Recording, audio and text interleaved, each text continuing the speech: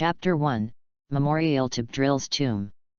On a barren hillside in the outer area of the evergreen forest in the Kanto continent, a fine drizzle dripped into the grass, and the sound of bugs and buzz mixed with the chirping of birds gradually returned to tranquility as the sun set. Beedrill. Beedrill. I'm here to see you again. A sturdy, plain-looking young man stood on a small grave, muttering to himself. On his shoulders stood a yellow bipedal bee, with its wings closed, quietly staring at the small grave in front of him.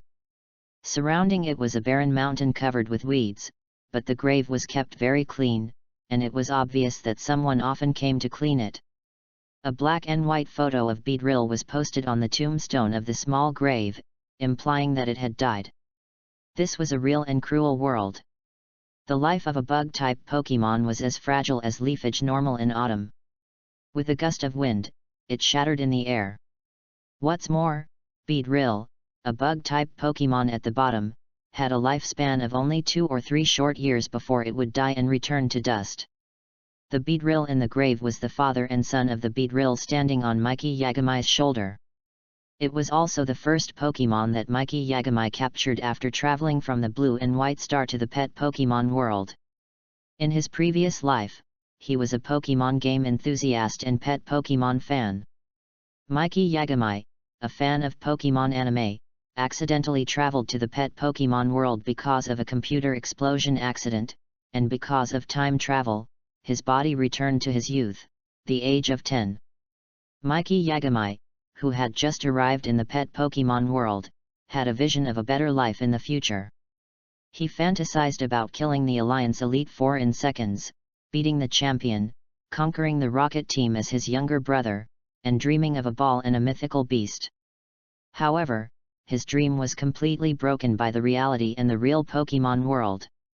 Perhaps it is more accurate to say that the anime shows the most beautiful scene of the pet Pokemon world, hiding the dark and gloomy part. Mikey Yagami, who has lived in the Pokemon world for 5 years, deeply experienced the cruel jungle law of the Pokemon world. Pokemon in the wild are wild and difficult to train. They not only hostile and hate humans who destroy their homes, but can also easily kill and murder humans. Pokemon at the bottom of the food chain, such as Rattata and Caterpie, are not something that ordinary people can provoke. Only trainers can compete with them. Having witnessed the totem-level Pokemon leading a group of Pokemon to launch a beast tide and attack human cities, Mikey Yagami deeply felt the powerlessness of ordinary people in the face of Pokemon, the lack of a fight back, and the terror. This is a world where humans and Pokemon coexist in struggle. In order to resist the harassment and invasion of wild Pokemon, the profession of trainer was born.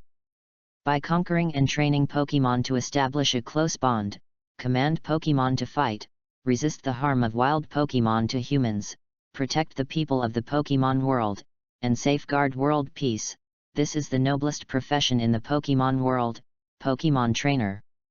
Although he saw that the Pokemon world was not as beautiful as he imagined, Mikey Yagami was not discouraged. He believed that he could just take one of the 3 starters and embark on a journey of practice to various places. As long as he was given time, he would definitely surpass the champions of all generations. Just as he was preparing to go to Professor Oak's laboratory, which is famous in the Pokemon world, to get his first Pokemon, he was told by the staff of the laboratory that only the direct descendants of the Alliance or the families who have contributed to the Alliance can get Pokemon in the laboratory when their children are 10 years old. It was like being poured with a bucket of ice water in winter, and his heart was completely chilled. What does it mean to contribute to the Alliance? It means paying 100,000 gold coins to the Alliance from the moment the child is born, and it will continue for 10 years without interruption. In the Pokemon world, the annual living consumption level of a family of 3 is only 1,000 gold coins. Such high fees of the Alliance have also stopped a large number of ordinary families who aspire to be trainers. When Mikey Yagami knew this result, he couldn't help but feel desperate. He had no relatives and friends when he traveled here, but at the age of 10, he naturally couldn't afford such a huge sum of money. He was penniless and even had problems with food and accommodation. Insect catcher. under the researcher's disdainful eyes and impatient drive. Yagami Mikey could only leave with a reluctant look and chose to start as an insect catcher, a cannon fodder character in both anime and games. Disheartened, unwilling, and a little desperate, it also inspired his unyielding fighting spirit, unwilling to spend the rest of his life in mediocrity. Inspirational even if he started with a Caterpie, Weedle, he vowed to become a Pokemon master and ascend to the throne of champion. Beedrill is the second stage evolution of Weedle, the first Pokemon captured by Yagami Mikey, and it is also the symbol of his becoming a trainer. Chapter 2, Poor Trainer. Beedrill. Beedrill. I'm leaving Viridian City to travel, and this day has finally arrived, but He could not forget that he and Beedrill trained together every day facing the rising sun, worked hard, and lay on the lawn after the sunset to look at the fiery sunset in the sky day after day, as well as the common agreement between the two. The past scenes and Beedrill's various scenes flashed quickly in his mind like a movie. Yagami Mikey looked at the portrait of Beedrill on the tombstone, and a bitterness appeared at the corner of his mouth. This was the agreement he and Weedle had made. They traveled to various regions and challenged major alliances together. Unexpectedly, it was postponed for 5 years, but it was missed after all. Yes, the trainer profession is the most honorable profession, and it is also the most expensive profession. An excellent trainer must step into the wild to fight with wild Pokemon, travel to various places, practice, see the magic of many Pokemon, enrich his knowledge, and the expenses incurred during the trip are a lot of gold coins. As for the training and breeding, Pokemon is a huge expense. If you want to cultivate a quasi-god, the resources required are astronomical figures that ordinary families dare not even think about. 5 years ago, since Yagami Mikey took great pains to capture his first Pokemon Weedle, he had no money to buy energy cubes. He could only feed Weedle some leafage and fruits from the evergreen forest. He could not get good resources to cultivate Weedle. Even after the second stage evolution to Beedrill, its strength was only at the beginning of the elite level. Beedrill, whose species strength was not high enough, spent his whole life to barely enter the elite level. This is the end of most insect catching boys, but it is the starting point of most Alliance Direct trainers. According to this real Pokemon world, the strength of pet Pokemon can be roughly divided into cannon fodder level, most bug type, wild Pokemon, elite level, gym level, elite level, champion level, and these levels can be divided into low level, middle level, high level, and peak level. As for Pokemon that break through the champion peak level, that is the exclusive domain of mythical beasts. Since ancient times, there has never been a record of a trainer reaching the mythical beast level in human history. As a time traveler, Mikey Yagami still has some insight. Mikey Yagami, in these years, has learned from TV reports, watching the competition between the Alliance Elite Four and the Champion, and other information channels that even the champion of Sinnoh, the goddess of battle Cynthia, whose dominance is soaring in the sky, the Drago Knight, the champion of Chengdu, the dragon messenger Yulongdu, whose invincible Drago Knight, the former champion of Hone, the will of Orabug, Steven Zivaki, whose absolute barrier is Flash Metagross, the current champion of Hone, the noble and elegant Wallace, whose melodic shows the essence of the mystery of water, the champion of Unova, the most experienced Alder, the incarnation of the sun god, Volcarona, the champion of Kalos, the beautiful Attract, Diantha, and the close friend Gardevoir, are only at the peak of the champion level, and have been unable to break through the realm of the mythical beast. In the past 5 years, Mikey Yagami has no knowledge of the Pokemon world. And there is no news circulating. On the surface, no trainer has broken through the peak of the champion and reached the realm of the mythical beast. Trainer. However, Mikey Yagami suspects that Professor Oak and Itaki Boss may have broken through to the level of a mythical beast trainer. The former comes from the Kanto region. There has always been a rumor that Professor Oak was the champion of the Kanto Alliance when he was young. His trump card main Drago Knight easily swept the Elite Four and ascended to the highest hall of the Kanto region. However, in the end, for some unknown reasons, he gave up the career of trainer and focused on research, becoming the honorary great professor of the Pokemon world. The latter, Itaki Boss, in a special episode, Itaki Boss's Beedrill easily beat the Dragonite of the Dragon Envoy. It was so strong that it broke through the restrictions of the Beedrill race, which made people suspect that it was Mew. In the previous life, it has been circulated on the blue and white planet that Itaki's Beedrill is a mythical beast wearing the skin of Beedrill. Mikey Yagami is extremely impressed by the personality and strength of Boss Itaki, who holds the power of Evergreen and claims to never be defeated on Earth. Not only did he defeat the quasi-god Pokemon Dragonite with Beedrill, a Pokemon with low species strength, but he also founded the Rocket Team, the largest dark force with a sphere of influence in the two regions of Kanto and Chengdu. He also established branches in the Alliance's jurisdiction, and easily dealt with the Alliance's encirclement and suppression. While frantically making money, he slowly eroded the ruling spheres of the two major alliances of Kanto and Chengdu, and continued to infiltrate the alliance. After conquering Weedle, Mikey Yagami has always regarded Boss Itaki as a role model, determined to be on par with him and cultivate an invincible Beedrill. The result, but it turns out that there are two types of Beedrill in the Pokemon world, one is Itaki's Beedrill, and the other is the Beedrill of others, including Yagami Mikey, who wasted several years since he was 10 years old, tried his best to train Beedrill into an elite Pokemon when he was old. However, because of the short lifespan of bug-type Pokemon, it was buried in the soil like Vermilion Normal in autumn. Have fun reading every day during the 11th. Recharge 100 and get 500 VIP points.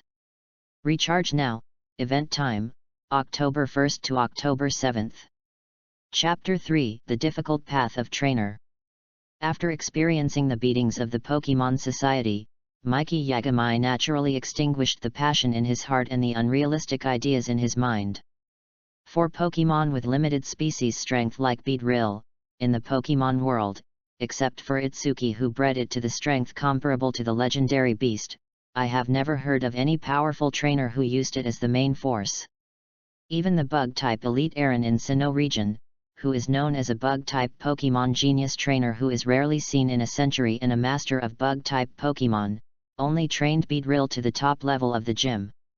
Feeling that the potential of Beedrill is limited, he couldn't help but shake his head and sigh, and stopped spending huge resources to train it. Although he felt like a basin of cold water was poured in his heart, Mikey Yagami, after the initial frustration and unwillingness, quickly determined his goal and vowed to train Beedrill into an elite-level Pokemon and not let Itsuki Boss outshine him. Itaki Boss's Beedrill has the strength of a legendary beast, most likely relying on the power of Evergreen. The protagonist will not have the power of Evergreen in the future, and dare not hope to train Beedrill to the level of legendary beasts, nor does he have the resources. He just wants to train him into an elite-level Pokemon. This is his promise to Beedrill. After crossing over, if he cannot make a great career in the Pokemon world and become the Pokemon master admired by thousands of people, Mikey Yagami, he will spend his life in regret and die in depression. You said so, Beedrill. Looking at Beedrill standing on his shoulder with sharp eyes and elite momentum, Mikey Yagami, with a face full of fighting spirit. We will become elite-level strong men. Buzz buzz buzz buzz buzz buzz. As if responding to normal, Drill's two pairs of white and transparent wings flapped quickly, forming a breeze that blew Mikey Yagami's hair, indicating that he was willing to practice and venture with him. In this Pokemon world where most resources are controlled by the Alliance and Pokemon breeder and other related knowledge are monopolized, the only pride of Mikey Yagami, as a civilian, is the large amount of Pokemon-related knowledge he has gained from watching Pokemon anime, comics, and games in his previous life, as well as a series of results from online discussions, debates, and discussions on how to breed Pokemon pets. Pet Pokemon is also known as Pokemon and Pokemon. As a Japanese anime that is popular all over the world, it was also popular throughout Daxia in the previous life. As a descendant of the Yellow Emperor, the protagonist is also fascinated by the beautiful world described by Pokemon and has fantasized about traveling to the Pokemon world. However, when he really traveled through, the reality was cruel. Pokemon knowledge, a high-level thing that is only controlled by the Alliance, is not something that an ordinary civilian can access, and it also extinguished his beautiful fantasy of Pokemon in the Pokemon world. The protagonist, in order to fit the occasion, named himself Mikey, implying that 8 mythical beasts are no match for himself, and that he is a little stronger than the Uchiha 1 vs 7 in a certain anime. He vowed to become the first super mythical beast trainer in the Pokemon world. The sunset gradually fell, soaring in the sky was dark, and the white clouds were dyed black. The crescent moon shone through the clouds, casting a ray of starlight, and night fell. Mikey finally took a deep look at Beedrill on the black and white photo, and walked away. Beedrill, as his son, followed closely behind, and Normal followed Mikey like a guard, guarding him. The Tokiwa orphanage is located in a remote and simple small house in the Tokiwa slums of Tokiwa City. There are only 20 to 30 people, most of whom are orphans. Their parents died in the fight against the Pokemon attack. These children have no other relatives alive, so they have become orphans that no one cares about. A small number of them are poor children abandoned by a group of bastards who abandoned their wives and children in order to become trainers. "Old Dean, I'm back," Mikey Yagami said to the old man in front of him with a heavy face. Pokemon in the world generally mature early and develop quickly. Mikey Yagami, 15 years old, is already 1.7 meters tall. He works out every day and grows stronger. Compared to Mikey Yagami, who is 15 years old and strong, the old Dean looks shorter and smarter, with a hunched back and a rotten wood, as if he would be blown down by the wind. Hearing Mikey Yagami's words, the old Dean did not reply immediately.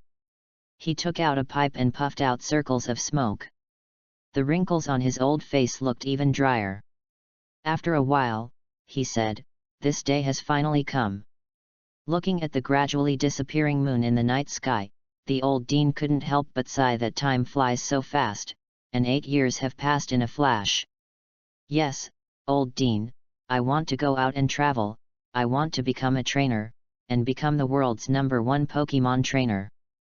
Yagami looked at the old Dean's determined face and spoke loudly. In the dark night, the sound was particularly loud and spread far away, startling some bird-type Pokemon in the evergreen forest, and there was a fluttering sound. Pokemon trainer is the noblest profession in the Pokemon world and the dream that everyone longs for.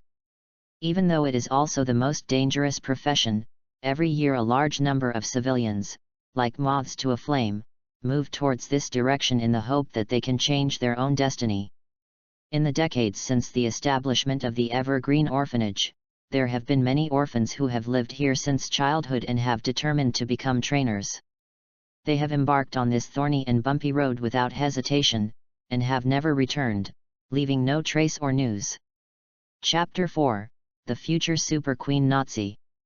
The old Dean, whose full name is unknown and who is only called the Dean, has been taking care of the orphans in the Tokiwa orphanage for decades. He was once a civilian trainer, but when he embarked on the journey of training, he was crushed by the direct descendants of the Alliance and was killed instantly. He gave up the career of trainer and came to the Tokiwa orphanage to serve as the Dean. This is Mikey Yagami. He knows the past of the old Dean and the sadness of the civilian trainer. No matter how hard he tries, it is difficult to cross the class barrier, like a chasm, clearly separating the two. Since you have decided, it is better to go out and try while you are young, the old Dean, squatting on a boulder, took a deep puff of dry tobacco, looked at Mikey Yagami with a complicated expression, and sighed for a long time. "You must come back alive, this will always be your home." Raticate. An old and frail Raticate, lying at the feet of the old Dean, is different from the yellow-skinned Raticate in the anime. This Raticate is burnt all over, obviously having been burned by fire, and one of its 2 most prominent front teeth is broken. However, even though it has entered its old age due to the passage of time and its strength is not as good as before, it still has an elite level aura, and a pair of bright eyes, looking at Yagami Mikey with encouragement and expectation. Looking at the Raticate in front of him, Yagami Mikey smiled. Raticate, thank you for your care over the years and for the special training for me and Beedrill. Ding ding, Beedrill Twineedle merged into one, colliding with a crisp sound, responding to Raticate with a respectful look. Yagami Mikey also had great respect for the old Dean's Pokemon Raticate. He also relied on the old Dean's Raticate to successfully capture Weedle as his first Pokemon. He was also very grateful to Raticate for training him and Beedrill over the years, which allowed Beedrill to break through and become an elite Pokemon. Go see Sabrina and say goodbye to her, the old Dean said, and as moonlight faded into the clouds, he gradually walked into the darkness and returned to his residence. In the simple house of the orphanage, in a relatively delicate single room, pink ornaments are hung on the bedside or neatly placed on the table and chair. The room is full of girlish hearts. The pink curtains are hanging down. On the bed, a girl of 12 or 13 is lying quietly with a doll in her arms, breathing evenly, and has fallen asleep. The door creaked and was gently pushed open. Yagami Mikey walked slowly to the bedside and looked at Natsu, who was still sleeping in a Lolita state. Compared to other orphans in the orphanage, Natsu's childhood was more tragic because her parents were both killed in the fight against Pokemon attacking the city. Her parents were in pursuit of Trainer, who resolutely fostered Natsu, who was only 6 years old, in an orphanage to pursue Pokemon. It was more like abandoning a burden than fostering. Natsu's childhood was desperate and unfortunate. The tragic experience caused her originally lively and cheerful personality to change drastically, and she became silent. In extreme grief, her brain was strongly stimulated, and she unexpectedly awakened psychic. The astonishingly huge amount of mind deeply shocked Mikey Yagami, who was at the scene at the time. However, God is fair. The amount of mind far exceeds that of other mind users, which also makes it difficult for Natsu to control this power.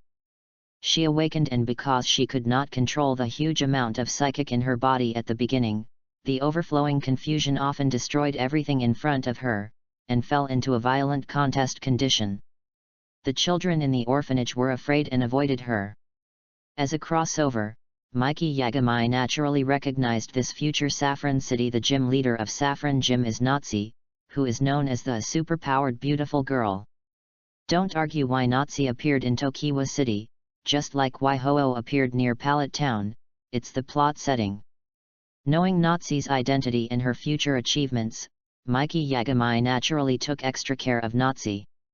When others were afraid and avoided her, he took the initiative to get close to her, enlighten her, and teach her about psychic Pokemon. Mikey Yagami didn't want Natsu to become the girl who lacked emotion, was cold and ruthless, and only had psychic in the future, so he took meticulous care of her in the past few years. Natsu also seemed more lively and cheerful than in the original book, but her liveliness was only for herself.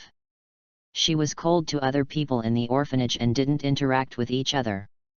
If Mikey Yagami has a 50% chance of becoming an excellent trainer, which is far more than the 10% chance of most civilians, then Natsu has a 100% chance of becoming an excellent trainer, and is even expected to break through the elite level. Trainer, both the old Dean and Yagami Mikey think so. The old Dean, although he didn't know what psychic was because of his experience, he could also sense the special power and extraordinary talent in Natsu's body, while Yagami Mikey knew that it was psychic, one of the many special abilities in the Pokemon world. Have fun reading every day on the 11th. Recharge 100 and get 500 VIP points. Recharge now, event time, October 1st to October 7th. Chapter 5, Psychic. In ancient times, the profession of trainer had not yet been born, and human beings were far inferior to the powerful Pokemon in the wild.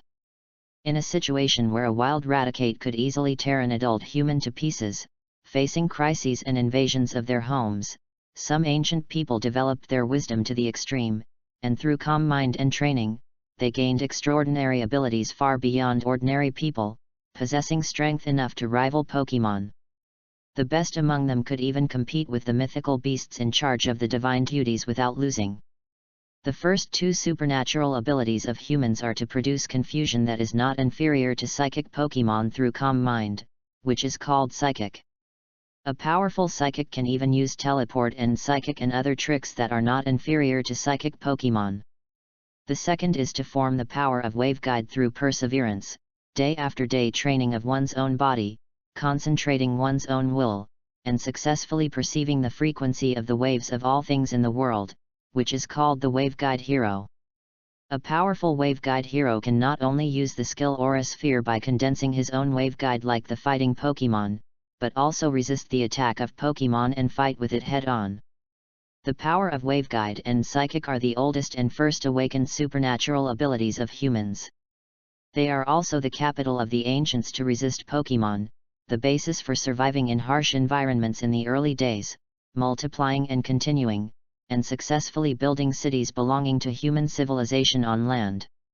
Thus, mankind embarked on the road of rise.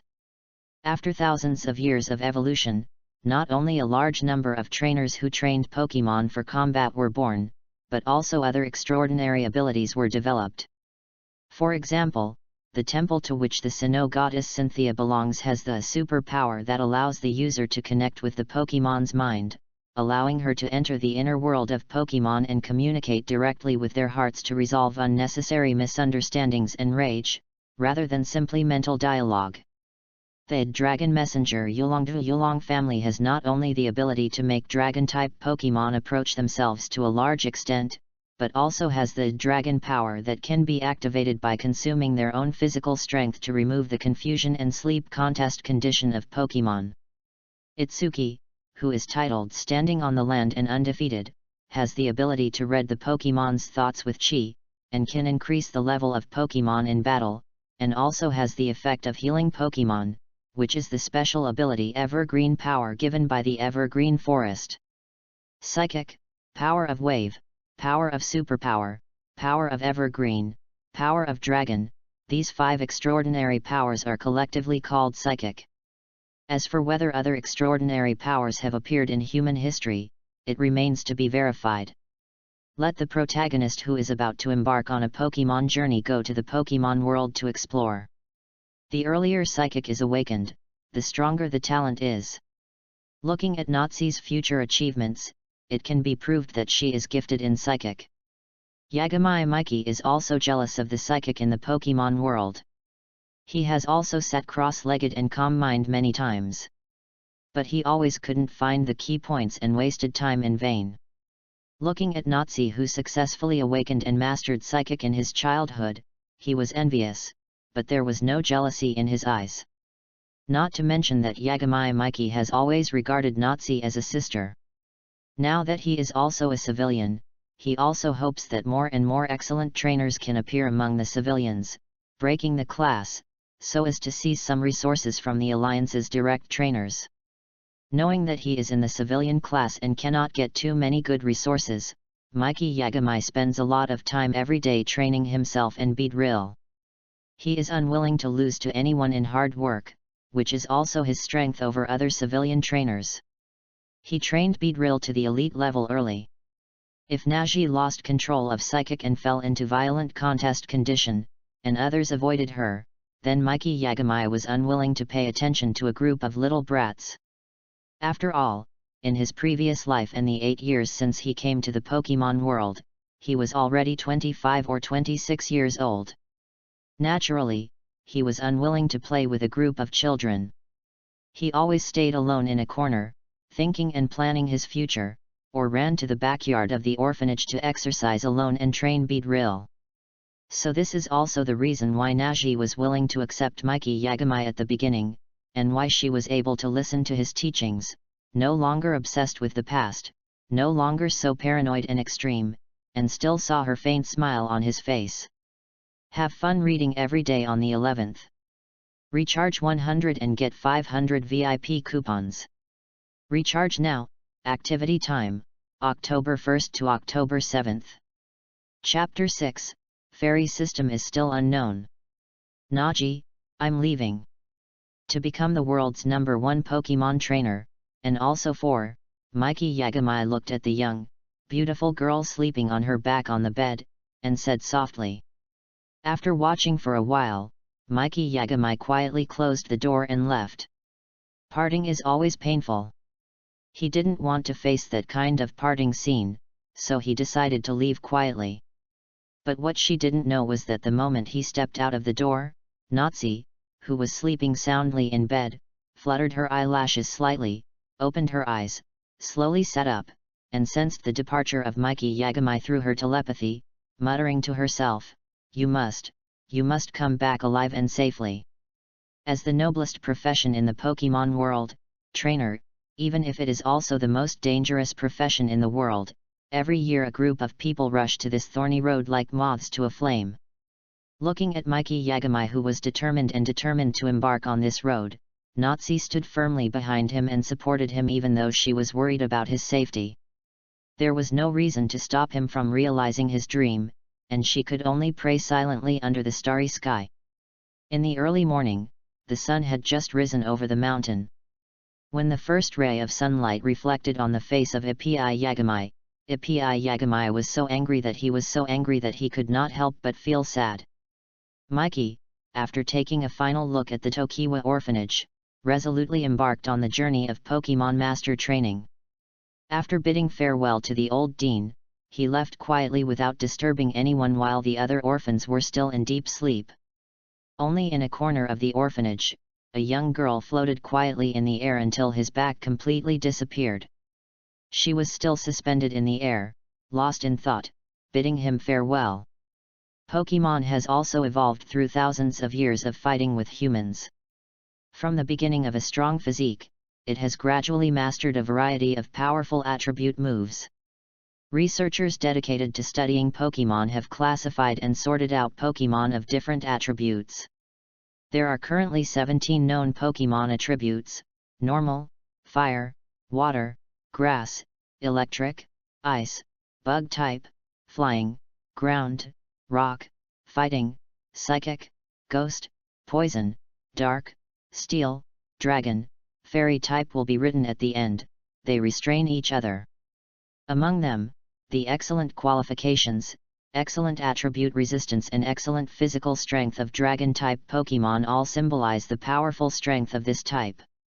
From the 8 generations of quasi-god Pokemon, dragon-type Pokemon occupies 6 seats. It can be seen that dragon-type Pokemon is far stronger than other types, and the qualifications of Pokemon in the dragon family are generally higher than those of Pokemon in other types. Dragon-type Pokemon not only has outstanding qualifications, high upper limit, excellent physical strength, but also has a long lifespan far exceeding other Pokemon. In this era when fairy type has not been discovered, it has only one weakness that is restrained by ice type and its own type twice. In addition to having no other weaknesses, good resistance can greatly reduce the damage caused by water type, fire type, and grass type by half. In summary, all of the above represent the power of dragon-type Pokemon, which is the dream of every trainer to have a dragon-type Pokemon. Mikey, who traveled through time, naturally also knows the dragon-type Pokemon is powerful, but perhaps because the dragon-type Pokemon is too powerful, it is difficult for its offspring to reproduce and the number is rare. You can see that the nickname of Chengdu champion Yulongdu is Flying Elite. Backed by the dragon cave that is suitable for the growth of dragon-type Pokemon, the top dragon-controlling family in the Kanto region can only lead a group of pseudo-dragons to fight the alliance. This shows how rare dragon-type Pokemon are. And Mikey Yagami, who is in the civilian class, naturally has no channels to get dragon-type Pokemon. He can only start from the bottom of the insect catcher boy and choose Beedrill as his Earl Dervish Pokemon to embark on the journey of Pokemon Trainer Master. In the context of the Pokemon world where advanced Pokemon knowledge is monopolized by the Alliance, civilian trainers may not even recognize the most basic attribute restraint, let alone more advanced ones, such as using the refraction of sunlight to achieve the water-type skill Bubble Beam, absorbing sunlight in advance to directly burst the grass-type ultimate move Sunshine Flame, etc. However, through Mikey Yagami's careful observation over the past 5 years, both the Elite Four and the civilian trainers are more inclined to attribute restraint and head-on combat methods, and rarely use strategies. After all, the battle process of Pokémon is full of great uncertainty. You can only respond to each move, and occasionally a flash of inspiration, spark, will not give you too much time to think. Strong strength is the foundation, and there are few examples of the weak defeating the strong. During this period, Mikey Yagami also found many trainers who specialize in a certain category. Perhaps it is easier to become a Pokémon master if you specialize in a certain system.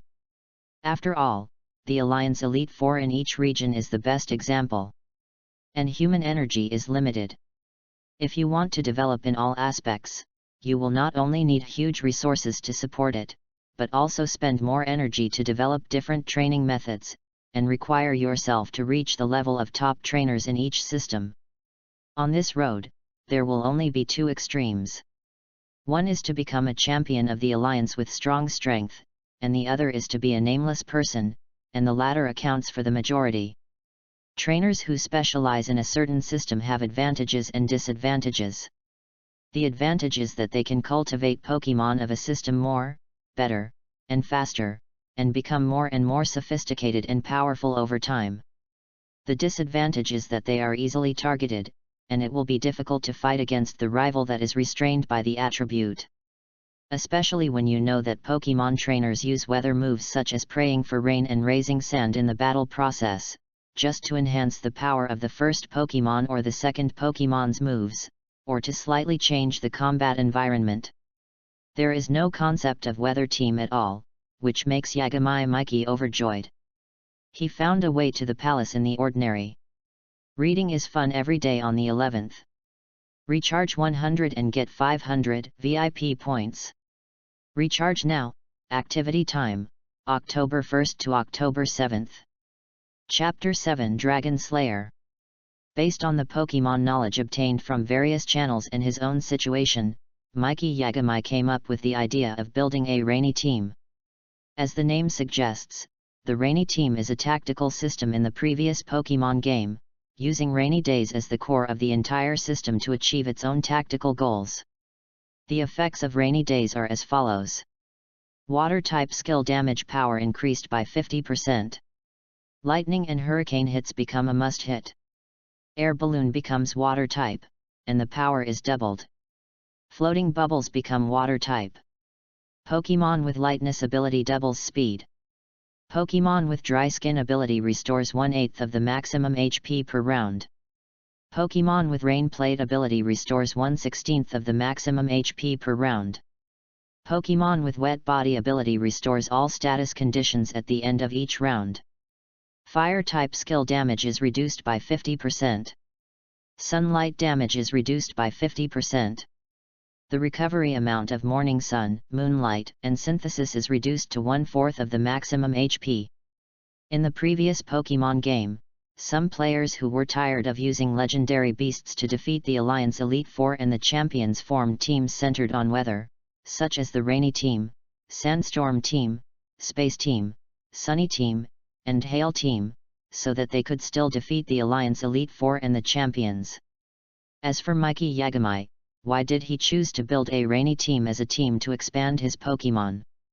First of all, the strength of the rainy team is also a very powerful weather system among all weather teams. Secondly, building a rainy team is easier than other teams. Moreover, because there are more Pokémon and abilities that match the rainy day, there are more choices in Pokémon replacement. Under the effect of the rainy day, most of the water Pokémon combined with their own abilities can exert more than 100% of their strength, and Pokémon with the rain ability are not very rare. Pokémon. The core Pokémon of the Rainy Day team is the Pokémon with the ability to make rain. There are only 3 known Pokémon, Pelipper, Politoed, and Kyogre. Kyogre, as the totem of the sea, is not considered by Mikey Yagami. Politoed is the evolution of Poliwhirl by carrying King's Rock. Because King's Rock is too rare, people in the Pokémon world have not yet discovered Politoed. The last Pokémon, Pelipper, which has the ability to make rain, is not a rare Pokémon. In every city's harbor, there is a large group of its degenerate wing yules living on the coast. They are nothing more than the ability to make the body wet. Wing yule is relatively rare, and in the big family of water, many core members of the rainy day team can be replaced by common and slightly weaker Pokemon, used as a low-profile version of the rainy day team, and can be quickly formed in the early stage. The breeze is gentle and the water is rippling. In a small pond bordering the evergreen forest and evergreen city, the lake water is sparkling and clear. The excellent water quality environment has attracted a large number of water Pokemon to settle here, and also attracted a large number of evergreen city people to take a leisurely walk here.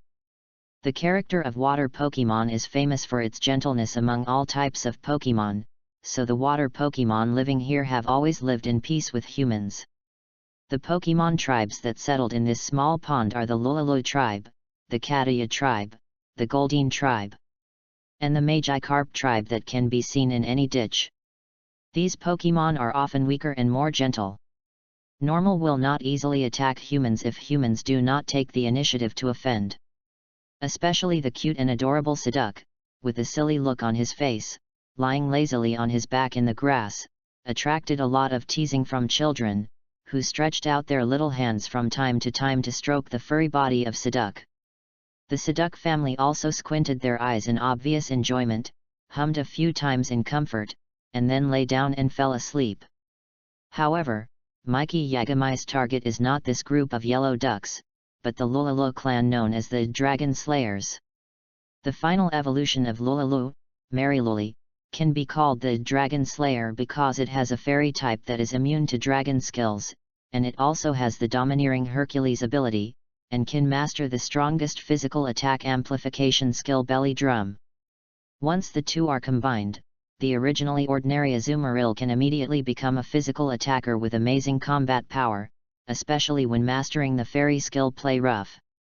With this attack, unless the opponent's dragon-type prayer skill misses, no dragon clan can resist this move, and can serve as the physical attacker of the rainy day team. Of course, compared with Mega Swampert, the first choice physical attacker of the rainy day team, Mariluli is not as powerful as Swampert, who can Mega evolve with the light ability, under the effect of rainy day, but in terms of fighting against dragon Pokemon, Mariluli, who is completely immune to the special moves of dragon Pokemon, is more suitable as a true dragon slayer. Reading is fun every day during the 11th. Recharge 100 and get 500 VIP points. Recharge now. Event time, October 1st to October 7th. Chapter 8 Preparing to build a rainy day team. Azurill, a water jewel Pokemon, has blue skin and looks like a cartoon mouse. There is a small ball hanging behind its slender tail. It often sits on its elastic tail to play and is a Pokemon known for its cuteness. Because the Azurill family has low species strength, little potential, and a gentle personality, it is not suitable for battles. Few trainers spend time to cultivate it.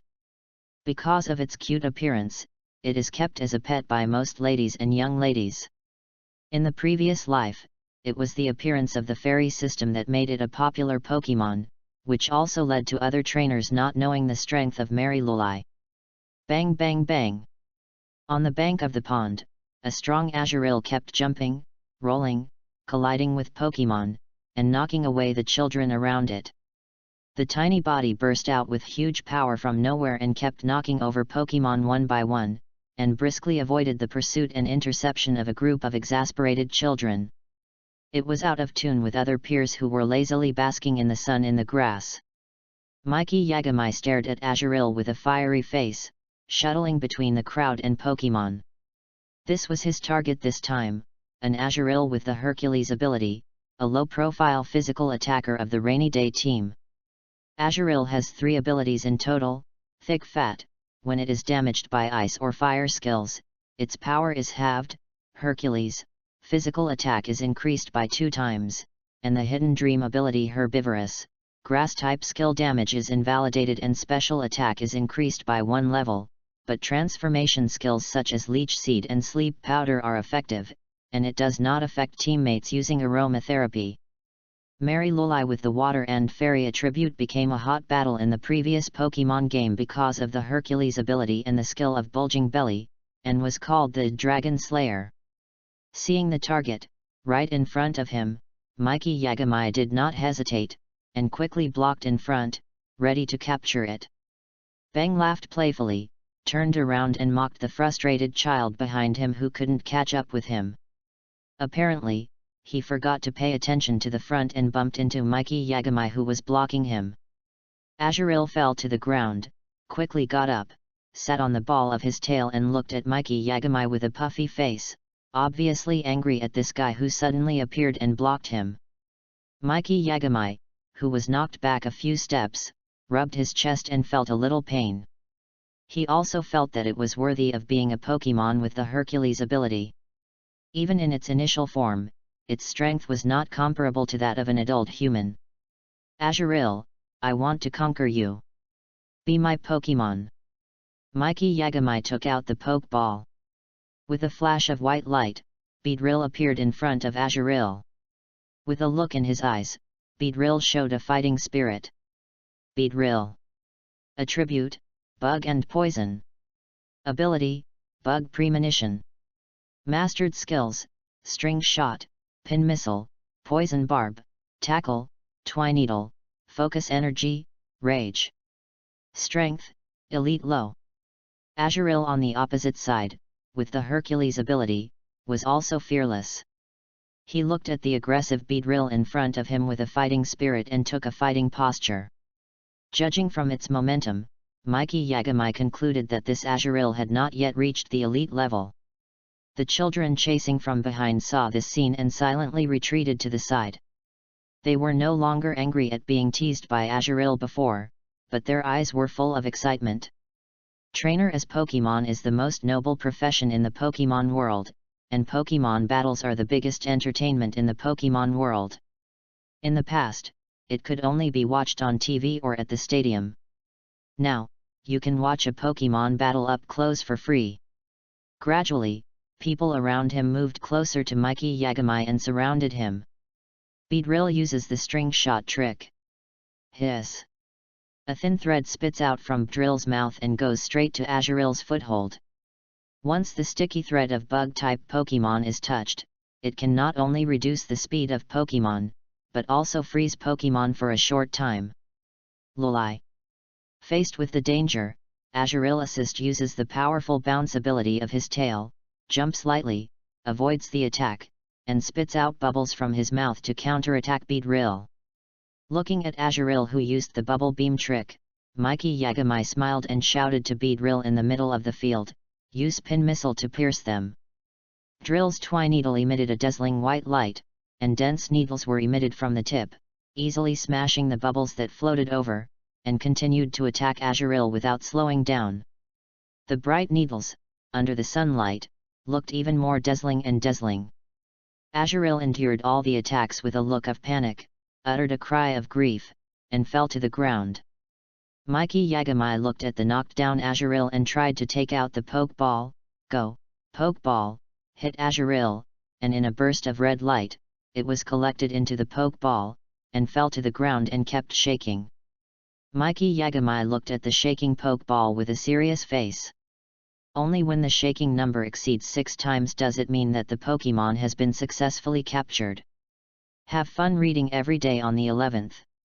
Recharge 100 to get 500 VIP points. Chapter 9 The Future Dragon Slayer. Once, twice, 3 times, in a violent shaking, the Pokeball exploded in a burst of red light, revealing Azurill gasping inside. Seeing that the capture failed, Yagami Mikey's face gradually became solemn.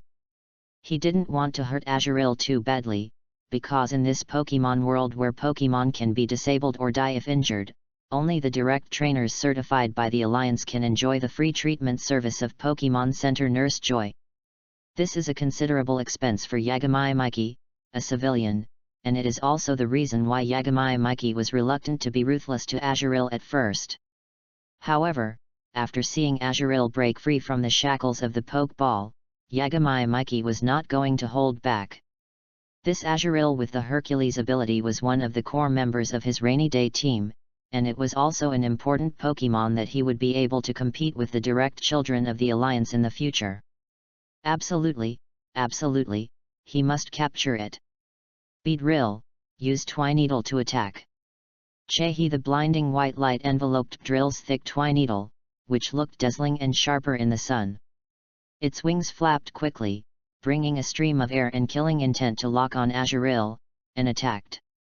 Just as Mikey Yagami commanded Beedrill to use the Twineedle trick to give Azurill a fatal blow, Azurill, who had just recovered, immediately showed a pitiful look, a few tears dripped from his eyeballs, and he sobbed slightly, looking like he was about to cry. The aggressive Beedrill was obviously stunned, and looked back at Mikey Yagami at a loss. This is the charm skill, a cute appearance used to confuse the opponent. Not only can it make the enemy reluctant to attack, but also can reduce rivals' attack by 2 levels. Looking at Beedrill who was stunned in mid-air, Mikey Yagami raised his eyebrows. Beedrill still has too little actual combat experience. In the Pokémon world, the charm skill is only effective against opponents of the same level. Pokémon can only work. As an elite Pokémon, Beedrill should be completely immune to the skills of Azurill, who has not yet broken through the elite level. What's more wrong is that he turned his back to the opponent. Such carelessness can easily lead to a fatal blow. As expected by Mikey Yagami, while Beedrill was stunned, Azurill immediately stopped crying, with a cunning look in his eyes. He flicked his tail lightly, bounced up, and swung his tail hard at Beedrill in the air, using the knock skill, a normal special move with a power of 80 and a hit rate of 75%. Bang! With a sound, Beedrill, as a fragile assassin, has a little bit of speed and attack, but weak physical defense and special defense. A skill of the same level of Ember can beat it to a residual health. Although the knock skill is only a normal skill and does not restrain bug type and poison, its power has reached 80, which is a very powerful normal special move in the early stage, and it has a strong min. The power of the ability bonus knock is even more powerful. The fallen Beedrill shook his head fiercely, shook his body, and slowly flapped his wings to fly up from the ground, staring angrily at the blue water rat in front of him who was laughing and jumping on the spot. Looking at the complacent Azurill in front of him, Yagami Mikey snorted lightly. As a Beedrill who has broken through the elite level, he has suppressed Azurill in terms of level. Even knock, a trick that is not weak in the ordinary system, is not enough to knock down the elite Beedrill. Beedrill uses agility and cooperates with Poison Barb to attack it and give it a fatal blow. Hearing the instruct, Beedrill quickly flapped his wings and turned into a residual image. Under Azurill's panic expression, Poison Barb, with a thin needle on the tail glowing with purple light, fiercely stabbed its vitals. Azurill screamed after being hit in the vitals, and then fell to the ground, with 2 circles appearing in his eyes, completely losing his fighting ability. Yagami Mikey immediately took out the Pokeball and threw it out to capture Azurill. Once, twice, 6 times. After the Pokeball shook violently 6 times, it calmed down with a slight sound and successfully captured Azurill. Mikey Yagami was full of joy. His future Dragon Slayer finally succeeded in capturing him. Restraining his excitement, Mikey Yagami quickly released Azurill from the Pokeball and treated the 2 circles of Azurill. He sprayed various healing sprays on the injured parts to relieve and heal its injuries. You should know that many Pokémon are disabled or even dead after the battle because they are too seriously injured and cannot receive timely treatment. This is especially true for wild Pokémon surviving in the wild. Mikey Yagami naturally doesn't want to see Azurill, the physical attacker of his Rainy team, become disabled. Read books every day on the 11th. Recharge 100 to get 500 VIP points. Chapter 10 The Healer Xiao Huang.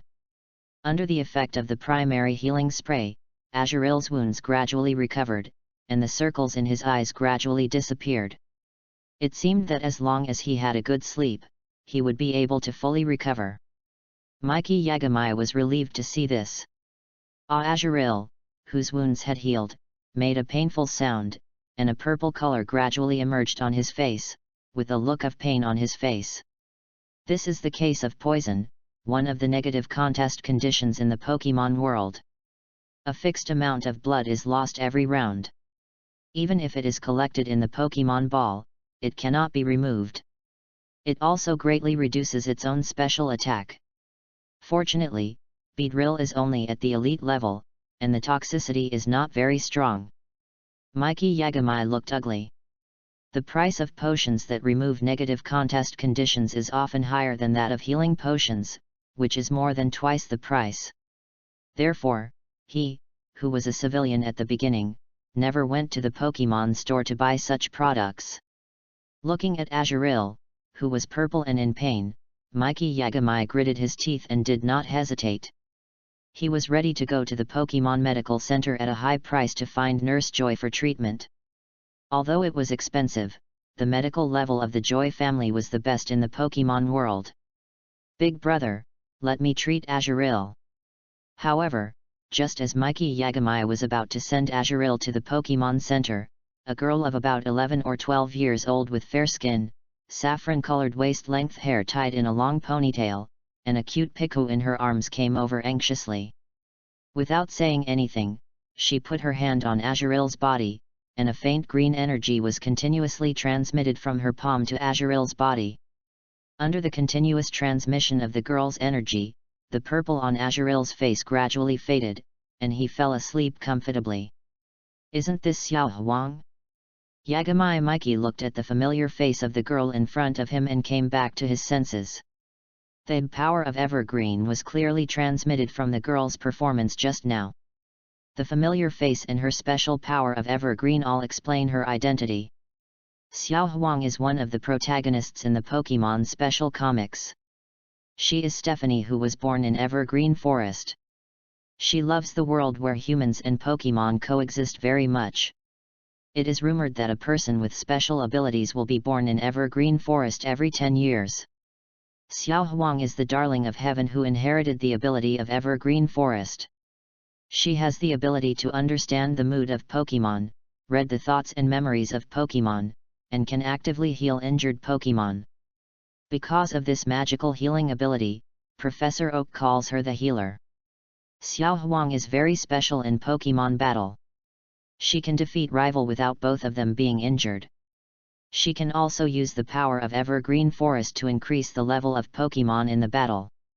Xiao Huang is like a person with full restore and rare candy. Her existence seems to be to help Pokemon. She is not good at catching Pokemon, nor does she like to let Pokemon fight. "I'm sorry, big brother, I touched your Pokemon without your consent," said Xiao Huang, who was obviously tired after using the power of Evergreen, to Mikey Yagami with a little apology. In the Pokemon world, touching other people's Pokemon without permission is a big taboo. Each trainer has different ways and attitudes towards their own Pokemon training. If you approach them with some intention, it is easy to cause disunity between you and the Pokemon, especially the Pokemon that has just been captured.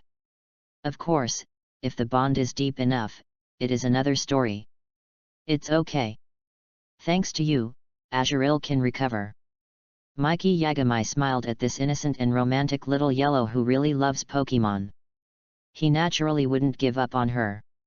Especially when he saw that she was willing to heal Azurill despite her exhaustion, he was even more grateful. He also had a great liking for this girl who mastered the power of Evergreen and loved Pokemon from the bottom of her heart. "Is this your pet Pokemon, Piku? It's so cute. It seems that you have bred it very well. It will be a very outstanding Pokemon in the future."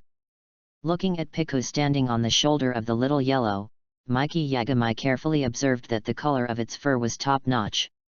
He couldn't help but sigh that the power of Evergreen was powerful and suitable for breeding Pokemon. Perhaps Beedrill of Bossataki was bred to the point of being comparable to the legendary beast through the power of Evergreen. Mikey Yagami was very curious about this Pikachu who would learn the surf skill in the future.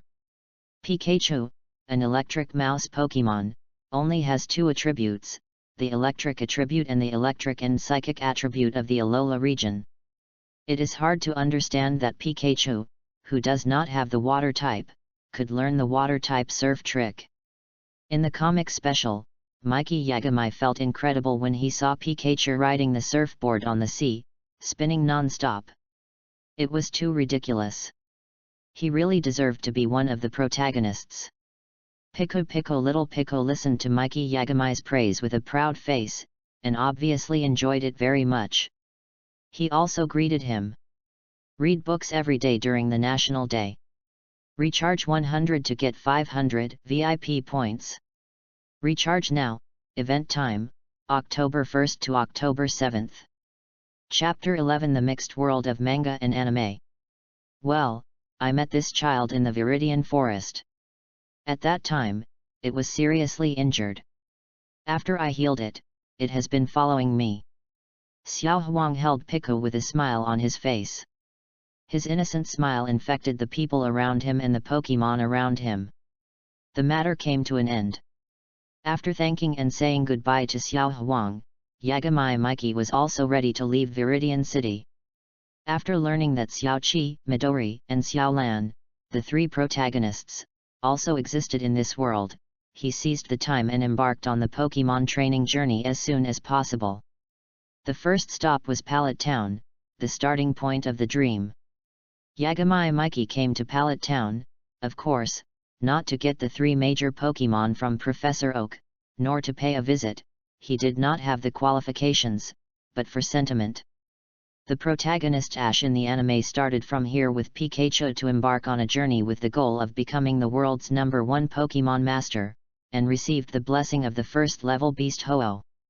Pallet Town, also known as Pure White Town, is world-famous Professor Oak's. The laboratory is located in the center of the town, at the highest point. There is a striking windmill on the roof of the laboratory. The breeze floats, making a slight creaking sound, full of peace and tranquility. However, it is lively today. Every household gathers in Professor Oak's laboratory to see off their children, because today is the day for the trainer to set off for a trip. Mikey Yagamai stood on a small hill, looking down at Professor Oak's laboratory, the Earl Dervish land of the three major families of the Alliance. He wanted to confirm the timeline. The four people in this world, red, green, blue and yellow, were born in Viridian City. Their families were ordinary. Although they could not afford the high taxes of the Alliance and could not get the three major families with good qualifications, they also successfully captured a Pokemon with the help of their families. As their Earl Dervish Pokemon, they can burst into the career of trainer. Compared with the original work, including the protagonist Ash, there are only 4 rookie trainers in Pallet Town. From what Mikey Yagamai saw, from Professor Oak's there were about a dozen boys and girls coming and going in the laboratory to collect the Pokemons. It was obvious that Professor Oak had prepared more than 3 Pokemons. Charmander, Squirtle, and Bulbasaur followed their trainers quietly and obediently. When their parents saw their children successfully collect Earl Dervish Pokemon, their faces were filled with happy smiles. They constantly encouraged and praised their children for becoming excellent trainers in the future, and taught them respectfully, and then went home one after another. This is the choice of most parents. They take their children home first, let them build a deep enough bond with their Pokemon, and get familiar with the moves their Pokemon can do. Although the Pokemon distributed by Professor Oak's laboratory are tamed and docile, they will not attack the trainer, and normal people will give face to the Alliance and will not embarrass the trainer with the Alliance certificate, but the supplies needed for traveling outside cannot be gathered in a short time. The wild Pokemon in the wild will not have these scruples. If you really provoke them, you can only fight to end it. The influence of the Alliance in this era is still very large. There is an endless stream of talents within the Alliance family, and a large number of elite trainers continue to emerge. Each region not only has 4 elites, but also has rare champion trainers. Except for the Kanto region, there is no champion, but the Elite 4 of the Kanto region is known as the strongest elite of the Alliance. Each of them is as strong as the champion, but because of the mutual restraint between them, no one has an overwhelming advantage.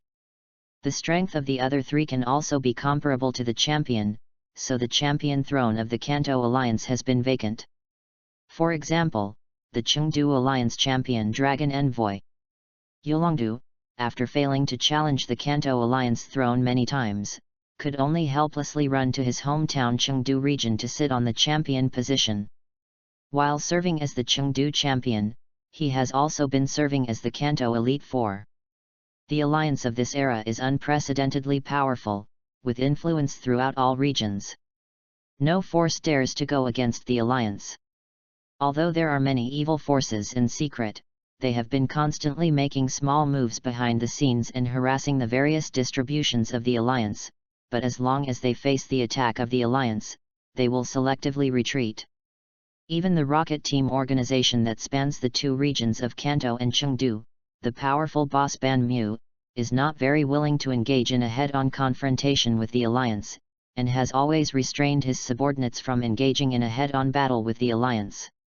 Trainers with a certificate issued by the alliance can not only obtain the Pokemon Pokédex, an item that knows all Pokemon knowledge, except legendary beasts, but also serve as proof of identity. When in trouble, they can go to the local police station to seek help from Miss Juncha, enjoy free treatment from Nurse Joy at the Pokemon Center, and enjoy a 20% discount on all items purchased in Alliance stores, etc.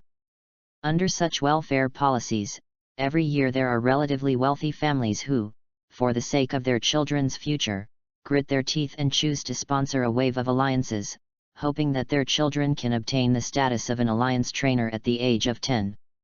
Reading books every day during the National Day. Recharge 100 and get 500 VIP points. Chapter 12 Master Gary. Yagami Mikey looked calmly at the many Pokemons following a group of children in Pallet Town who were about 10 years old. He was no longer envious of these Pokemons who were 3 or 4 years younger than him and had good qualifications, species strength of about 530, and the lowest potential of gym-level Pokemons, as well as the large number of benefits given by the Alliance. He knew that as a commoner, he could only stand out in this cruel Pokemon world and get rid of his commoner status by relying on himself, taking every step carefully, and starting from the bottom of the insect catcher. However, the purpose of Yagami Mikey's coming here today was not to meet a group of unknown extras in the anime, but to come for the protagonist Ash, hoping to meet the legendary beast Ho-Oh and get its blessing. Knowing that Ash was late on the first day, he watched the other children gradually disperse, and sat down calmly on the spot, eating his lunch box, and patiently waited for Ash to wake up.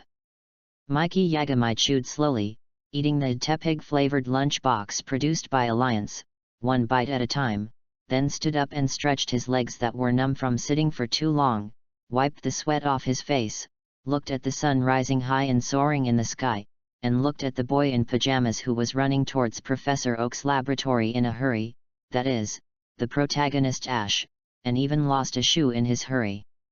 Fortunately, the villagers of Pallet Town are more clean and clean the streets of Pallet Town.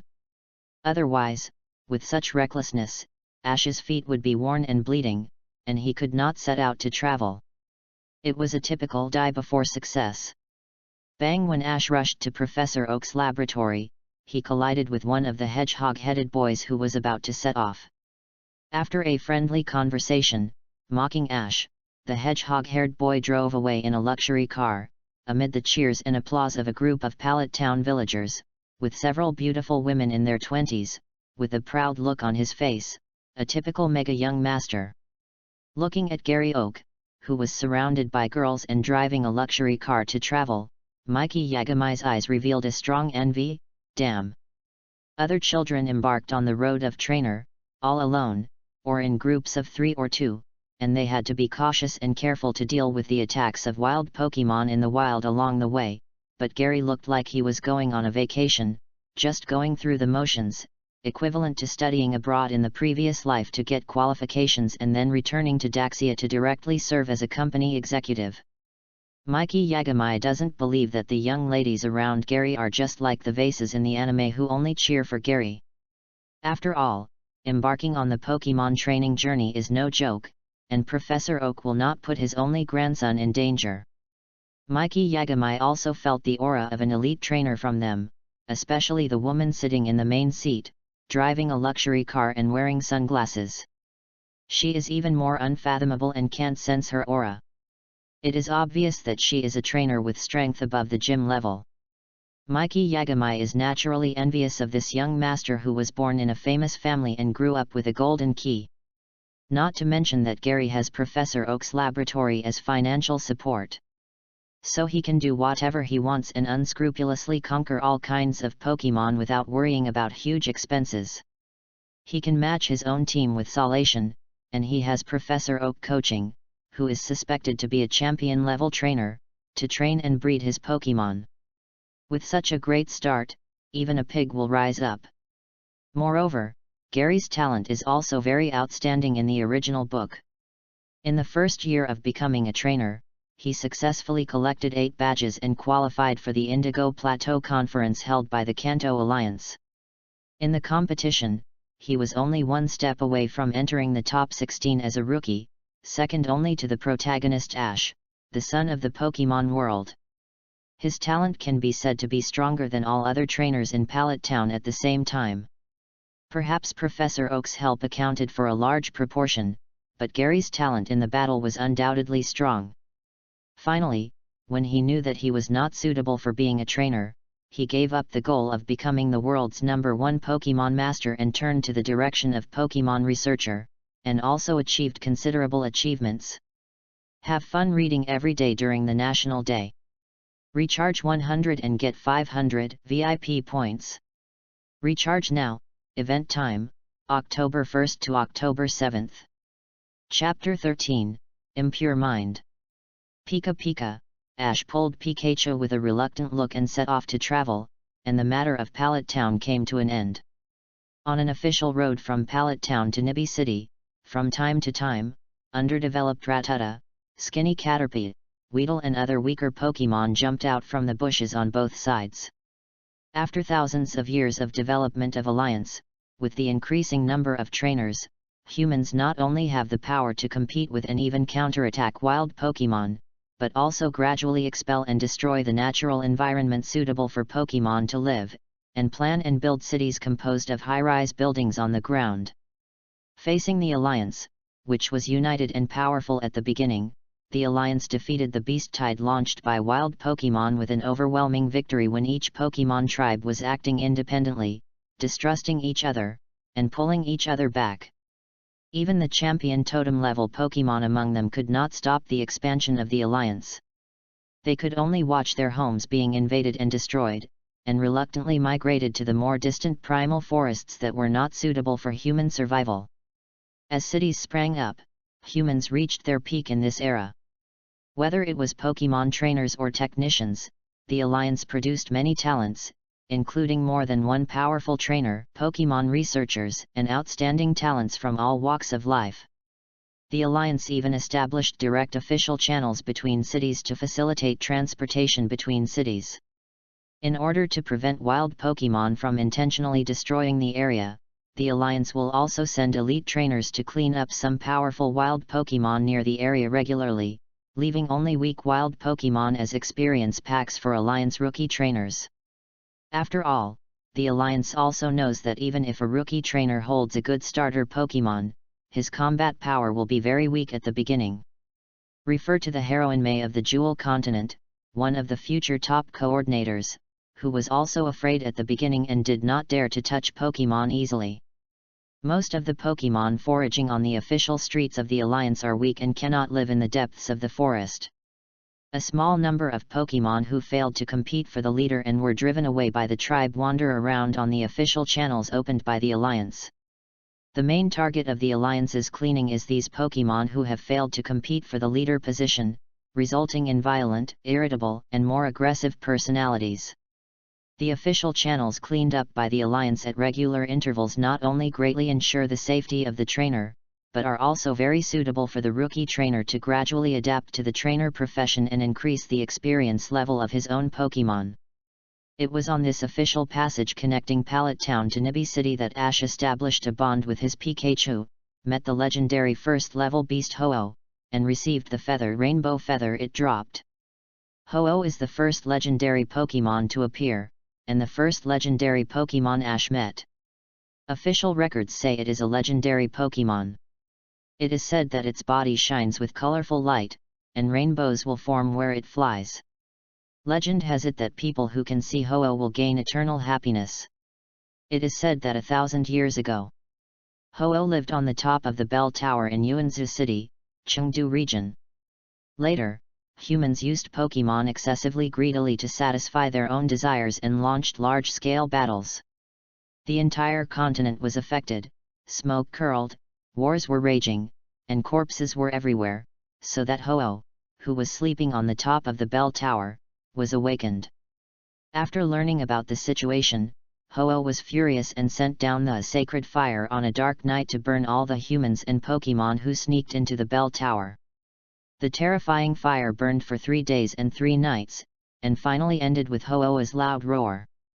The survivors looked up at the sky and saw Ho-Oh flying towards the rainbow with 3 unknown Pokemon, Suicune, Entei, and Raikou, and gradually disappeared into the clouds, leaving behind the legend of the mythical beast Ho-Oh.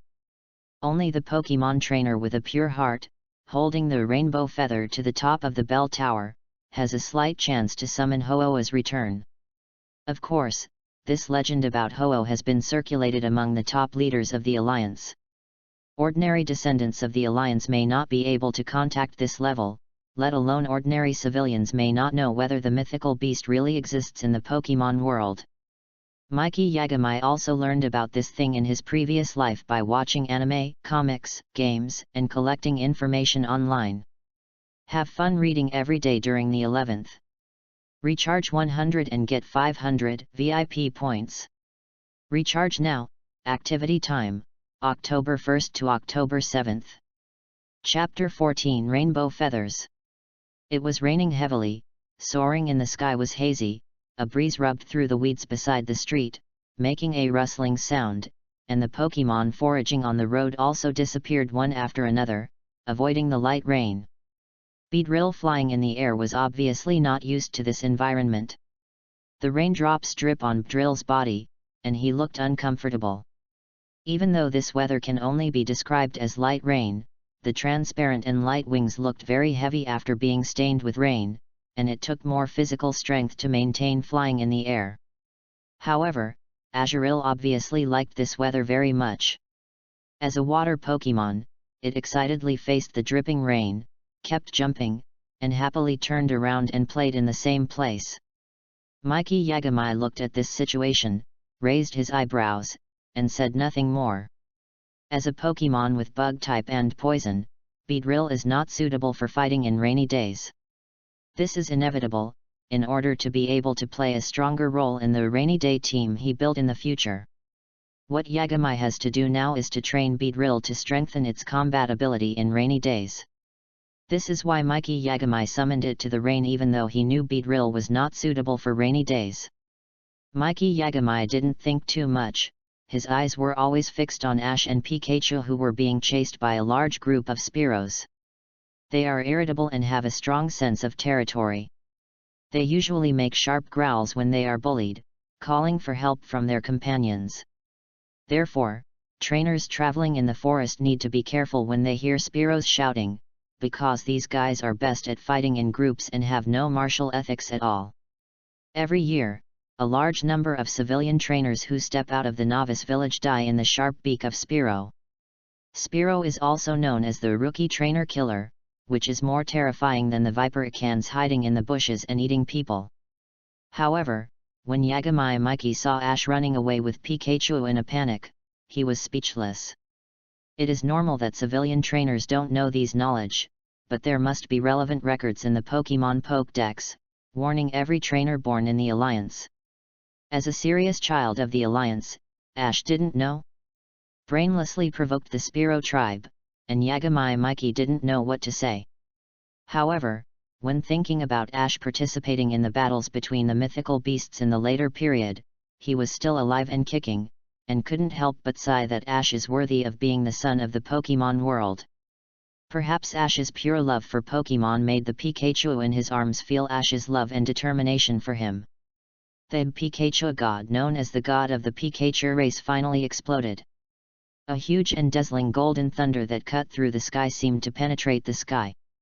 Normal shot out from Pikachu's small body. The Thunderbolt skill was upgraded to Thunder. The golden thunder bombarded the Spearow tribe. The Spearow chasing and soaring in the sky was constantly thunder-shocked and fell to the ground. Circles appeared in his eyes and he lost his ability to fight. Ash and Pikachu, who survived the disaster, were both lying in the grass, panting heavily, watching the rainbow appear after the rain. A bird Pokémon with a body shining with colorful light flew over the sky of Ash and Pikachu. Sprinkled a ray of colorful Lucas on them, and slowly flew towards the direction of the rainbow. This is Ho-Oh, the supreme Pokémon of the fire type, with the terrifying power to destroy the world. Mikey Yagami is watching him with a fixed gaze, hoping that the other party can send down the rainbow feather and get its blessing. Ho-Oh, who has been watched all the time, is keenly aware of Mikey Yagami hiding in the bushes and peeping. He turned his head in surprise and glanced at the human in front of him with a firm and insignificant look. After a glance, he retracted his gaze and stopped paying attention. A loud growl sound broke Mikey Yagami, Beedrill, and Azurill, who were immersed in the heroic appearance of the mythical beast. Looking at Ho-Oh, which is gradually going away and disappearing into the clouds, Mikey Yagami is full of regret. He has never received the rainbow feathers and the blessing of the mythical beast, and he doesn't know when he will meet the mythical beast next time. Mikey Yagami looked at the sunset and soaring in the sky with a determined look on his face, bursting towards the goal of becoming the world's #1 Pokémon master. Even if he didn't get the blessing of the mythical beast, he would not be discouraged. He would always follow his own path, even if he knew that the road ahead would be bumpy and tortuous, he would go on without hesitation. Then, he headed towards Cerulean City, which is relatively prosperous in the Kanto region. He was unwilling to follow Ash around according to the plot and follow Ash to Nibi City, a city that was of no help to him at the moment. Instead, he chose Cerulean City, which is known as the water Pokémon capital in the Kanto region, where he could find the energy blocks of breeder water Pokémon he needed and the members to build a rainy day team. Recharge now, event time, October 1st to October 7th. Chapter 15 Cerulean City. Cerulean City is located in the northern part of Kanto region. It is a Sunni shore city built along the coast. It is also one of the two most prosperous cities in Kanto region with roads connecting all four sides. The water flows gently and the style and color of the whole city are inclined to the color of the sea normal Kian wood. Water Pokémons thrive in the artificial lakes built in the city. You can even see water Pokémons from other regions appearing here. Cerulean City is also known as the hometown of water Pokémon in Kanto region. However, the most famous place in the whole Cerulean City is the luxurious Cerulean Gym located in the city center. This is one of the 8 gyms in Kanto region recognized by Alliance certification. When Mikey Yagami first arrived in Cerulean City, he was also confused by the prosperous economy of Cerulean. However, after touching the wallet in his pocket, he felt that he was not financially strong enough. He looked at the Pokeball in his hand, gritted his teeth, and then changed into black clothes with a determined look, put on a drill-style mask, and headed for the dark area of the city. The Pokeball in Mikey Yagami's hand contained an elite-level Fearow, which was captured after Ash's Pikachu exploded and stunned the chasing Spearow tribe. Perhaps this is also the reason why Ho-Oh did not give Mikey Yagami the rainbow feather. However, he did not regret it.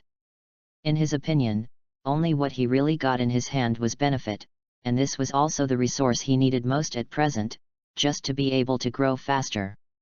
Wherever there is light in the world, there is also a dark world.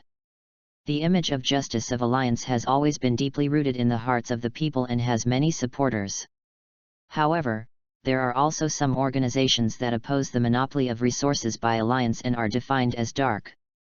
The Rocket Team, an evil organization that spans Kanto and Chengdu regions, has spread its influence across all cities in the 2 major regions of Kanto under the leadership of Boss Ban Mu, and has established underground worlds that only people walking in the dark can understand. In a dark and damp alley, Mikey Yagami found the entrance to the underground world, the so-called black market, according to the instructions he heard from the old dean. The black market is mostly established by evil forces.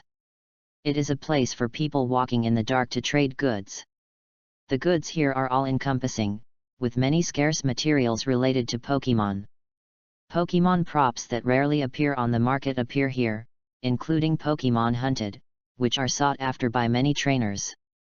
Even some members of large families belonging to the Alliance secretly come here to look for resources and transport them to the family.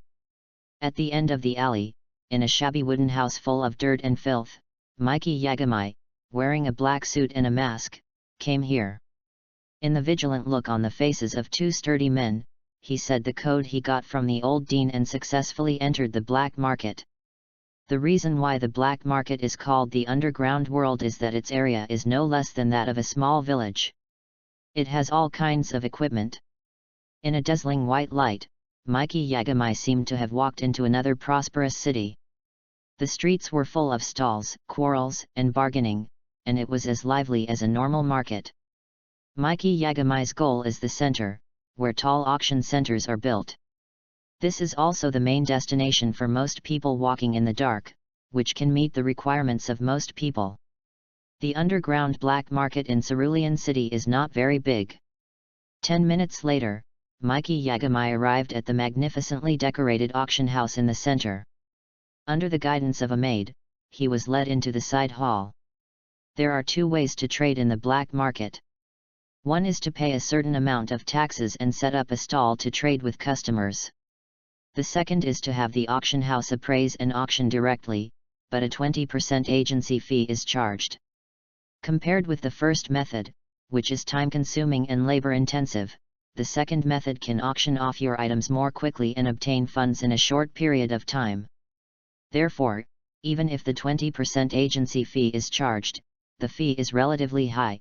Mikey Yagami has to pinch his nose and choose the second method to trade through the auction house. An elite-level Firo? Its potential is at the gym level. A thin old man in the reception room used a sophisticated instrument to test the Pokeball and soon came to a conclusion about the qualifications of this Firo. Firo. Attribute normal and flying. Ability sharp eyes. Strength elite low level. Potential gym peak. Mastered moves drill run, pluck, pecking, growl, leer, pursuit, fury attack, aerial ace. It has mastered the skill of aerial ace, so it is also a good Pokemon. The appraisal value is about 30,000. What do you think, sir? For this price, Mikey Yagami was quite satisfied. The price of an ordinary Pokemon of low-level elite level is about 20,000 to 30,000. The price given by the other party was obviously because Firo had the skill of aerial ace. Mikey Yagami naturally agreed and got 24,000 gold coins after deducting the handling fee. Looking at the number added in the bank card, Mikey Yagami couldn't help but sigh that training this profession is really profitable. In the Pokemon world, the annual income of an ordinary family of 3 is only 20,000 gold coins. Reading is fun every day during the National Day. Recharge 100 and get 500 VIP points. Recharge now, event time, October 1st to October 7th. Chapter 16, Special Pokeballs. After comprehensive calculation, the money in his pocket is about 50,000 gold coins. For a starter Pokemon, it would cost 500,000 to 1 million gold coins, which is just a drop in the bucket. Fortunately, Mikey Yagami has no intention of breeding starter Pokemon.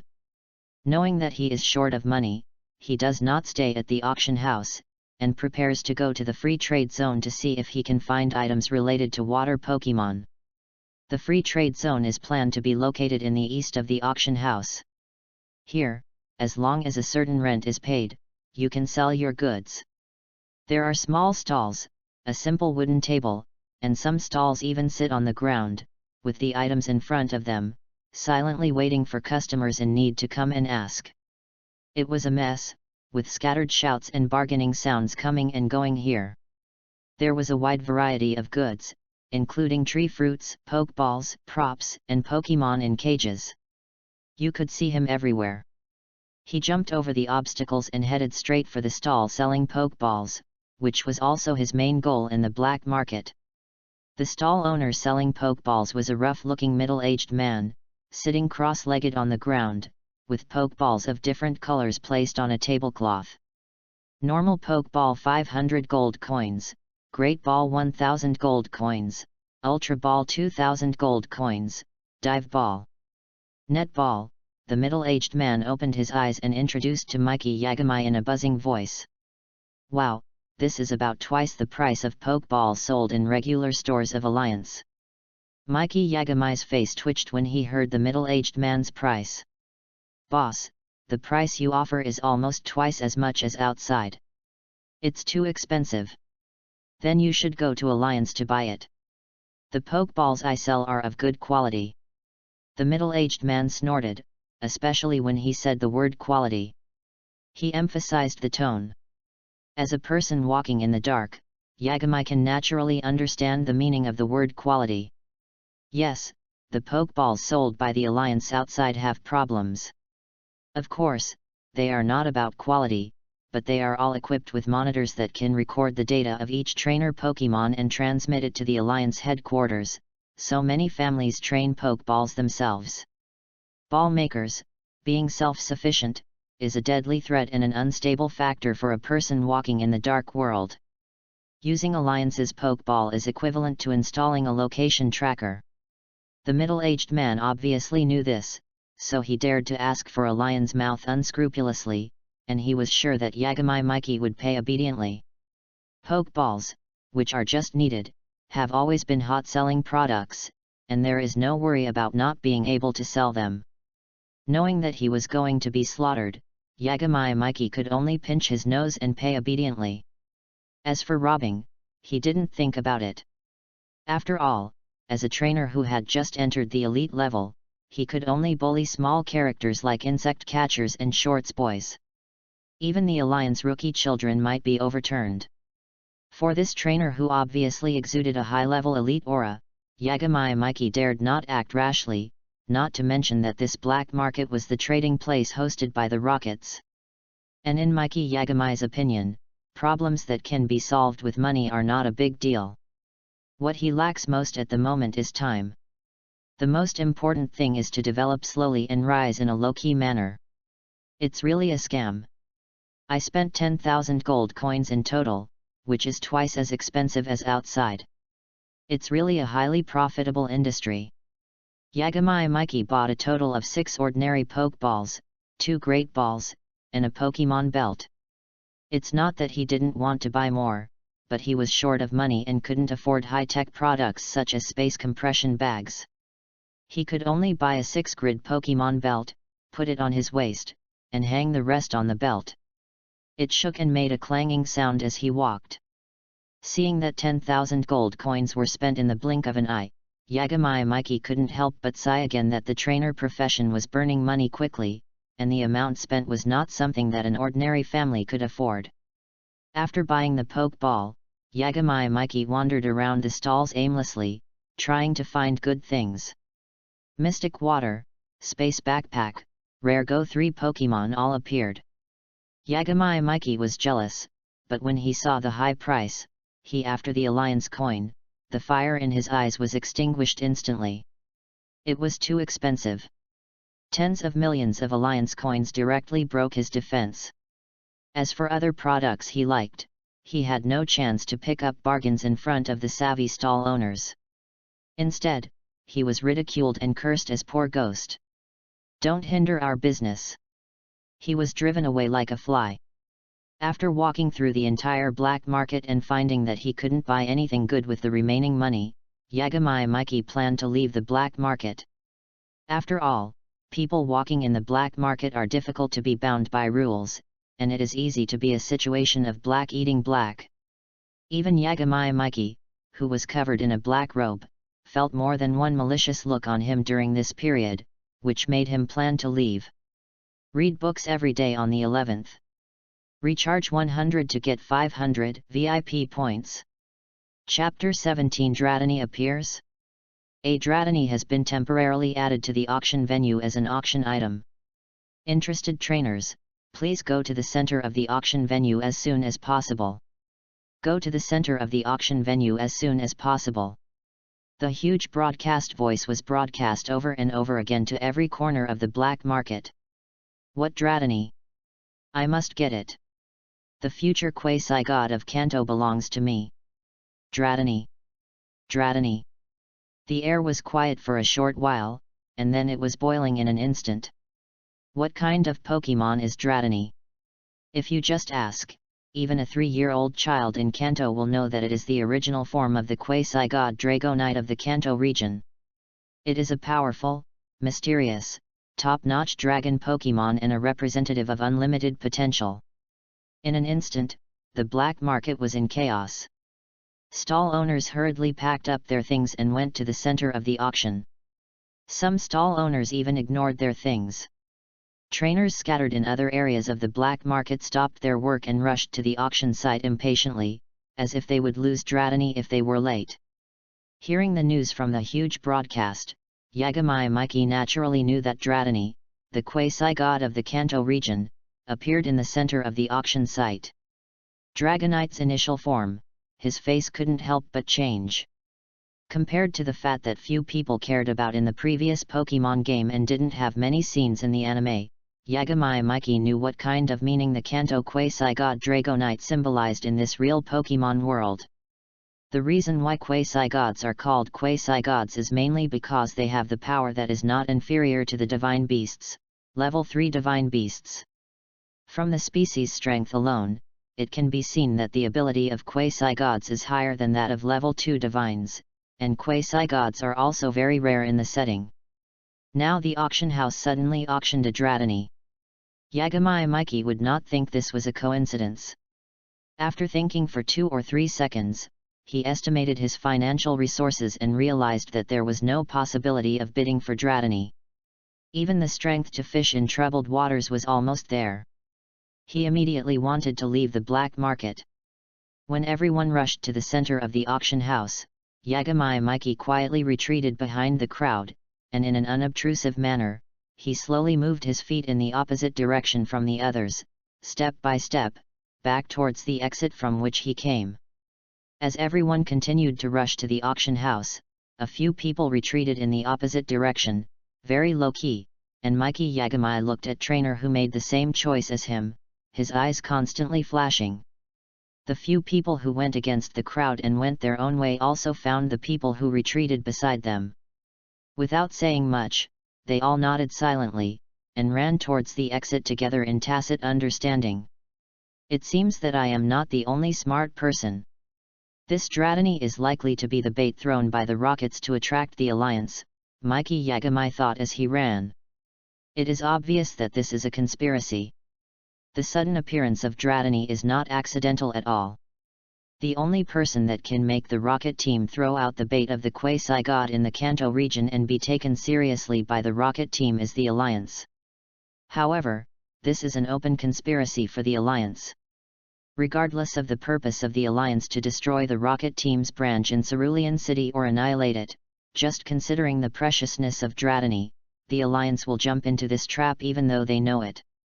As for whether Dratini really appeared in the underground black market in Cerulean City, the Alliance also has elite trainers undercover in the rocket team to pass the news to the Alliance's top leaders.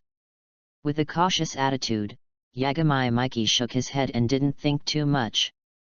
He and 5 or 6 trainers who also noticed that something was wrong rushed to the exit together, wanting to take the opportunity to slip away, not wanting to be involved in the rocket team and Alliance's fight. Ahem. You two, we bought items suitable for ourselves in the auction house, and now we plan to leave the black market. Please open the door, a skinny, dry-skinned, cloudy-eyed old man shouted to the 2 black market staff standing in the direction of the exit. Yagami Miki looked at the gatekeepers who were different from when he first came, and his heart sank. It stands to reason that the black market will not easily change the gatekeepers within a day.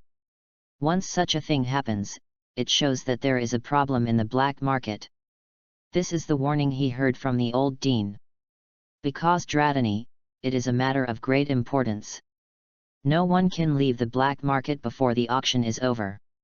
Please cooperate with our work. The two gatekeepers looked serious. In this case, we dare not bother you two. We have nothing to do, so we will wait here. A trace of disappointment flashed in the eyes of the skinny old man, and before he finished speaking, he released the pokeball and launched an attack. 11 Read books every day. Top up 100 and get 500 VIP points. Top up now. Event time, October 1st to October 7th. Chapter 18, Strike First. Be careful. The two gatekeepers obviously didn't expect that the skinny old man who was already walking back would suddenly attack. In a panic, they took out the pokeball a little slower. In that second, hiss, with a tearing sound, Eradicate with an elite mid-level, with huge sharp incisors, bit the arm of a gatekeeper without hesitation, tearing one of the arms, and blood was splattered all over the ground. With a painful howl, he fell to the ground and kept rolling. The 6 Pokémon released guarded him. The Pokémon without healing skills were at a loss, staring at the skinny old man and his Eradicate with a rage on their faces.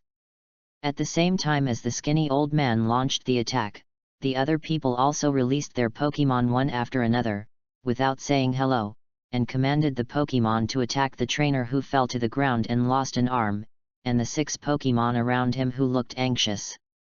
A Pokémon with an elite mid-level Aura Firo, with a move of drilling and pecking, the bird's beak with white light and sharp points, as the body rotated, rubbed against the air and made a fierce sound, like a flying electric drill, directly stabbed the opponent's Hitmonchan, who was also at the elite middle level, all over his body. A scream came, and a Golbat, flapping its powerful wings, used the Flying Series' special move Wing Attack, cut off an elite middle level Hitmonlee in half, and took the life of the opponent's Pokémon with the same wave. The other 3 were slightly weaker, but they also released Pokémon at the first time, killing the opponent's 3 elite low-level Pokémon and the trainer who fell to the ground. Only a Machoke exuding elite high-level momentum narrowly avoided many attacks. So decisive? Yagami Mikey looked surprised, and after a moment of stunnedness, he was the last to release a Pokémon, but did not achieve any results, and was glared at by the others with angry faces. White light flashed, Pokeball bounced, Beedrill and Azurill stood in front of Mikey Yagami with high morale, staring at the opposite Pokémon while guarding against other Pokémon around them. From the Pokémon released by the 2 gatekeepers, it can be seen that these 2 people are from the Pokémon Alliance. After all, Pokémon like Machoke with good species strength and high potential are not available to ordinary people. And witnessing the death of his companions, the other gatekeeper, sad and angry, released Wartortle, Frog, Cloyster, Seduck, Wooper, Tentacle, and attacked the murderer who just attacked. Seeing the opponent release a total of 6 Pokémon for battle, Yagami Mikey also confirmed that the opponent was from the Alliance. Not to mention the Wartortle species, the rookie trainer who was raised by the Alliance and given to the Alliance as Earl Dervish Pokémon every year, and breeding 6 Pokémon at the same time, this is not something that an ordinary civilian trainer can afford. A Wartortle exuding an elite high-level aura, 2 elite mid-level mosquito frogs and cloisters, and the remaining 3 Pokémon also reached the elite level in terms of aura. Compared with each of them on his side, 2 or 3 elite low-level and mid-level Pokémon, such as Beedrill, Firo, and Raticate, which are mainland goods. Mikey Yagami couldn't help but feel lucky and admire the skinny old man's decisiveness, which directly destroyed half of the opponent's combat power. Otherwise, without an elite high-level Pokémon, he would be crushed against the opponent's 5 or 6 elite mid-level and high-level Pokémon, even if he had the advantage in numbers, and the only option was to escape. The old ones are the wisest.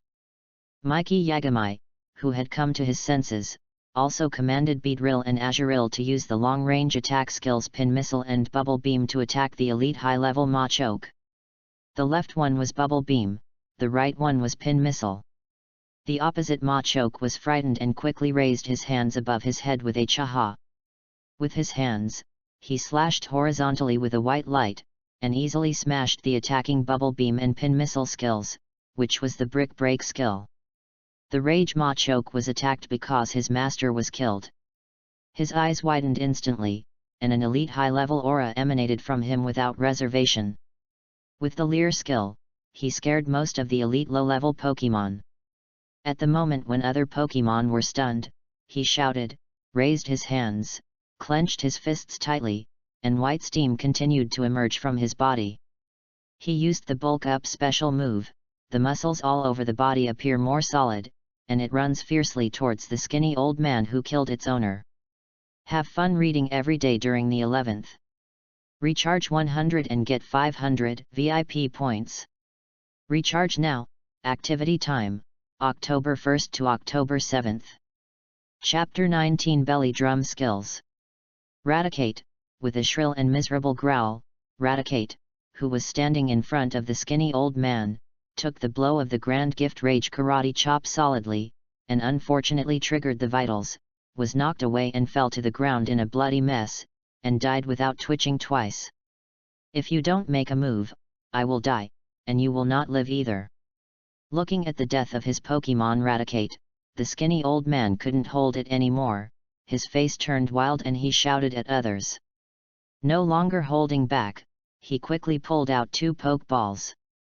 A flash of white light passed by, and an elite mid-level Beedrill and Butterfree stood in front of Machoke, and used the Twineedle attack skill and Confusion skill. Under the attack of restrained skills, even the higher level Machoke was forced to retreat continuously. The battle was about to break out, and the others were not idle either. The other 5 people were constantly entangled with another Alliance trainer. The battle situation was difficult to determine. Usually, it took 2 or 3 Pokémon to entangle one Pokémon of the opponent, especially the opponent's elite high-level Wartortle and elite mid-level Cloyster.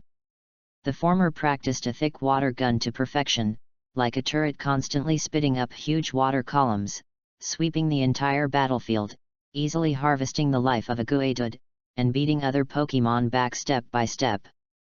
Only a Grass-type elite mid-level Gloom, relying on the advantage of attribute, barely blocked the water gun trick, and dragged the opponent tightly. The latter's elite intermediate Cloyster, a skill iron defense, the shell constantly exudes a metallic luster, and casts the strongest copper wall iron defense in front of the Alliance trainer, blocking several Pokémon that Sucker Punch came over, and resisted all the skills that tried to attack the trainer. Yagami Mikey was not idle either, and was ready to fight desperately, otherwise he might not be able to leave later. A fierce light flashed in his eyes. Since he had offended the opponent, in order to prevent the Pokémon Alliance from causing trouble for him, he had no choice but to kill the trainer from the Alliance and his Pokémon. Beedrill used Poison Barb to attack Machoke, Azurill used Knocking after puffing his belly, and Yagami Mikey stared solemnly at the aggressive Machoke in front of him.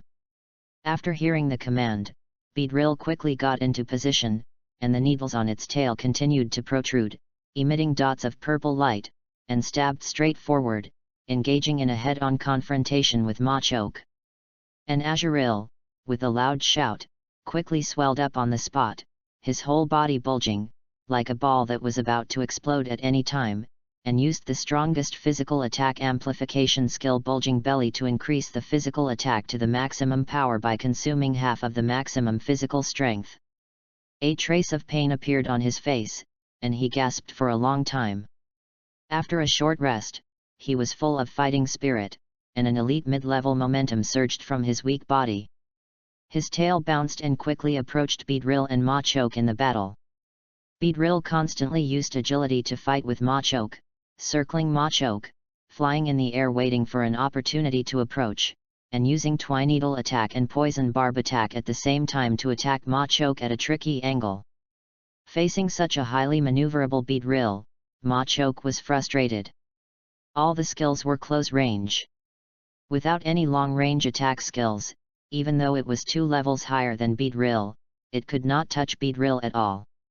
It was fooled around like a headless fly, waving its hands high. All the skills hit the air, and none of them worked. Azuril, who came over, didn't care about chivalry.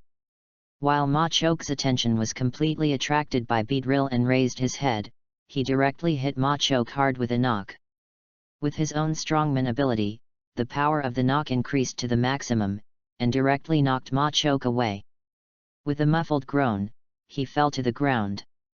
Beedrill, who was aiming for the right time, also took this opportunity to pierce Ma Chok's body with the pointed stinger at the end of his tail. Ma Chok. After receiving the double attack, Ma Chok fell to the ground and wailed in pain, and his physical strength also dropped significantly. However, as an elite high-level Pokémon, it did not fall to the ground after enduring such a heavy attack. It kept struggling and climbed up from the ground with difficulty. A pair of raging eyes were full of determination and unyielding. Although it was already scarred and had a ray of purple light all over its body, its momentum was even more surging. With a cha sound, the earth yellow energy covered its body. It was the superpower trick. It rushed towards Beedrill and Azuril with a swearing death, and it was obvious that it had made up its mind to die together. Looking at the injured and more turbulent Ma Chok, Yagami Mikey secretly said that it was not good. The ability of this Ma Chok should be perseverance. When Pokemon falls into status condition, their attack power will be improved. Obviously, the attack of Ma Chok after being poisoned has been improved. After judging that this Ma Chok is the perseverance ability, Yagami Mikey hopes that Drill's poison barb's attack will not produce additional poisoning effects.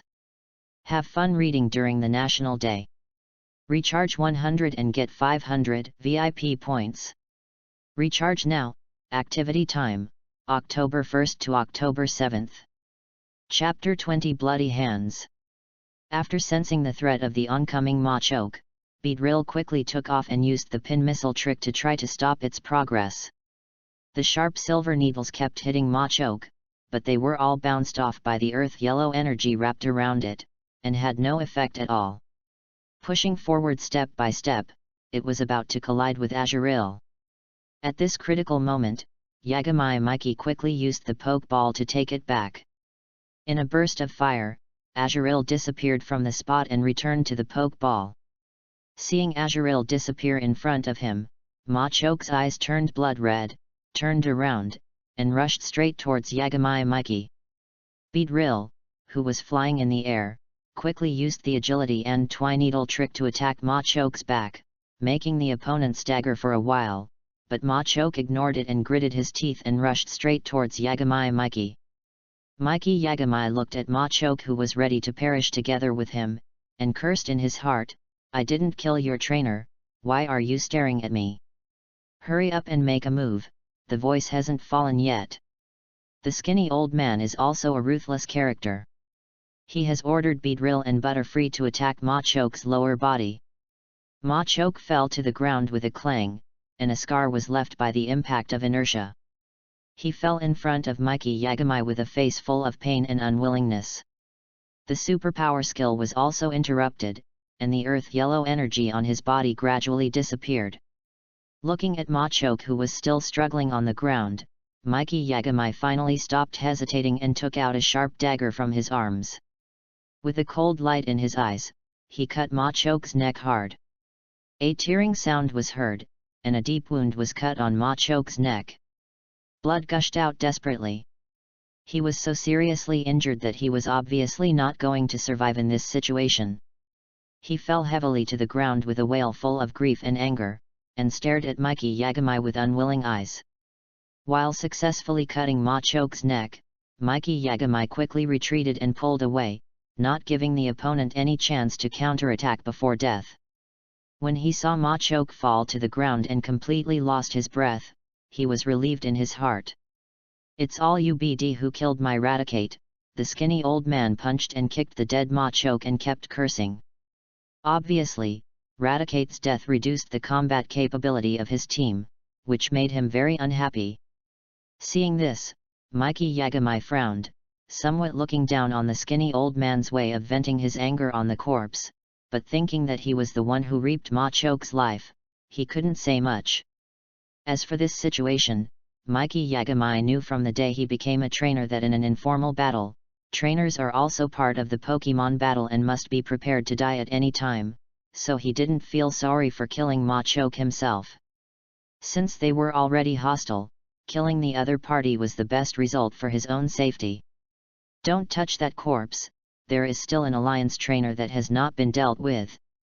Mikey Yagami retracted his dissatisfied eyes, looking at a person controlling a group of water Pokemon to suppress our 5 Alliance trainers, and said to the skinny old man who was still venting on the body of Machoke. The other Alliance trainer obviously also sensed the crisis, but was dragged tightly. Mikey Yagami and the skinny old man joined in and surrounded him from behind, cutting off his retreat. Under the attack from both sides, Pokemon kept falling one after another. Even the Wartortle who reached the Elite Advanced level died under the double attack of multiple Beedrills and multiple Raticates. Cloyster's iron defense protection finally failed to protect the life of the Alliance trainer. With the sound of porcelain breaking, Cloyster's shell was completely blasted, ending the battle. Boom! The explosion sounded from a distance. Just as Mikey Yagami finished the battle, a huge noise came from the center of the auction hall, mixed with screams, smoke and fire. Several people looked at each other, and without further communication, they all ran towards the exit. They obviously realized what kind of battle would happen next. Trainers of their level could not participate in it, and they were unwilling to stay in this place of right and wrong for a long time. Read books every day on the 11th. Recharge 100 and get 500 VIP points. Recharge now, event time, October 1st to October 7th. Chapter 21, The Strength of the Cerulean Gym. It was the next morning. Mikey Yagami, who had just woken up, opened the window and smiled at the old man walking in the park doing morning exercises. He greeted him with a smile from time to time. He washed up and got dressed in the sound of birds. Last night, after the attack of the Alliance, the evil rocket team's underground branch in Cerulean City was annihilated. The following is the list of Alliance trainers who died yesterday. Miss Juncha on TV kept telling the story of the heroic battle between the Alliance children and the evil rocket team last night, and preached the strength of the Alliance, which successfully destroyed the rocket team's branch in Cerulean. Watching Miss Juncha on TV, who never mentioned the whereabouts of the quasi-god Dratini, Mikey Yagami sneered. With the cleverness of Boss Banmu, throwing out the quasi-god as bait, it is obvious that he is preparing to focus on attacking the Alliance and eliminate the strength of Alliance trainer in Cerulean City. In yesterday's battle, facing the well-prepared rocket team, the hastily assembled official forces of the Cerulean City Alliance were obviously not their rival, and the losses were absolutely heavy. Moreover, Mikey Yagami also suspected that the Dratini that appeared in the auction house might be Ditto. It's not that Mikey Yagami is talking nonsense. Whether it is the regular auction house held by the Alliance or the auction house held by the underground black market, there are precedents of auctioning Ditto as rare Pokemon, but most of them were Foresight, and in the end, they ended up with grass on their own graves. Of course, Ditto is also very rare. Although the species strength is only a pitiful 288, which is not suitable for battle, the number has always been small, and the habitat is not clear. It can also be regarded as a special rarity. Pokemon Bar. After packing up his belongings, Mikey Yagami was questioned and showed his identity as a civilian trainer. After getting confirmation from the Alliance law enforcement officers, he set off towards the most luxurious building center of Cerulean City, the Cerulean Gym. Compared with yesterday, there were obviously more Miss Juncha on the streets today. While maintaining order, she questioned everyone, with a vigilant face, alert around, solemn expression, and constantly scanning suspicious pedestrians with her eyes. After successfully passing the questioning, Mikey Yagami couldn't help but secretly breathe a sigh of relief in his heart. Now he is so weak that he doesn't want to be on the Alliance's wanted list. After going through the streets all the way, Yagami Taikari arrived at the gate of the Cerulean City Gym. It is more like a huge ocean aquarium than a gym. There is a big swimming pool in the middle, and the rest are chairs. Water ballet is a major feature of the Cerulean Gym, which consists of the Cerulean Three Sisters displayed their superb dancing skills in the water, performing for audiences from all over the world. The wonderful performances and pairs of Snow White and Delicate Longlegs attracted a large number of tourists, including Norman, who was not far away, who was also going to come here to witness it with their own eyes, providing a large amount of tax revenue for Cerulean City. Whether it is day or night, there is a water ballet performance in the Cerulean Gym. But today it was told to suspend the performance. Looking at a large number of tourists gathered at the door to express dissatisfaction, Yagami Mikey showed an expression that was as expected. As the symbol of Cerulean City, Cerulean Gym is naturally the strongest force of alliance in Cerulean City. It definitely participated in the battle last night and suffered heavy losses, which led to the result that the Cerulean Three Sisters, the owners of the Cerulean Gym, were not interested in the performance. Compared to the previous anime, the Three Sisters of Cerulean City only love to perform water ballet, and they are so weak that they don't even want to fight and directly send trainer gym badges. In this real world, the Three Sisters of Cerulean City are not only beautiful, but also advanced to the level of elite trainers early. Especially their youngest sister Misty, who was promoted to the level of elite trainers at the age of 10. She specializes in water Pokemon and is known as a genius girl. The next Cerulean Gym leader, in order to laser focus, gain experience, and better qualify for the position of Cerulean Gym leader, she embarked on the journey of Pokemon trainer training alone. All this information was obtained by Mikey Yagami in the morning from the old man walking in the park. He came to a conclusion that the Misty in this world is extremely strong, just like the rookie trainer in the game in the previous life, where a strong Starmie beats all those who don't obey. After learning about this, Mikey Yagami looked serious and was no longer so confident about getting the first gym badge. Since the three Cerulean sisters are all elite trainers, it is obviously not possible to get a badge by beating them like normal. Have fun reading books every day on the 11th. Recharge 100 and get 500 VIP points. Recharge now. Activity time, October 1st to October 7th. Chapter 22 Water Drop Badge. The Cerulean Gym battle site is located in the basement below the Cerulean Aquarium.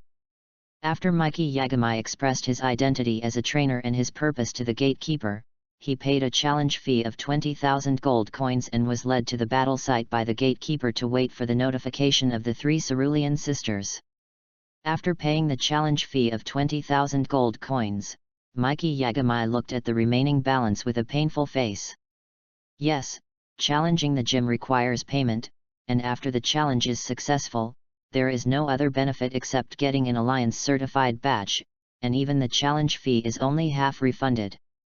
This challenge mode passed a large number of low-level trainers who were lucky enough to win. If you don't have enough confidence in yourself, you will rashly challenge the gym, which will only cost you money and hurt your Pokemon. It will also prevent a large number of civilian trainers from challenging.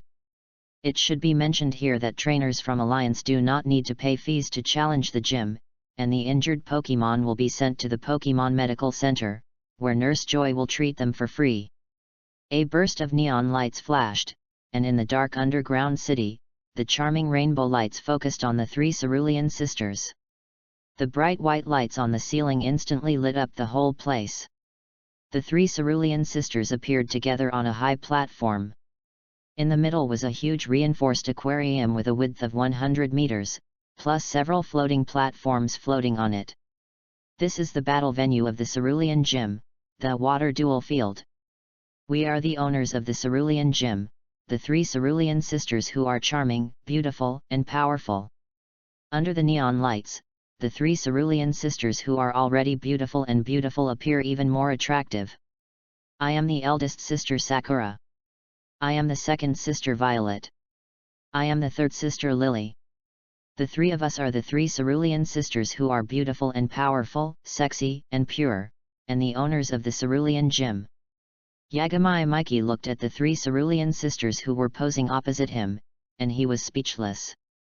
He couldn't help but say, I am a trainer from Tokiwa City. I hope to have a duel with the Cerulean Gym badge as the stakes.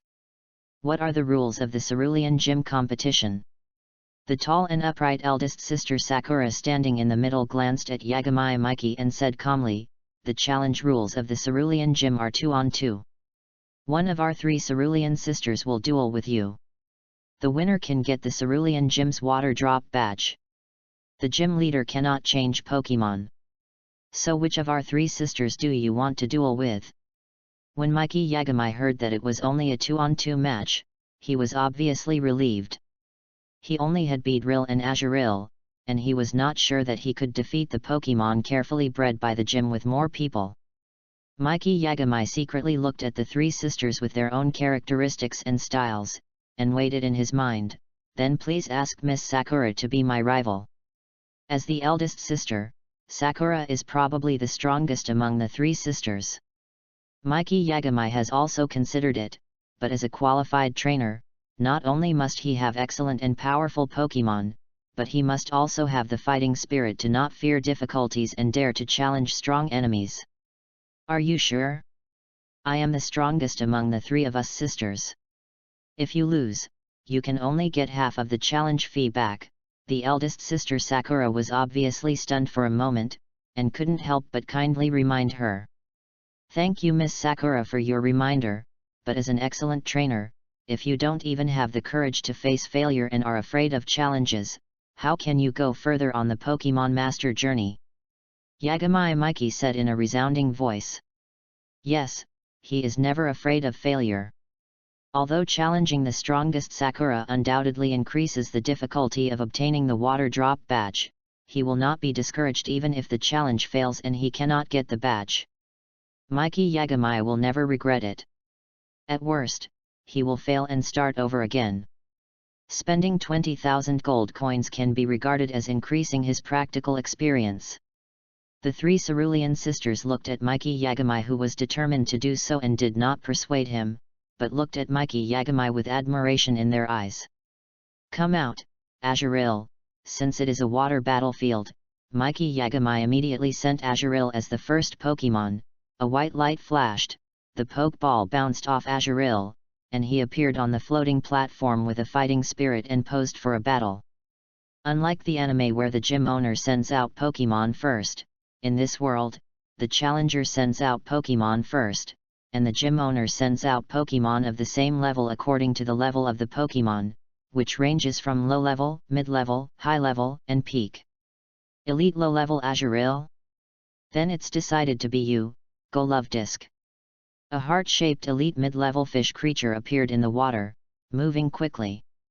Have fun reading every day during the National Day. Recharge 100 and get 500 VIP points. Recharge now. Event time, October 1st to October 7th. Chapter 23, Water Splash Jump Magical Skill? Love-Disc. Attribute Water. Ability Lightness, Hidden Ability Wet Body. Strength Elite Intermediate. Potential Unknown. Mastered Moves Impact, Charm, Water Gun, Agility, Draining Kiss, Lucky Chant, Water Wave, Attract, Sweet Kiss. Other Pokemon only write some skills. Love-Disc is a water-type Pokemon in the Hoenn region. It has no evolution type. The total species strength is 330. In addition to the talent of 97 points and speed, its strength is weak. There is nothing special about it. Yagami Miki looked at Love-Disc that appeared on the field and thought so. Although it is a water-type Pokemon that masters the ability of lightness, Yagami Miki has never considered catching a Pokemon like Love-Disc with low cultivation. Because it was not his Pokemon, Miki Yagami also saw the potential of Love-Disc without the instrument testing of Pokemon Center. After thinking for a while, the battle began, and the challenger attacked first. Azurill, use Bubble Beam. Miki Yagami commanded Azurill to use Bubble Beam as an opening test attack. After hearing the command, Azurill aimed at Love-Disc in the water. He kept spitting out circles of Bubble Beam from his mouth and attacked Love-Disc in the pool. Agility avoided it and used the impact trick. Big Sister Sakura responded calmly, without any panic. Under her command, Love Disc swam quickly in the water. With its small body, it easily avoided the bubble attack and jumped out of the water with the impact trick, hitting Azuril on the floating platform hard. After successfully hitting it, it quickly fell into the water by inertia and swam around Azuril. The impact trick is an ordinary physical attack with a power of 50. For Azuril with the Hercules ability, Love Disc's petite body caused very limited damage. After taking a few steps back, it was still full of energy and full of fighting spirit. Seeing Azuril, who was not hurt much and still full of fighting spirit, Mikey Yagami also had a bottom line in his heart, and couldn't help but say, "Azuril, use tail whip on the water surface." Azuril obediently extended his tail into the water surface and shook it. Compared with the fixed effect of reducing the opponent's Pokémon's defense in the game, in this real world, many skills can play more than one effect in different environments.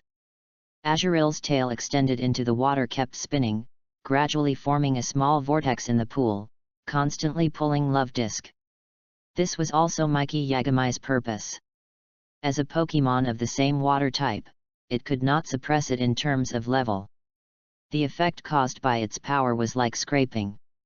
If you want to win quickly, you can only shorten the distance and cooperate with Azuril's strongman ability to solve it in close combat. Love Disc uses water pulls to fight back. Sakura frowned as she looked at Love Disc, who was being pulled by the whirlpool in panic. She said, "Love Disc," who heard the trainer's command, quickly calmed down. A wave of water spun out of Love Disc's mouth, offsetting the small whirlpool created by Azuril, and used inertia to escape far away. Looking at Miss Sakura, who easily broke the whirlpool, Mikey Yagami frowned. This is more than one level lower than the performance in the anime. She is indeed a direct trainer of the Alliance born in the gym. Her combat experience and strength are both excellent. Azuril. Use water splash to approach Love Disc and use your tail to pull it onto the floating platform. Seeing Love Disc pulling away, Mikey Yagami could only change his mind and ordered Azuril. Yes, water splash, a skill that has no effect in the game, has a wonderful effect in this real Pokémon world. It allows Pokémon using this skill to run a short distance on the water surface, which is equivalent to the light skill floating on the water in martial arts.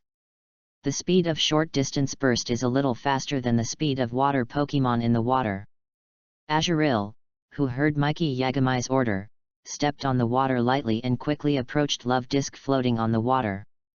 In the panic expression on Love Disc's face, Azuril swung his powerful tail, pulled it out of the water and threw it hard onto the floating platform.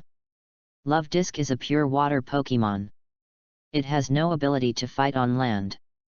It is conceivable that it will not be able to use its best speed without water. The end is already determined. Azuril used continuous tapping. Looking at Love Disc that was successfully pulled to the floating platform by Azuril, Yagami Mikey was calm and shouted, "Give it the last blow, the most powerful water gun." With a light bang, Azuril flicked his tail and threw Love Disc into the air. A thick water gun aimed at the opponent and hit the opponent, knocking him away fiercely, and tackled to the thick glass wall. "Love Disc, cheer up, are you okay?" In Miss Sakura's anxious shout, Love Disc, who sank into the water, surfaced with circles in his eyes and lost his fighting power. Read books every day on the 11th. Recharge 100 and get 500 VIP points. Recharge now, activity time, October 1st to October 7th. Chapter 24, Cerulean Gym's Mission. "So cute. And so strong," said the second sister Violet. "I didn't expect that Love Disc could beat the eldest sister." "It's really excellent," said the third sister Lily. Azuril, who heard the praises of three beautiful beauties, looked very proud. Luli uttered a loud growl, an array of white light emanated from its body. The light of evolution bloomed and its form kept changing. "Congratulations, Azuril." "No. It should be Meryl," Mikey Yagami said happily as he looked at the Meryl who had successfully evolved and become stronger. Luli heard the voice, and a strong Meryl turned back to Mikey Yagami and nodded in response, sharing the joy of evolution. The voice seemed more mature than the immaturity of Azuril in the Earl Dervish form. The strength has also advanced from the low-level elite to the middle-level elite. Azuril. Attribute Water and Fairy, Hidden. Ability Strongman. Potential Gym Peak. Strength Elite Middle. Carrying items None.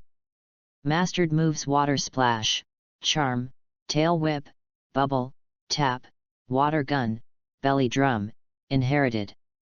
Congratulations, you have successfully challenged the gym.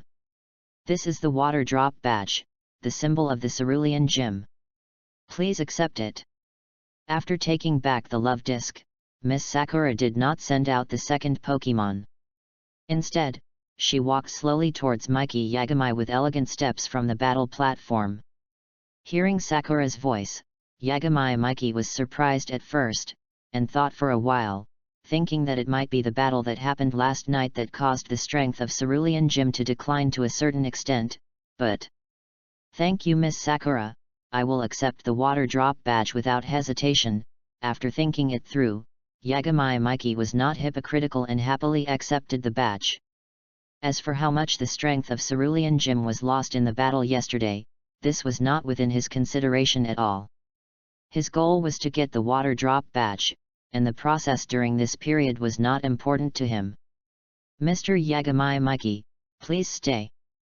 We, the three Cerulean sisters, would like to ask you for a favor. Of course, the reward is indispensable. Just as Yagami Mikey took back Meryl and was about to leave, he heard Miss Sakura's words and stopped leaving. Excuse me, what is the matter? If it is something I can do, I am very happy to help the three ladies. Yagami Mikey looked at the three graceful Cerulean sisters in front of him with a smile on his face. If he can do it, Mikey Yagami will naturally be willing to befriend the three Cerulean sisters who are the masters of the Cerulean Gym. If he can't do it, then it's just a joke. He is not one of those guys who rushes forward when he sees a beautiful woman because of lust, putting himself in danger. Smart Sakura obviously heard the hidden meaning of Mikey Yagami's words, but still said with a smile, we three sisters would like to ask you to go to Cerulean Cave to help capture 3 excellent water-type Pokémon.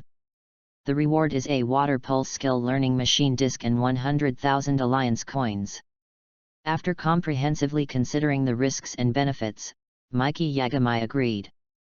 As for why the 3 Cerulean sisters didn't go to capture them personally, Mikey Yagami used busy work as an excuse and didn't point it out. Cerulean Cave is a cave northwest of Cerulean City in Kanto region. There are many high-level wild Pokémon in this cave, and the power of these Pokémon is not as strong as normal. Therefore, only trainers who challenged the Pokémon League in Indigo Plateau and won are eligible to enter. In the deepest part of the cave lives Mewtwo, there is only one in the game. Of course, Mewtwo has not yet been created by Team Rocket, and there are no wild Pokémon in Cerulean Cave. Although Mewtwo is powerful, the wild Pokémon living in Cerulean Cave should not be underestimated. They are all elite Pokémon with relatively good qualifications. Many trainers who intend to capture water Pokémon usually come to Cerulean Cave to capture their favorite water Pokémon. Cerulean Cave is a complex and huge underground maze, composed of soluble rock and limestone, with small puddles everywhere. Because of its humid and dark environment, Cerulean Cave has a wide variety of Pokémon. In order to survive in this unsuitable living environment, the abilities of these Pokémon are far higher than the average level, and they have all reached the elite level. It is said that in the deepest part of the cave live elite and champion level Pokémon. After rushing all the way, Yagami Mikey came to the periphery of Cerulean Cave. There is more than one entrance to Cerulean Cave, which can be divided into 3 areas in total: the periphery, the inner periphery, and the core area. The periphery is the most extensive, and it is the elite level of wild Pokémon. The inner circle is the Pokémon of the gym leader level. As for whether there are elite and champion level Pokémon in the inner core, humans have not yet set foot in it. Have fun reading every day during the 11th. Recharge 100 and get 500 VIP points. Recharge now. Activity time, October 1st to October 7th. Chapter 25 Saduk. Selling escape rope, cheap and affordable, a must-have item for exploring Cerulean Cave. With only 550 Alliance coins, you can explore Cerulean Cave with confidence. The outstanding Pokemon in Cerulean Cave attracted a large number of trainers and a group of small vendors who came here to do business. The owners of the small stalls were constantly shouting and selling their products to trainers. When Mikey Yagami came here, he was also sold by a small vendor. "Brother, you want to enter Cerulean Cave, right? Look at this excellent escape rope, which is thick, long, strong and solid. It will ensure that you can leave Cerulean Cave safely after catching Pokemon. Look at this excellent super potion, which only costs 700 Alliance coins and can quickly restore Pokemon's physical strength. Items like these can be purchased at the entrance of Cerulean Cave. All items suitable for exploring caves can be purchased here." Mikey Yagami paused, bought 3 sturdy escape ropes, 2 bottles of super potion for emergency use, and 2 flashlights for lighting, before stepping into the Cerulean Cave. After tightening the escape rope tied to his body and making sure it would not fall off, Mikey Yagami went down the Cerulean Cave with a flashlight. Compared to the bright Mucian wood in the Cerulean Cave in the anime, in this real Pokemon world, most of the Cerulean Cave is pitch black, and only in a few areas can the sunlight from outside shine in through a crack. Staryu, Goldeen, Seal. After crossing another small puddle, Mikey Yagami kept muttering, "These 3 Cerulean Gym signature Pokemon, at Sakura's request, if you can capture these 3 water Pokemon, the reward can be doubled. The dark cave is full of reefs, and you will fall to the ground if you are not careful."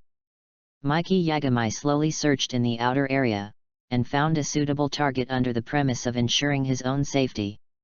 Beedrill and Marill were also released to guard him. After passing through a long and narrow passage, a Saduk appeared in front of him, staring at Mikey Yagami with a bad look, with a bad face. Compared to the Saduk tribe raised in the artificial lake in the city, different from their laziness, honesty, the Saduk in the Cerulean Cave has sharp eyes and several scars left by battles. The momentum of the elite low level is leaked out without reservation, and it is very belligerent. Yagami Mikey looked at Saduk, who had a warning look in his eyes, and was very satisfied. Although it was not one of the 3 Pokemon that Miss Sakura had reserved, judging from its aura and the scars on its body, its qualifications should not be bad. Since the water Pokemon appeared, Yagami Mikey did not hesitate and ordered Beedrill and Marill to attack. Beedrill used Pin Missile to fire from a distance, and Marill rushed forward to use the knocking skill.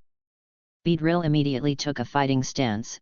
Pin Missile continued to burst out from its Twineedle and attacked Saduk, while Marill quickly moved and ran towards Saduk.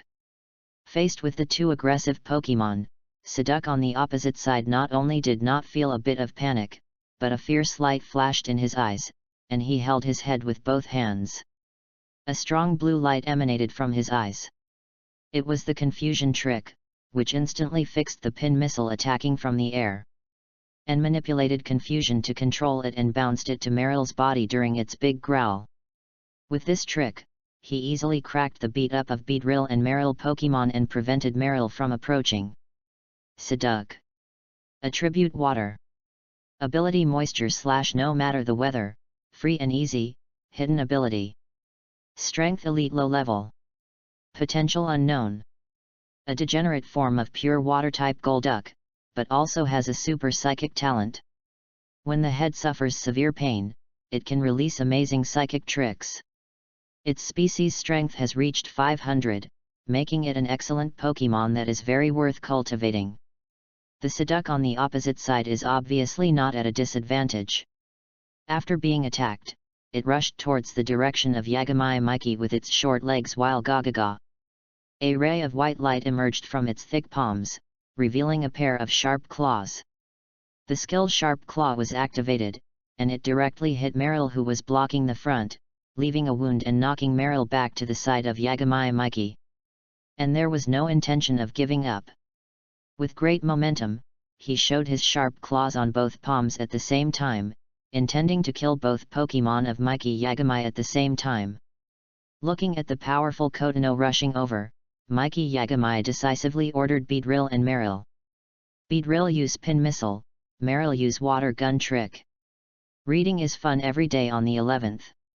Recharge 100 and get 500 VIP points. Recharge now, event time, October 1st to October 7th. Chapter 26, The Battle of the Blue Tangerine Trees. Under the double attack of Beedrill and Meryl, the Seduct that rushed straight over was instantly knocked away and fell to the ground. When Mikey Yagami thought he could throw the Pokémon to capture it, the Seduct that fell to the ground instantly got up from the ground, holding his head with both hands. A grey energy emanated from its cute eyes and acted on Mikey Yagami, Beedrill, and Meryl in an instant, freezing the movement of one person and two Pokémon. This is Seduct's special move Petrification, also known as Disable. The effect of this move is to put the target into Disable Contest condition, during which the target cannot use the last move used before entering Disable Contest condition. If the player's own strength is strong enough, the opponent can be completely immobilized. It belongs to the normal series of change moves. Under Seduct's Petrification skill, Mikey Yagami, Beedrill, and Meryl twisted their bodies with difficulty, and found that they were not completely immobilized by the other party. They immediately calmed down and shouted, Beedrill use Focus Energy, Meryl use Belly Drum to break free from it. After constantly breaking free, Seduct, who obviously has not yet mastered the Petrification skill, sweated on his forehead. With a scream of GA, the Petrification skill was broken, suffered a lot of backlash, and fainted on the ground.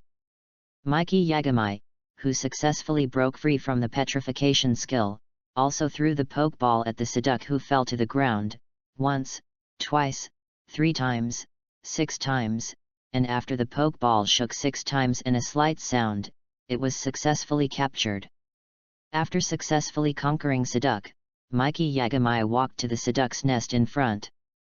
In a small nest made of dry grass, there were a few leftover fish bones scattered around, magic herbs, goldines. A pungent fishy smell forced Mikey Yagami to retreat. After a short rest, Mikey Yagami led Beedrill and Meryl, who had recovered their strength, to explore in another direction. After passing through a damp, dark, narrow and long passage, Mikey Yagami appeared in a small lake of not small size below him, from which he could just watch a battle between races happening below.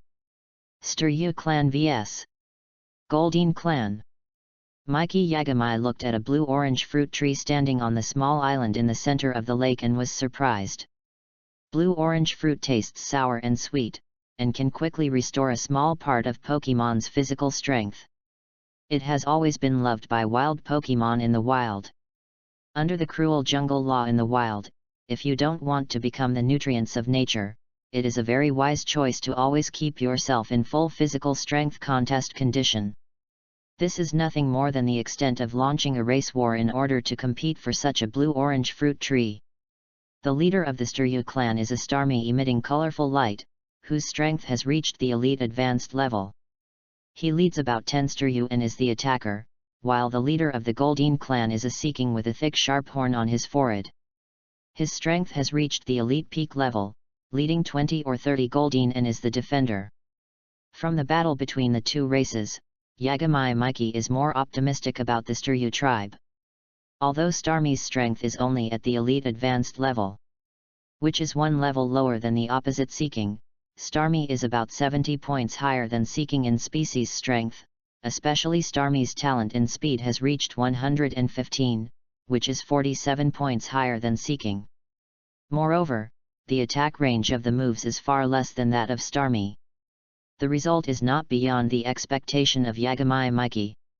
Starmie led the Staryu tribe, and a burst of rapid spin, like an enhanced version of Swift, kept shuttling among the Goldine tribe, and easily harvested the lives of several Goldines. Especially as the leader, Starmie was even more powerful, and beat the opposite Seeking without any ability to fight back. Without mastering the ultimate move to restrain the psychic system, or the ultimate move to limit speed, the Goldeen tribe had a very difficult fight and was constantly suppressed, and could not even touch the Sturyu tribe. Looking at the Goldeen dying below, Mikey Yagami did not hesitate. With the help of Beedrill, he successfully reached the ground and threw pokeballs at several Goldeen that were not completely dead. After successfully catching them, he ordered Beedrill to quickly pick up the pokeballs that fell into the lake and kept retreating. After reluctantly looking at Seeking, who was struggling under the fierce attack of Starmie, he quickly retreated. Under the stunned expressions of the two tribes, Mikey Yagami quickly retreated with the pokeball, and was not greedy. Before the two tribes could react, he successfully withdrew from the sight of the two races. Have fun reading every day on the 11th. Recharge 100 to get 500 VIP points. Recharge now. Event time, October 1st to October 7th. Chapter 27 Water Pulse. After Mikey left for a while, the battle became more intense. The battle between the two races broke out completely. Facing the rapid movement of Starmie, Seeking, who had no way out, gave up the entanglement with Starmie after seeing the Goldeen of his tribe falling down one after another, and turned to attack Sturyu. The thick horns on his forehead rotated quickly, and there was a trace of sadness in his eyes. He rushed towards several Sturyu heroically, ignoring the skills launched by Starmie from behind. Blood was spilled, limbs were broken, and in the fierce collision, the entire Goldeen tribe was destroyed. As the leader, Seeking's thick and long horns pierced the gems in the middle of three Sturyu, and was cut off by Starmie, who attacked from behind, and the Veilstone fell. What a cruel race war! Mikey Yagami, who was hiding behind rock and watching, couldn't help but sigh as he watched the battle that ended with the death of the entire Goldeen clan. The cruelty of the jungle law in nature. The bodies of the Goldeen lost their vitality and slowly sank to the bottom of the water. The bright red blood gradually merged into the transparent lake water, and in a moment it returned to its original tranquility, as if nothing had happened. Seeing that the time was ripe, Mikey Yagami jumped out from Rock's side, threw a pokeball at the Sturyu that had suffered from the Seeking horn attack and easily captured several Sturyu. Mikey Yagami's actions obviously angered the Sturyu clan. The remaining Sturyu rapid spin attacked Mikey Yagami. Facing these Sturyu who had consumed a lot of physical strength, Mikey Yagami looked disdainful. Beedrill used Twineedle to attack, and Meryl used Knocking to attack from the side. Beedrill Twineedle made a crisp sound of metal collision, and continuously slapped away the attacking Sturyu. Meryl's powerful tail also hit the gem in the middle of Sturyu, making the gem on the opposite side flash, and a physical warning appeared. However, Mikey Yagami did not dare to do too much. After successfully blocking Starmie's water gun trick, he immediately retreated to the exit of Cerulean Cave without staying any longer. A dazzling white light, Mikey Yagami, who successfully left Cerulean Cave by pressing the escape rope, could not help but show a happy expression. Although he did not capture Pokemon like Seal, Miss Sakura requested that more than one Sturyu and Goldeen tribe be captured, and there is a Goldeen with Lightning Rod ability in the Goldeen tribe, which is one of the reasons why Yagami Mikey came to Cerulean City. After packing up, Yagami Mikey rushed to the direction of Cerulean Gym without stopping to exchange Water Pulse Learning Skill Disc and 100,000 Alliance coins. After being notified by the gatekeeper, Yagami Mikey once again stepped into the Decorate Contest room of Cerulean Gym. The three Cerulean sisters who had been sitting quietly on the sofa for a long time also looked at Yagami Mikey with joy and expectation. Fortunately, the three have successfully captured Goldeen and Sturyu tribes except Seal, and there is also a Seduc. In front of the three beautiful women with orchid temperament, Yagami Mikey did not keep it a secret, and took out the pokeball neatly, looking at the three Cerulean sisters with a smile on his face. 3 Goldeen, 2 Sturyu, and 1 Seduc, these are what Mikey Yagami got in Cerulean Cave. Exceeding the 3 required by the other party. Wow, the potential is above the gym level, and 1 Sturyu and Seduc have reached the high gym level. They are indeed Pokemon living in Cerulean Cave, and their qualifications are really good. Thank you, Mr. Mikey Yagami. We 3 cerulean sisters will accept these 6 Pokemon, said the eldest sister Sakura to Mikey Yagami with joy after being scanned by the instrument for detecting Pokemon qualifications produced by Alliance. Obviously, this harvest far exceeded her expectations. You're welcome, Miss Sakura. This is just a piece of cake for me. After all, you have paid a generous reward. This is the truth of Mikey Yagami. He really chose to accept this commission for the skill Water Pulse and 100,000 Alliance coins. As for the extra Pokemon, they are not within the scope of his rainy day team, so he pushed it to the Cerulean Gym, which is rich and does not care about the problem of extra Pokemon feed. Mr. Mikey Yagami, please accept this. This is the disc with the skill Water Pulse, which can be used by 3 Pokemon to learn and use. In addition, this check for 200,000 Alliance coins can be exchanged at the bank under the Alliance. The eldest sister Sakura clapped her hands, and the third sister Lily handed the Water Pulse skill disc and a check for 200,000 Alliance coins to Mikey Yagami. Read books every day on the 11th. Recharge 100 to get 500 VIP points. Chapter 28 Lightning Rod Ability Goldeen. Ms. Sakura, this. Mikey Yagami looked at the extra 100,000 Alliance coins with a puzzled look. Although he gave 6 Pokemon to the Cerulean Gym, he did not capture the Pokemon seal designated by the other party, so it should be offset. Thank you for your help, Mr. Yagami. The extra 100,000 Alliance is an extra gratitude from the 3 sisters. I hope you can accept it, said Sakura, the eldest sister, with a smile. Yes. Yes. This little money is nothing to us, the second sister Violet and the third sister Lily also echoed. Feeling the kindness of the 3 sisters that could not be refused, Mikey Yagami was no longer hypocritical and happily accepted the check for 200,000 Alliance coins. Money is indeed what he lacks at the moment. After successfully getting 200,000 Alliance coins and learning the skill machine with Water Pulse, Yagami Mikey did not stay and declined to watch the water ballet show that the Cerulean sisters were about to perform. He said goodbye to the Cerulean sisters and prepared to leave. After leaving the Cerulean Gym, Yagami Mikey immediately rushed to the Pokemon Center. The Goldeen he had captured was still in a serious injury stage. He did not want to delay Goldeen's treatment time and cause the death of Goldeen with the Lightning Rod ability. He also gave Beedrill and Meryl a full body check. Ding dong, your Pokemon have all recovered, please keep them. Nurse Joy smiled professionally and gently. After thanking Nurse Joy, Yagami Mikey took his Pokeball and registered for the Indigo Plateau Conference held by the Kanto region this year at the Pokemon Center. He rented a Pokemon training ground and used the Water Pulse skill learning machine to let Meryl and Goldeen master the Water Pulse skill. The purpose of coming to Cerulean City was basically achieved. He not only obtained the Water Drop badge of the Cerulean Gym, but also captured Goldeen with the Lightning Rod ability. Yagami Mikey has already planned to set off for Vermilion City. Because there is the 4th Pokemon he is going to capture, and the core member of the Rainy Day team, Pelipper with the Rain ability. After simply purchasing some daily necessities, various potions to restore physical strength, and Pokeballs in Cerulean City, Yagami Mikey took a short rest for a night and headed towards Vermilion City the next morning with the space backpack purchased at a cost of 100,000 Alliance coins.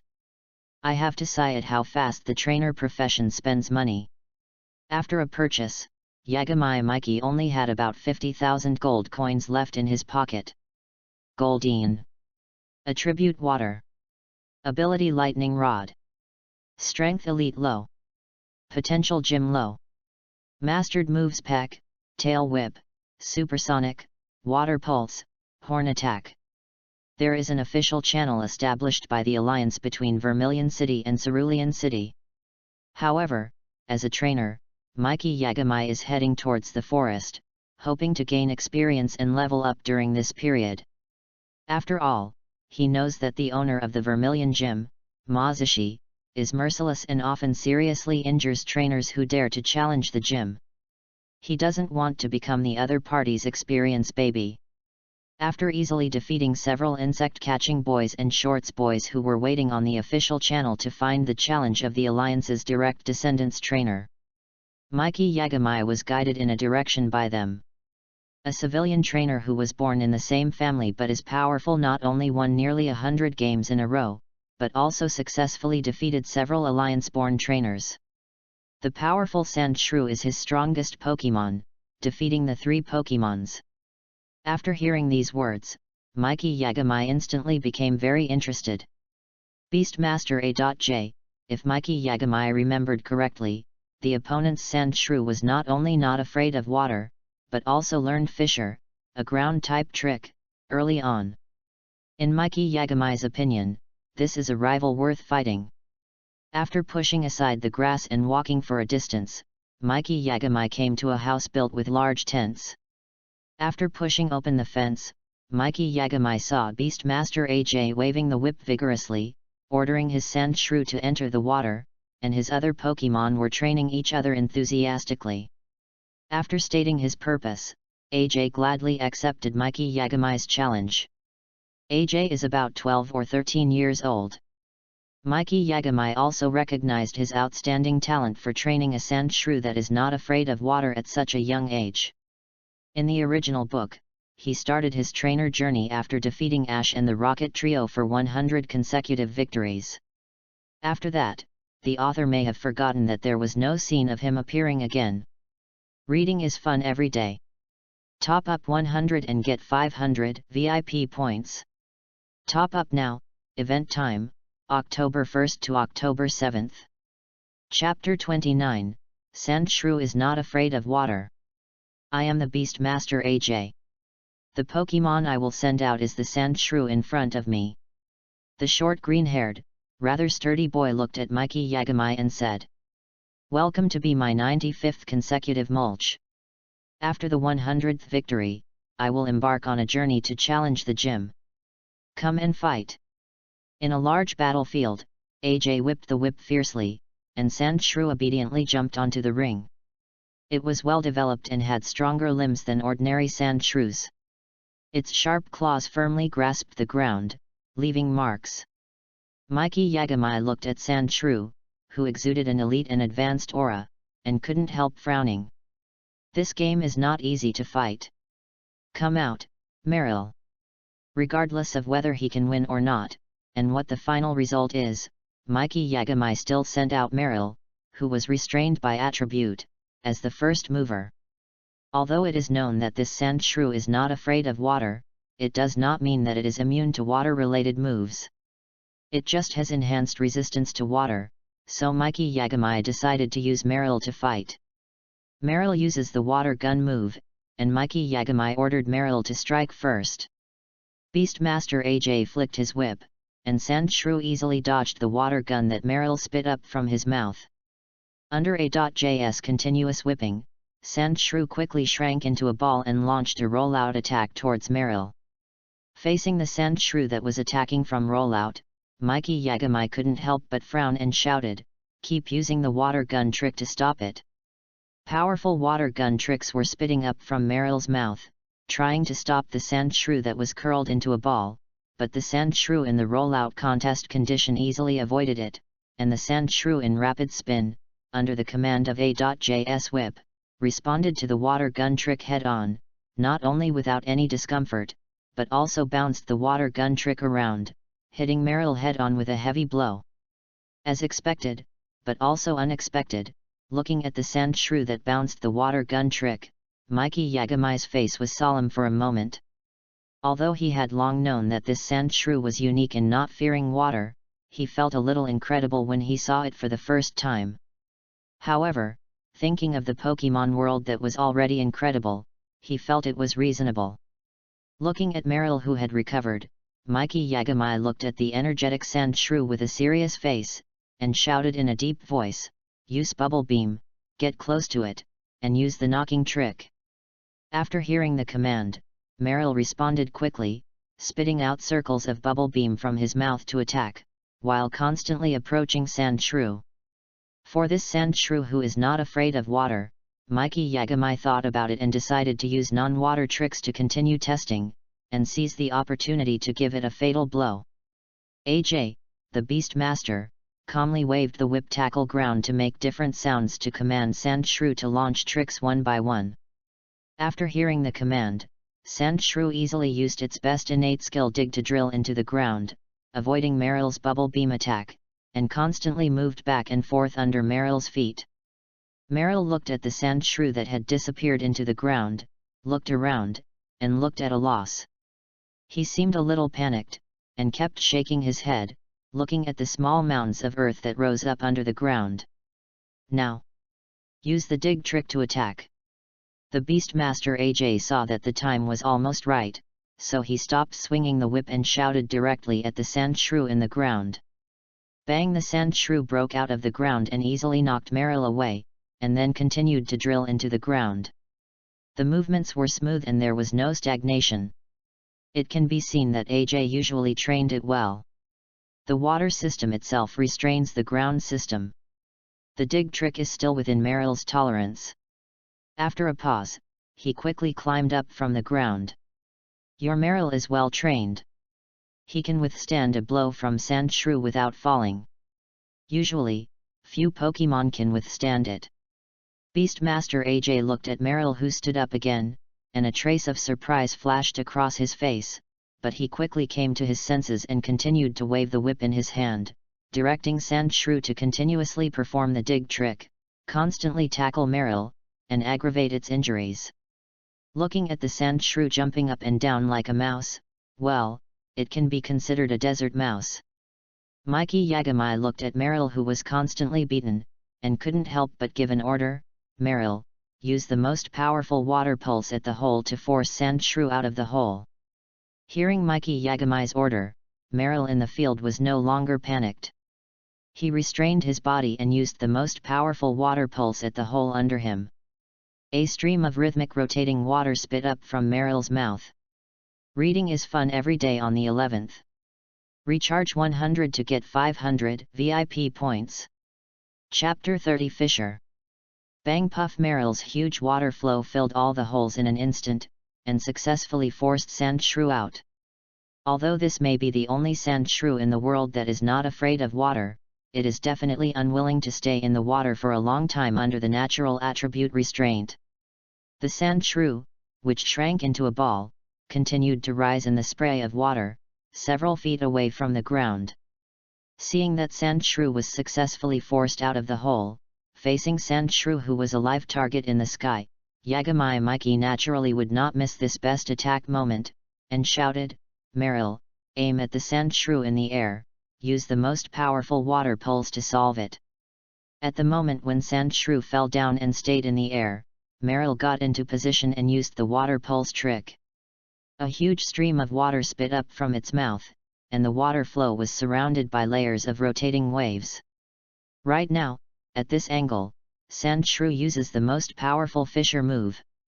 Sand Shrew, who is suspended in the air, is not panicked at all. Hearing A.J's shout, he quickly adjusted his posture in the air and took advantage of the situation to use the Fisher move. A stream of earth yellow energy appeared around his body that was constantly spinning. Bang! The Fisher move collided with the water pulse move. Sand Shrew's sharp claws easily cut through the water pulse move, advancing step by step, attacking Meryl's position. Facing Meryl's panicked expression, Yagami Mikey raised his hand and took it back into the Pokeball. It represents Meryl's surrender. This is the unspoken rule among civilian trainers.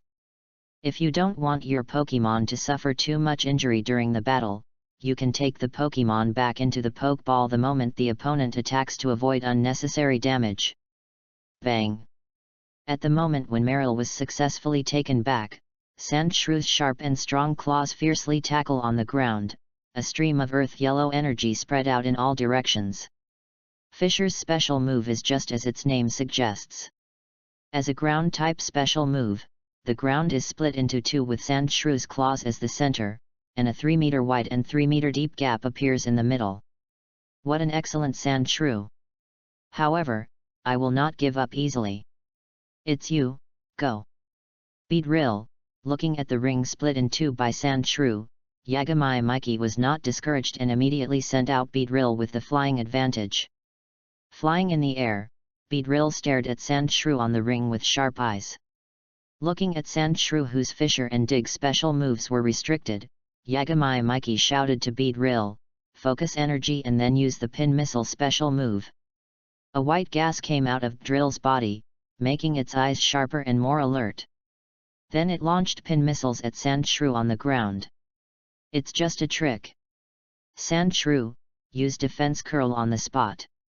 What? Sandshrew, what's wrong with you? Beastmaster AJ was about to give an order, but saw Sandshrew, who was dazed and swaying in circles, shouting anxiously. Did it work? Beedrill attacked and used Twineedle and Poison Barb.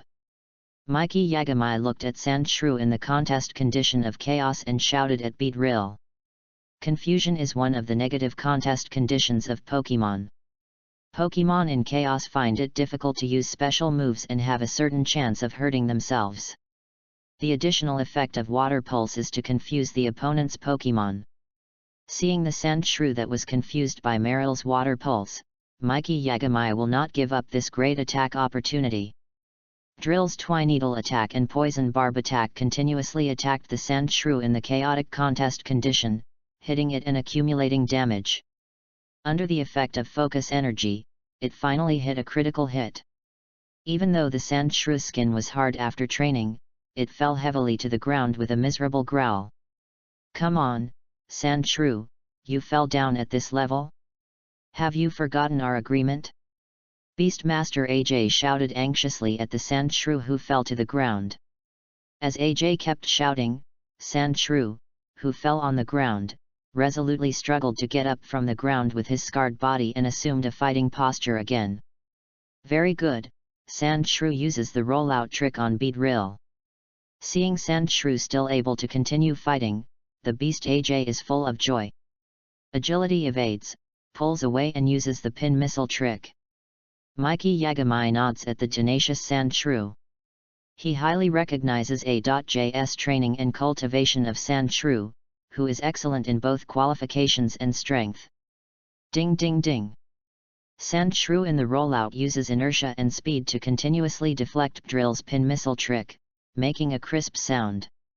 However, after the initial consumption of Sandshrew's physical strength, he cannot perfectly maintain the rollout trick. Under the pin missile attack of Beedrill after focus energy, he still suffers a little damage.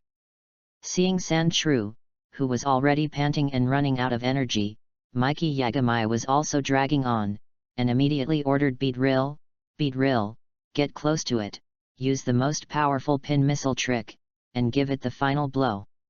Reading is fun every day. Recharge 100 and get 500 VIP points. Recharge now, event time, October 1st to October 7th. Chapter 31 Pokemon Academy. The white and transparent wings flapped quickly, and Beedrill came to the front of Sandshrew. The long-prepared pin missile trick burst out from the Twineedle, constantly hitting Sandshrew's white abdomen, all hitting, and once again triggering the damage of hitting the vital point. Pin missile kept hitting Sandshrew backwards, and finally flew out with a scream, fell heavily to the ground, and circles appeared in his eyes, and he lost his fighting ability. Sandshrew, Sandshrew, are you okay? Beastmaster AJ rushed to the ring in a panic and used a healing potion on Sandshrew, who was lying on the ground. It can be seen that although AJ usually strictly required Sandshrew in training, he also really liked Sandshrew, his first Pokemon. With the excellent healing potion of Beastmaster AJ, Sandshrew recovered a little strength, and his injured body slowly healed. Come back, Beedrill, you have worked hard. After the battle, Yagami Mikey also took Beedrill back to the Pokeball.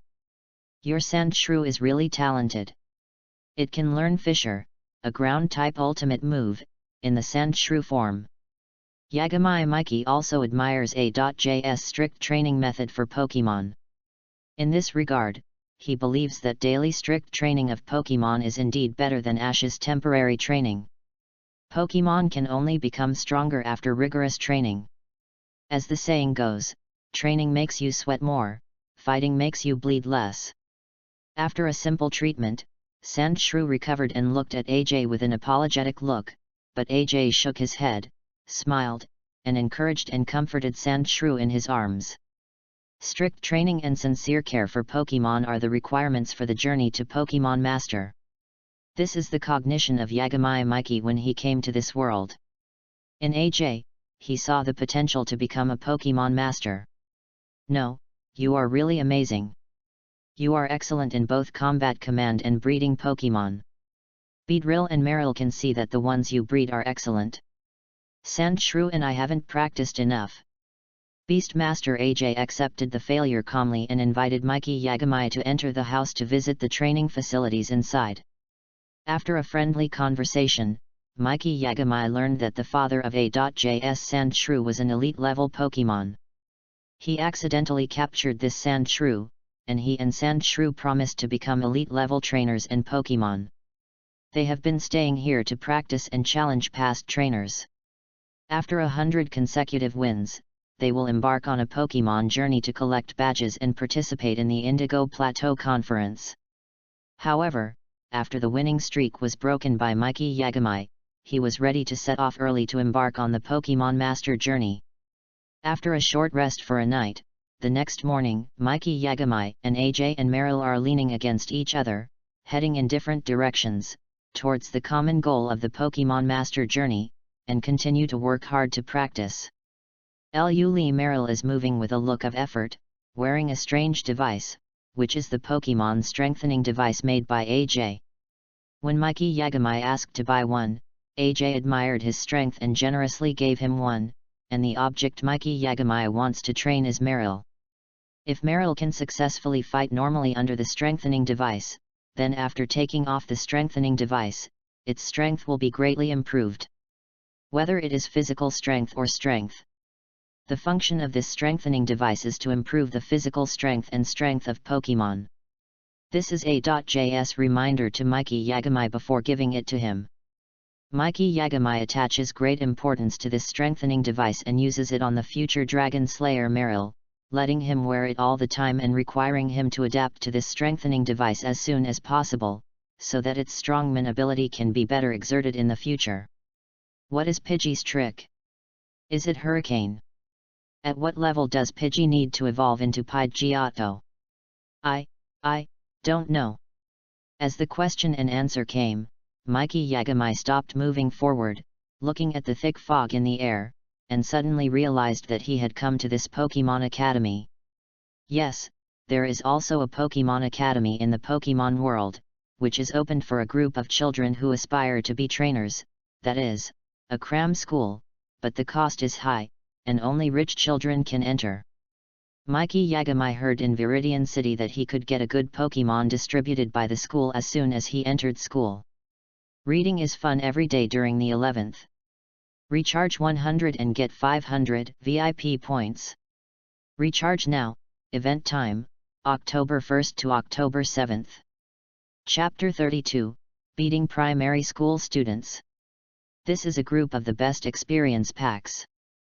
Mikey Yagami, who knew the original work, sneered.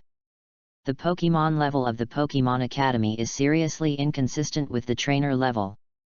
Although each student has good Pokemon qualifications and strength, the trainer level of this group of rich kids is pitifully low. Although they can get a place to participate in the Indigo Plateau Conference every year, most of the students who have never made it to the top 16 were eliminated in the first round. They are cannon fodder level and are just going through the motions at the conference. However, they are the best experience packs. Although they are weak, the level of Pokemon is real, basically at the elite high level. Since Mikey Yagami has come here, he will naturally not let this group of sandbags go. He strode over with a power trip look on his face. Hey, you rookies from the Pokemon Academy, dare you fight me? What did you say? Looking for death? You dare to challenge the trainer in the Pokemon Academy? Ah. No, Guedud, don't die. Pidgeotto, are you okay? Cheer up! Firo, don't! They were greeted by a series of strong water gun tricks. Meryl, like a turret, stood still and swept the students of the Pokemon Academy with just the water gun trick that spit up from his mouth. The Pokemon on the opposite side, who were in the elite middle and advanced stages, were constantly swept away. Seeing Meryl easily sweeping the whole field, Yagami Mikey was also speechless. He knew that the students of the Pokemon Academy were relatively weak, but he didn't expect them to be so weak that none of them could fight. Lu Li defeated rival one after another. The excited Meryl's momentum rose steadily and was continuously released from his body. His strength successfully advanced to the elite high level, and with the increase in level, he also mastered the following moves. Meryl. Attribute Water and Fairy. Ability Strongman Ability. Strength Elite Advanced. Potential Gym Peak. Mastered moves Water Splash, Charm, Tail Whip, Bubble, Tap, Water Gun, Belly Drum, Inherited, Defense Curl, Double Edge, Rollout. Rookies, a group of weak and useless trainers, watching Meryl successfully promoted to the elite advanced level, Yagami Mikey was also very happy, and continued to taunt with Power Trip to attract hatred. After all, its Beedrill is still at the elite middle level and needs a batch of experience packs. You wait, don't run if you have the guts. Dare to insult the Pokemon Academy, you're finished. Yagami Mikey's taunting obviously successfully attracted a large wave of hatred. Amid the shouting of a group of rage students, he was going to the academy to ask for help. Looking at the group of elementary school students running into the academy, Mikey Yagami couldn't help but smile. It was another group of delicious experience packs. The 4 elites of the beginner class are here too. Led by an elementary school student, 4 well-dressed teenagers, surrounded by a large group of people, walked towards the entrance of the academy, causing a lot of cheers. Are you planning to challenge the Pokemon Academy? A boy with a hedgehog head crossed his arms and said, "You are so bold and overestimate your own abilities. I heard that students who graduated from the Pokemon Academy can participate in the Indigo Plateau Conference without collecting 8 badges. Students in the beginner class are equivalent to people with 2 badges outside. But in my opinion, the students of the Pokemon Academy are so weak and pitiful that they may not be as strong as some insect-catching boys." Yagami Mikey looked at the aggressive elementary school student opposite him with a look of disdain, and said sarcastically, "What? What did you say?" Yagami Mikey's taunting was obviously very successful, and instantly ignited the elementary school students present. They stared at Yagami Mikey with rage eyes, wishing to stare him to death. If eyes could kill, he would have been stared to death countless times. To deal with water-type Pokemon, you naturally have to use grass-type Pokemon. Go! Weepin' Bell, let the 4 elite grass-type elites in the beginner class be your rival. A primary school student with short green hair released Pokemon angrily.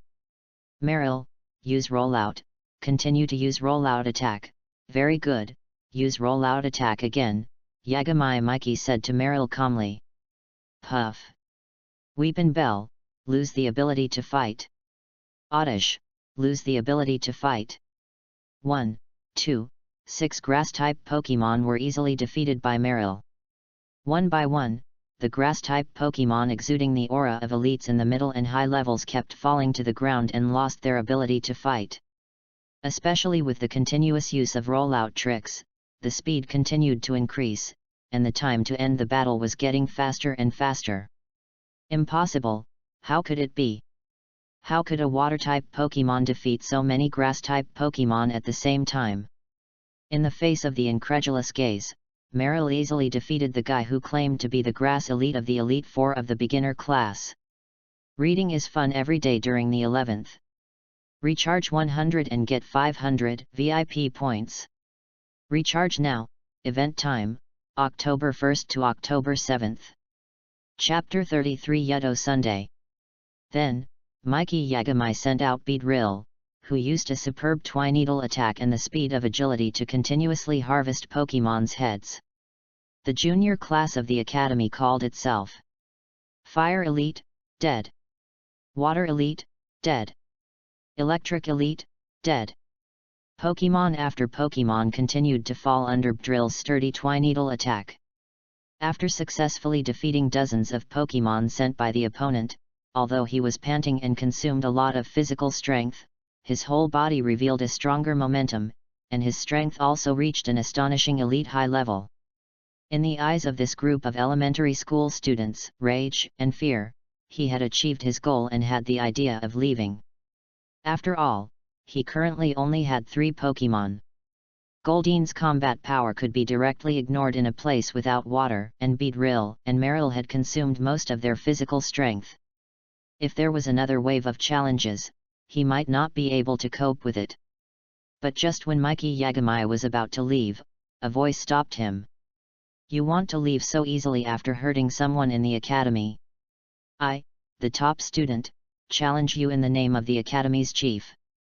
A beautiful girl with bright eyes and white teeth came late, surrounded by a large group of people, walked slowly, put her hands on her hips and said to Mikey Yagami, "Do you dare to fight me in a 6-on-6 battle?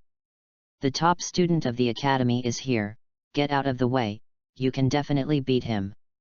The group of elementary school students who were originally dejected saw this girl, their eyes brightened, and they instantly regained their confidence and quickly made way. Mikey Yagami certainly didn't dare to answer. He thought to himself that he only had 3 Pokemon and only 2 of them were capable of fighting. Naturally, he would not easily agree to her request. However, he said, "Don't waste time. Let's have a one-on-one duel. I still have to hurry." For this outstanding prodigy who could easily defeat Misty in the original book with unfavorable attributes, Mikey Yagami didn't have the confidence to fight 2 against 6. Naturally, he would not agree to her request. Otherwise, he would pretend to be an accident and might be taught a lesson by the other party. However, the girl on the other side seemed to have foresight Mikey Yagami's lie, and snorted disdainfully, "You don't have 6 Pokemon, right? For a civilian trainer like you, having 3 Pokemon is already amazing." Hearing this, the elementary school students around seemed to have found an angle to attack Mikey Yagami, and instantly started to discuss and ridicule. "That's right, no wonder he only used Beedrill and Marill, it's likely that he didn't even have 3 Pokemon. What's so good about a guy with only 2 Pokemon to power trip?" With all these, the elementary school students around kept making a fuss, and it seemed that they finally found a reason to despise Mikey Yagami.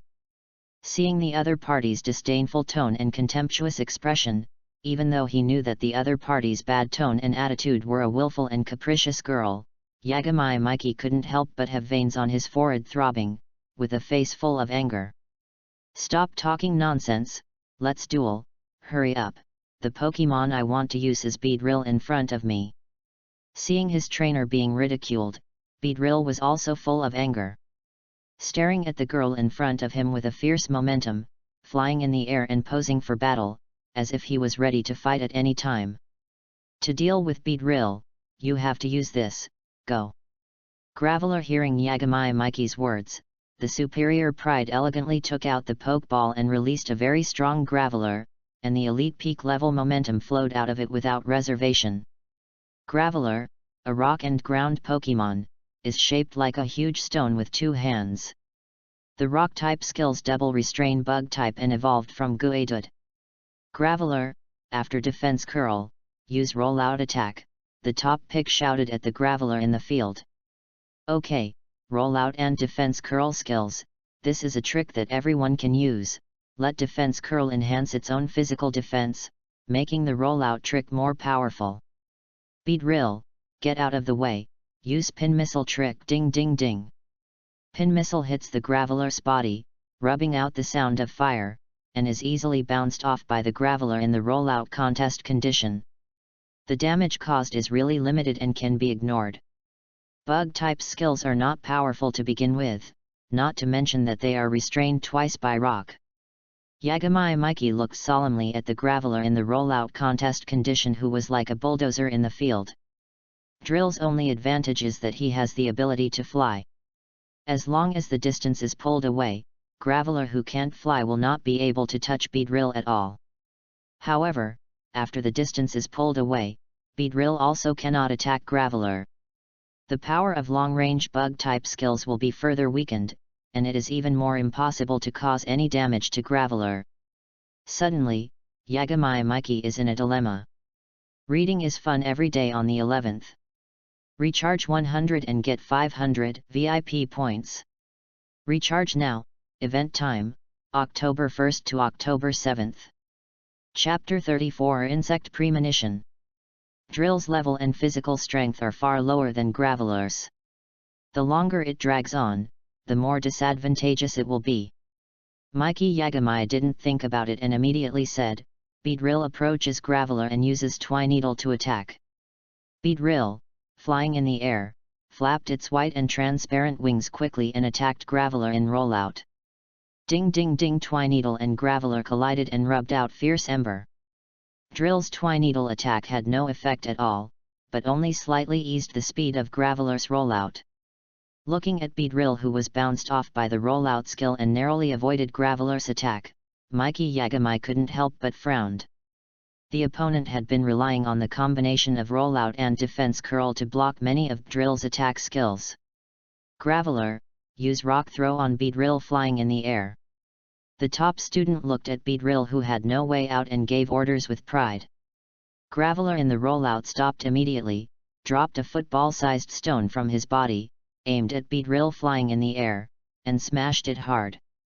Use agility to avoid it, and then use the string shot trick to seal Graveler's limbs.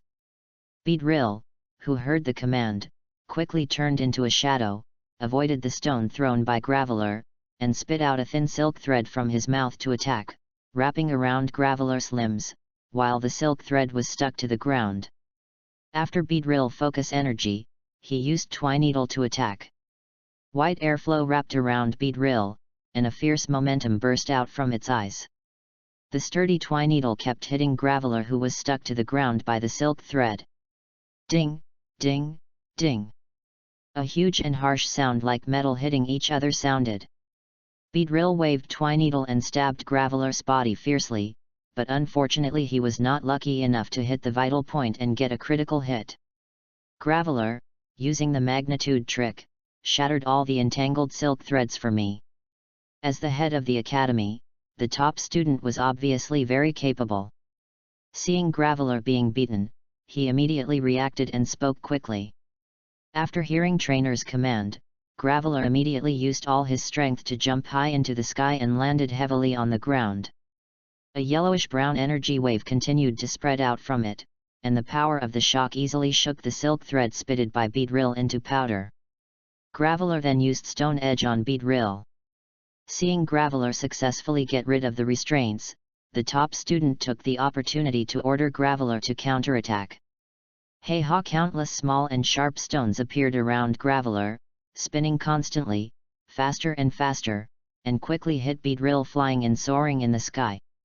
Puff Beedrill, who was unable to dodge, took this move completely. Stone Edge has an excellent effect.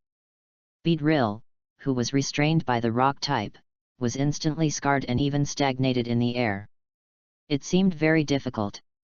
Looking at Beedrill, whose physical strength was almost exhausted after only one attack, Yagami Mikey frowned, and only mastered the bug-type trick. Beedrill, as far as I can see, has no chance of winning. Well, your bug-type Beedrill can't possibly defeat my rock and ground Pokemon Graveler, do you want to admit defeat? Said the top-notch kid, looking at Mikey Yagami with a proud look on his face. No one knows the outcome until the last moment.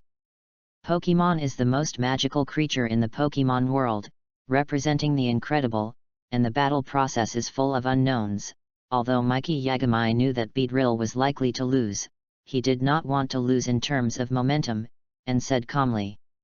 It is not so easy to make him give up easily, and he could not help but concentrate and shout, Beedrill focus energy, use all your strength to attack with Twineedle, and make a break with Graveler. Hiss hiss hiss. Beedrill seemed to feel Mikey Yagami's confidence, and roared to the sky. A light green energy emanated from its body and tightly wrapped around its body. Bug Premonition ability was activated. When HP decreased, the power of bug type's moves would increase. Drill's momentum continued to vent, his eyes became more sharp and cold, and he raised the thick twine needle and hit Graveler's body hard. That final gambit's momentum made Graveler tremble, and he suppressed it for a short time, forcing Graveler to retreat step by step. Although the damage was very limited, it frightened Graveler. Don't be afraid, Graveler. Use Stone Edge to knock Beedrill away. Looking at Graveler being beaten back by Beedrill, the top-notch kid looked anxious and shouted to Graveler in the field to cheer him up. Read books every day on the 11th. Recharge 100 and get 500 VIP points. Recharge now, activity time, October 1st to October 7th. Chapter 35 Fighting Skill Brick Break. Hearing his trainers cheering, Graveler was no longer afraid and quickly adjusted the angle of attack. Under Graveler's control, the sharp stones attacked Beedrill. Beedrill swung the twine needle vigorously, trying to break the stones that attacked him. His speed became faster and faster, his momentum became stronger and stronger, and the force of swinging the twine needle became stronger and stronger, until a dazzling white light burst out from Drill's twine needle, easily breaking the flying stones. At this moment, Beedrill successfully mastered the fighting skill Brick Break. Pieces of attacking stones were constantly broken by Drill's thick twine needle, but some of them broke through Drill's block and hit him, making him panting all the time, and even staying in the air seemed very difficult. Seeing Drill's physical strength approaching the lowest point, Yagami Mikey couldn't help but shout, "Beedrill, use all your strength, use the most powerful brick break trick, and give Graveler the final blow." Hiss, hiss, hiss. A loud hissing sound came out of Drill's mouth, and a dazzling white light covered Drill's right arm, making its right arm even stronger and stronger. Beedrill flew to the top of Graveler with the last bit of physical strength left, raised his right arm and chopped it hard at Graveler's head. "Graveler, don't lose, defense curl plus rollout trick, attack." The top pride obviously won't sit and wait for death, and hurriedly ordered Graveler. Bang! A violent collision occurred, Graveler fell to the ground. Struggle tried to stand up again, although he was seriously injured and couldn't even stand, but he still had a little physical strength left to continue fighting. While Beedrill was bounced away and hit the ground heavily, circles appeared in his eyes, and he lost his fighting ability.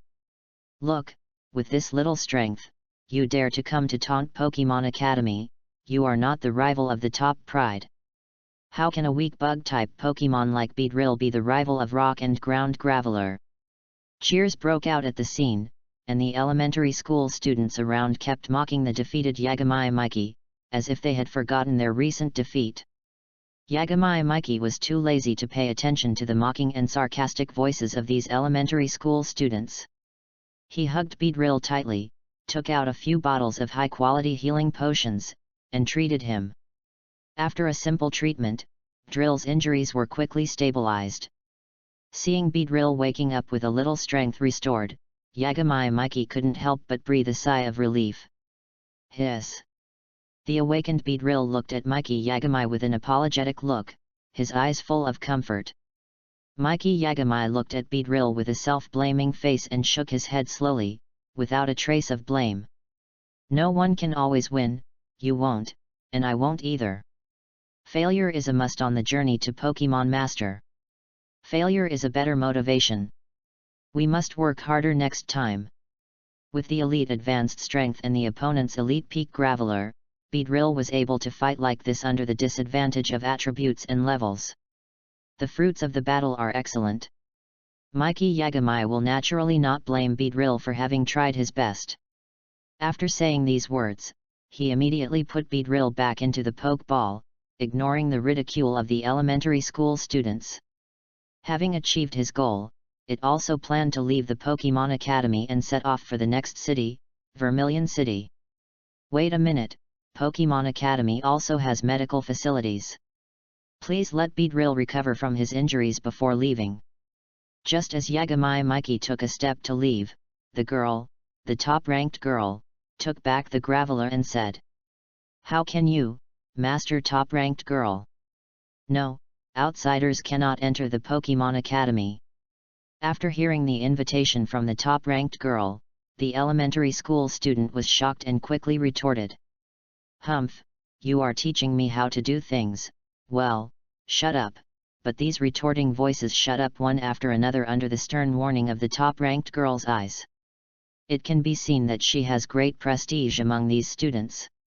Okay, after thinking about it, Mikey Yagami decided to stay. After all, Drill's injuries were not light. The sooner he was treated, the less sequelae he would have. For Drill's future, Mikey Yagami gladly accepted the invitation of the top student. Moreover, Mikey Yagami was always curious about the teaching in the Pokemon Academy. As for the attitude of those elementary school students, he didn't even want to pay attention to them. Ding dong jilly. With several Chanseys cooperating with each other, using healing skills and cooperating with the best medical equipment, Beedrill quickly recovered. Seeing this, Mikey Yagami couldn't help but sigh that the Pokemon Academy was so rich that even Chansey, a rare Pokemon exclusive to the Joy family, could be obtained. "Beedrill, how is your recovery?" Mikey Yagami asked as he looked at Beedrill, who had recovered and moved his limbs in the air. Hiss hiss hiss. Beedrill flew in the air excitedly, obviously recovered well, with a full face, responding to Mikey. Lee Merrill beside him also said that he had recovered and enjoyed Chansey's comfortable treatment very much, with a happy expression on his face. Reading is fun every day during the National Day. Top up 100 and get 500 VIP points. Top up now, event time, October 1st to October 7th. Chapter 36, Visiting the Pokemon Academy. It seems that Beedrill and Merrill have recovered. Yudosai also put the graveler back into the Pokeball after treatment, and walked towards Mikey Yagami with a smile and said, "Thank you, Miss Side." Mikey Yagami also looked at the other party with gratitude and thanked her. Yes, the top pride, real name Yudosai, only those who are recognized by her in terms of strength can call her by her real name. She is the second daughter of a big family in the Sinnoh region. She came to study in the Pokemon Academy in Kanto, the continent with the title of the strongest region. This is the information Mikey Yagami got through talking with her. "Mikey, let me take you to visit the facilities of this Pokemon Academy." Yudosai looked at Mikey Yagami with a smile and invited her. "Okay, I also want to see what's so special about this school that is recognized by the Kanto Alliance and can qualify for the Indigo Plateau Conference as long as it graduates." Mikey Yagami followed Yudosai and walked on the spacious avenue of the Pokemon Academy, listening to the girl's gentle narration. This is the battlefield of the Academy. There are 4 types, namely water field, grass field, ice field and rock field. Each has its own characteristics, especially the ice field. Mikey Yagami looked at several seals, who released a freezing ray on the field every once in a while to reinforce the iceberg. Mikey Yagami was amazed and couldn't help but sigh that the Pokemon Academy was so rich that it could always maintain the battlefield for students to use. Arriving at another super luxurious dormitory, Yudosai pointed to the magnificent building in front of him, normal, which was decorated like a palace. This is the student dormitory. It not only provides students with comfortable and cozy accommodation, but also uses the best feed for Pokemon breeder, and the energy cubes that are most suitable for Pokemon feed are airlifted from the Honjem continent. Energy cubes. Mikey Yagami looked at the neatly arranged rows of energy cubes of different colors on the shelves, and his eyes were full of jealousy. After all, with his current financial resources, the feed for Beedrill, Merrill, and Goldeen is just the most ordinary feed, plus the top milk produced by Miltank. This is the Weather Environment Simulation Control Laboratory, which can simulate all the bad weather in the wild and train the students' survival ability in the wild. Fog, rain, snow, sandstorm, etc. The weather can be covered within a kilometer of the school through the equipment here. Mikey Yagamai looked at the black technology in the control room and couldn't help but marvel at it, praising the power of these black technologies, which can actually affect the weather within a certain range. This is a simulated combat machine that can simulate the Pokemon of the 8 gyms in Kanto as challenge targets. While speaking, Yato Sunday personally controlled the computer, and a turn-based Pokemon game appeared. With the help of attribute restraint, he easily passed the 8 gyms and said, "I also know that with my strength, if I challenge the gym head-on, I am likely to lose." Then he spoke with disdain. As for the other students in the academy, they were even worse. They all lived in their own dreams. My graduation was equivalent to having the strength of 8 badge levels in the outside world. This is the library, which has a large number of books about Pokemon. Students can check them out by themselves. This is the classroom. Every day, there are powerful gym-level teachers coming to talk about the relevant knowledge between Pokemon battles. This is the breeder's room. Every student who enters can get a good Pokemon egg. Another door was opened. On the shelves of a warm room, Pokemon eggs of various shapes, sizes, and colors were neatly arranged together. After a circle, the girl's crisp voice continued to introduce to Yagamai Mikey. Knowing the generous treatment and benefits of the Pokemon Academy, it is impossible for Yagamai Mikey to say that he is not envious, but he hides it well and does not show it. He still calmly said to Yato Sunday, "Ms. Sunday, thank you for taking me to visit the Pokemon Academy. Since Beedrill, Meryl and Goldeen have recovered, I will not stay for long." After a day of visiting the Pokemon Academy, the facilities and high-tech inside really had a great impact on him, and the welfare benefits were even more enviable. However, the high tuition fees were not affordable for ordinary families, but Mikey Yagamai would never give up the journey of practicing Pokemon Master for these reasons. Seeing the good resources enjoyed by the children of rich families, Mikey Yagamai strengthened his belief in his heart. He would never admit defeat, and he did not feel proud of defeating these third-rate elementary school students. Reading is fun every day on the 11th. Recharge 100 to get 500 VIP points. Recharge now. Activity time, October 1st to October 7th. Chapter 37, Continuing the Journey. Sunday, are you sure you want to travel with me? Yagamai Mikey looked helplessly at the girl who was following him. Because she was walking too fast, she was out of breath, her breath was like orchid, and she was sweating profusely. Time goes back to a day ago. Yato Sunday, after learning that Yagamai Mikey had signed up for the Indigo Plateau Conference held by the Kanto Alliance this year and challenged the Alliance Gym, collected 8 badges, and traveled around to practice, he asked Yagamai Mikey to practice with him for a while. As for why the teacher of the academy approved Yato Sunday to go out to travel regardless of her studies, it was thanks to an essay My Dean Grandpa written by Sunday. Well, yes, the dean of the Pokemon Academy is Yato Sunday's grandfather. After learning that his precious granddaughter was going out to practice, he naturally gave her strong support. Not only did he give Yagamai Mikey a large sum of money, Alliance coins, as protection fees during Sunday's trip, but he also gave her a Pokemon full of the temperament of the ancient times before leaving. The ball was stuffed into Yato Sunday's arms. The wave transmitted through the Pokeball contained amazing power, which made Yagamai Mikey's eyelids jump and his heart tremble. Once the Pokemon inside was released, it would definitely be a powerful heavyweight. Why is it so tiring? Is the trainer journey so difficult? If it goes on like this, my feet will be blistered.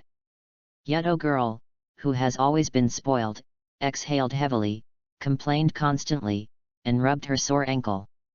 Looking at Yato Sunday who couldn't stand walking for a few kilometers, Yagamai Mikey couldn't help but shook his head helplessly. The trainer training journey has never been easy. Not only do you have to face various crises of survival in the wild, you can be attacked by wild Pokemon at any time, and you must have good performance and physique, otherwise it is difficult to survive in the wild. I'm tired and need to rest. I'll leave later, okay Mikey? Yuto Sunday sat on the ground and said with a charming face. Seeing the girl taking out a carpet and sitting on the ground to rest without caring about anything, Yagamai Mikey knew that he was really tired and couldn't just leave her alone. He could only helplessly accompany her to sit on the ground and rest together. If it weren't for the fact that the other party's grandfather gave her too many alliance coins, she really didn't want to bring such a burden. Seeing that it was already noon, Yagamai Mikey and Yuto Sunday each took out a 3 great Pokemon bento for Alliance survival from their space bags and worked hard, and released their own Pokemon as a warning. Everyone, come out! The girl threw the Pokeball to soaring in the sky, and the Pokeball bounced off. With 6 white lights, 6 Pokemon appeared, namely, Growlithe, Graveler, Wartortle, Pidgeotto, Cubone, and Gible, the Earl Dervish form of the Sinnoh region's symbolic quasi-god Pokemon, all of which are rare Pokemon with good potential. Especially when he saw Gible, who looked like a young shark, with a huge dorsal fin on the top of his head, 2 protruding ears on both sides of his head, a dark blue body, a red jaw to the abdomen, a light blue stripe on each ear, a huge mouth with sharp teeth in the mouth, and short and strong limbs with 3 toes, Mikey Yagamai was completely shocked. In the real Pokemon world, as a quasi-god dragon type, Gible is a very rare Pokemon. Gible symbolizes extraordinary potential, strong strength, and boundless domineering appearance, which is sought after by a large number of people, unlike the game where the appearance rate is always low due to the turn-based system. How is it? My Pokemon is pretty good, right? Looking at Mikey Yagamai's surprised expression, Yuto Sendai said with a smug look on his face, in order to raise them, I spent a lot of money to order energy cubes that match their attributes, and sent people to deliver them from the distant Hone region. The girl then took out cans of energy cubes in various colors with exquisite packaging from her space bag, and used the milk produced by Miltank as drinking water. Such a luxurious scene made Mikey Yagamai, who was watching on the side, envious, and sighed, rich trainers always live so plainly. If you don't see it with your own eyes, who can know the luxury of cultivating Pokemon? Take it. I'll provide you with Pokemon feed during the trip. Perhaps seeing the covet in the eyes of Beedrill and Meryl beside Mikey Yagamai, Yuto Sunday waved his hand and spoke boldly. Then he took out a few bottles of beautifully packaged energy cubes marked with water Pokemon from the space bag and handed them to Mikey Yagamai. Knowing that the girl in front of him was really rich, Mikey Yagamai was not pretentious and generously accepted these bottles of high-level energy cubes for water Pokemon. By the way, he also dug a shallow pit on the ground and released Goldeen, who had been staying in the Pokeball for a long time, and let it build a small puddle with its water gun trick. Have fun reading every day during the National Day. Recharge 100 to get 500 VIP points. Recharge now, event time, October 1st to October 7th. Chapter 38 Effort Value Max 255. Watching Beedrill, Meryl, and Goldeen eating high-level energy cubes with relish, Yagamai Mikey wondered whether he should just cling to the thighs and eat free food. After all, energy cubes are not only the best food for Pokemon, but also have the function of improving Pokemon's qualifications. Long-term use of high-level energy cubes can not only comprehensively improve Pokemon's physical fitness in all aspects, but also can maximize Pokemon's effort value. Unlike the total effort value of only 510 in the game, in the real Pokemon world, the total effort value of Pokemon's HP, physical attack, physical defense, speed, special attack, and physical defense reaches 1,530. Through good breeder and high-level energy cubes or natural treasures, the 6 major effort values can reach 255 at the same time. However, ordinary wild Pokemon living in harsh environments in the wild may only be able to increase 2 of them to 255. Of course, the talents of Pokemon of the same species may vary greatly due to their personalities.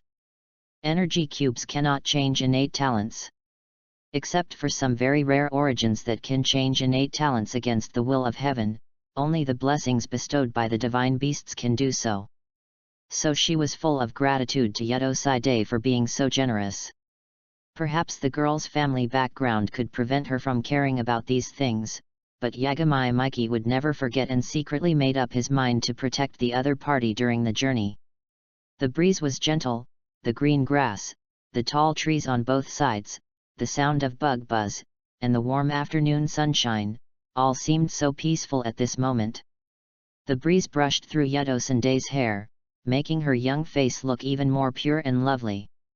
At this moment, Yagami Miki was also slightly fascinated, secretly praising her for being the girl that Ash, an emotional idiot, thought was beautiful, and the only beautiful girl that Xiao Gang, who was only interested in the queen, had praised.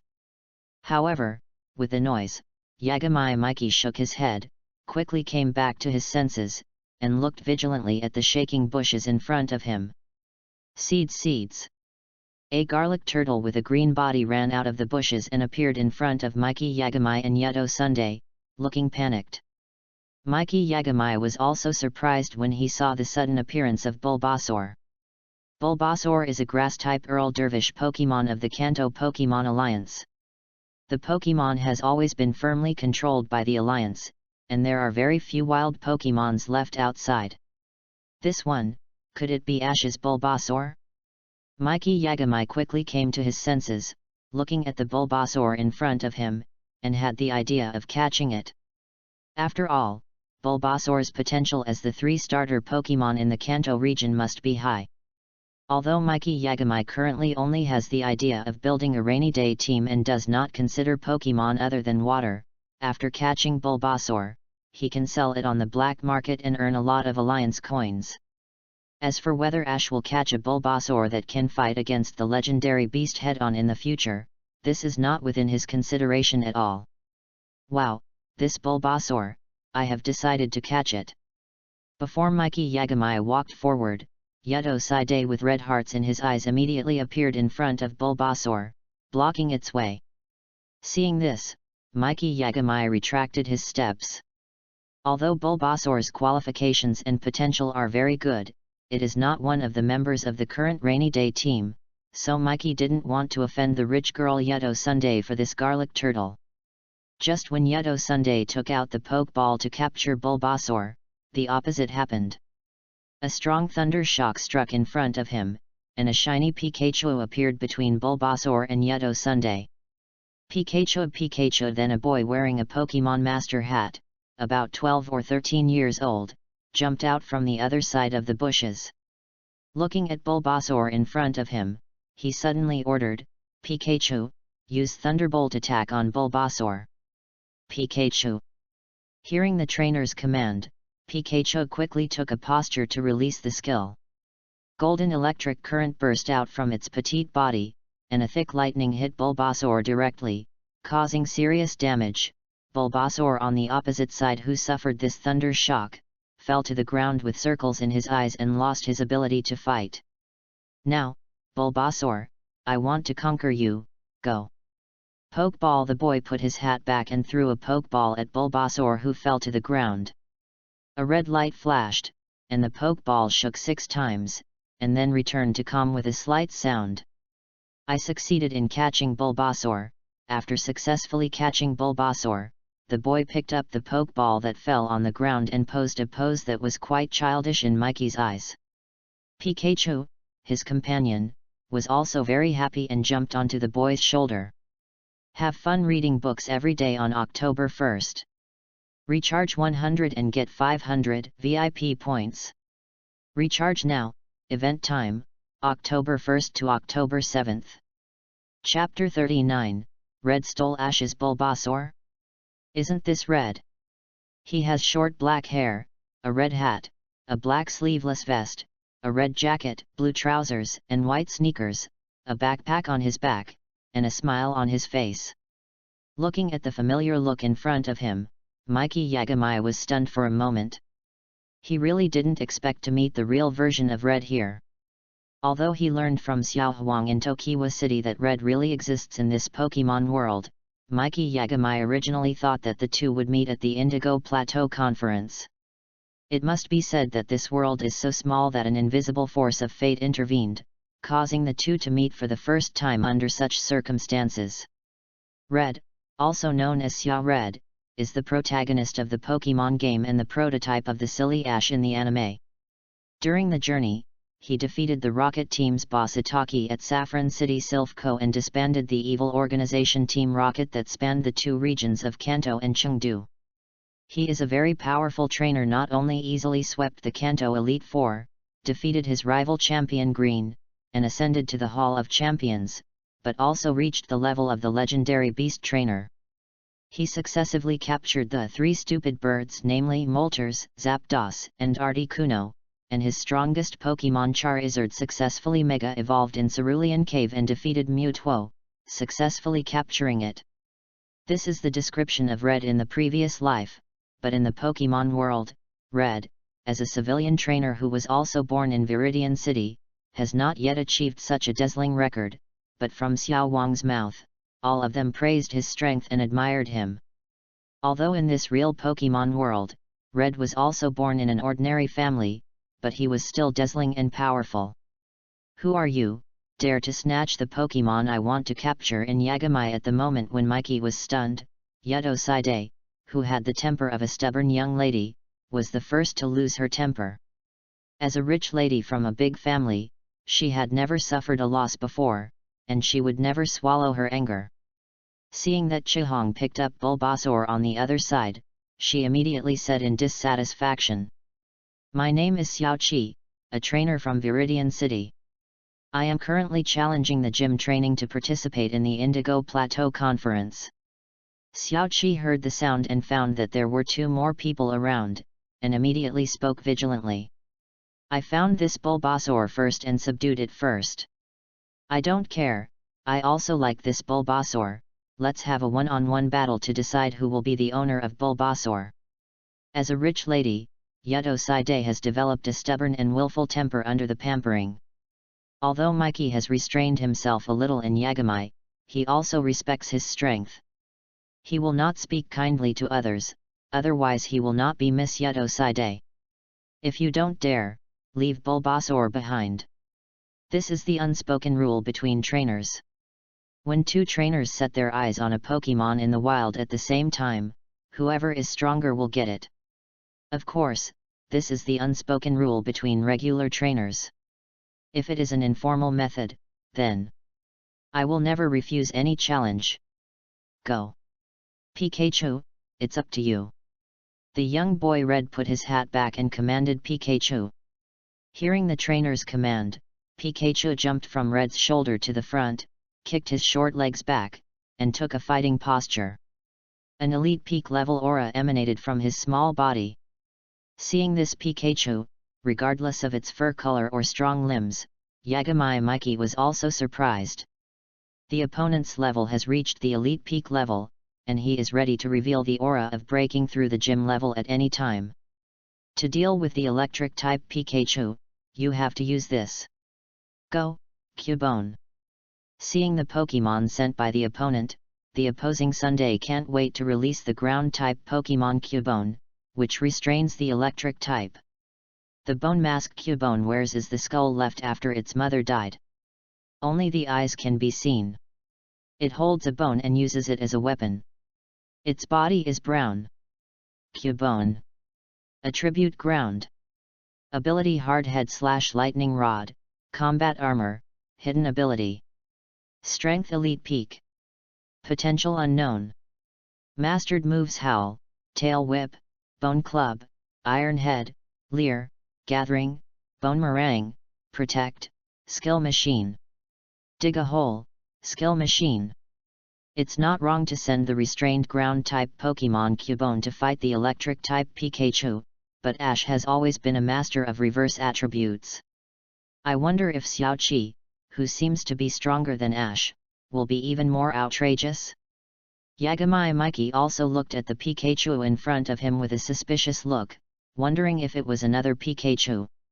Have fun reading books every day during the National Day. Top up 100 and get 500 VIP points. Top up now, event time, October 1st to October 7th. Chapter 40 The King of Leather. Even if it's a disadvantageous ground Pokemon, I won't be afraid. Pikachu, use Thunderbolt. Knowing that ground Pokemon are immune to electric Pokemon, Xiaoqi still ordered Pikachu to use Thunderbolt. Pikachu heard the order and did not hesitate at all. A golden thunder burst out from Pikachu's body and hit the Cubone on the opposite side without any hesitation. Stupid, don't you know that ground-type Pokemon are completely immune to electric-type moves? Cubone used Bonemerang to deflect Thunderbolt. Facing the strong Thunderbolt, Yato Sendai confidently gave orders to Cubone in the field. Facing the Thunderbolt, Cubone was not afraid at all. The bone club in his hand quickly rotated and hit the Thunderbolt head-on, trying to deflect the Thunderbolt attack, but it didn't work. Pikachu may be the most incredible Pokemon in the Pokemon world. When it is strong, it can fight against legendary beasts, but when it is weak, it will be bullied by Rattata. Xiaokai's Pikachu is even more special. Just think about Ash's Pikachu in the anime. Bonemerang, Cubone's special move, a thick bone club, was thrown by it in a very good way, spinning in its hand continuously, facing the attacking Thunderbolt's special move head-on, swoosh. Thunderbolt was disintegrated, and a trace of electric current bounced onto the ground. If you look closely, you can see that the scorched earth on the surface of the ground was blackened. Kara. The trace of electric current generated by the Thunderbolt being bounced off, part of it splashed onto Cubone's body, causing a little damage to Cubone, causing Cubone to let out a muffled groan from the corner of his mouth. Yagami Mikey couldn't help but twitch his lips when he saw the ground Pokemon Cubone that was not completely immune to the Thunderbolt of Xiaokai's Pikachu. This was too much. In the Pokemon world, it's not wrong to say that the ground Pokemon is completely immune to the electric Pokemon, but in most cases of similar levels, ground Pokemon can be completely immune to electric Pokemon skills, but it seems that this rule does not apply to Xiaokai's Pikachu. Impossible, how could it be?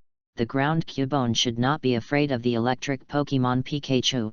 Looking at the Cubone that was hit by the electric current and suffered some damage, Yato Sendai was incredulous, stunned on the spot, and did not move. Pikachu, rush over, use high-pressure Thunder Shock. Don't give it a chance. Looking at the stunned Sunday, Xiaoqi will not miss this great opportunity to attack, and immediately ordered Pikachu. Seeing that Xiaokai's Pikachu has even learned the special move of high-pressure Thunder Shock, Yagami Mikey doesn't know what to say. Is this talent worthy of Pikachu? Pikachu. Pikachu immediately took a short step and rushed towards the bewildered Cubone. A golden thunder wrapped around Pikachu's body, and the speed was getting faster and faster. Pikachu's figure turned into a ray of light, and turned into a straight sword, rushing towards Cubone who was stunned. Cubone, use the special move of Protect quickly. After all, he is the chief of the Pokemon Academy, and does not need Yagami Mikey's reminder.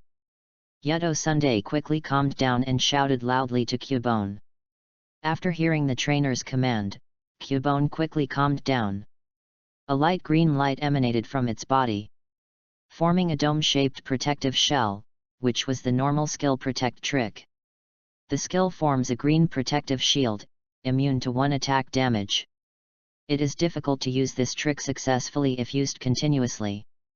Bang Ping Pong Pikachu, who was under the high-pressure Thunder Shock, fiercely tackled the protective trick performed by Cubone and knocked it into the air. The sound of porcelain cracking rang out, and the green protective shield was shattered by Pikachu's tackle. With a slight sound, it was completely broken.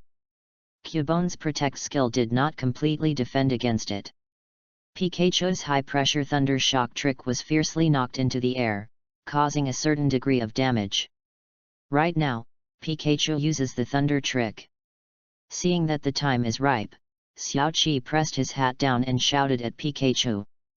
Pikachu, who heard the command, quickly jumped into the air and curled up. A bolt of lightning that went straight to the sky, sensing its call, flashed from the clouds and hit Cubone in the air fiercely. Kara, a painful wail came out of Cubone's mouth. Its entire body was struck by golden thunder and endured unimaginable pain. It fell heavily on the ground, with circles in its eyes, and lost its fighting power. How could it be? How could a ground-type Cubone lose to an electric-type Pikachu? Doesn't the ground-type have the ability to be immune to electric-type tricks? Looking at Cubone, who had fallen to the ground and completely lost his fighting power, Yuto Sendai sat on the ground with his eyes blank and paralyzed, with a look of confusion on his face. Have fun reading books every day during the 11th. Recharge 100 to get 500 VIP points. Recharge now. Activity time, October 1st to October 7th.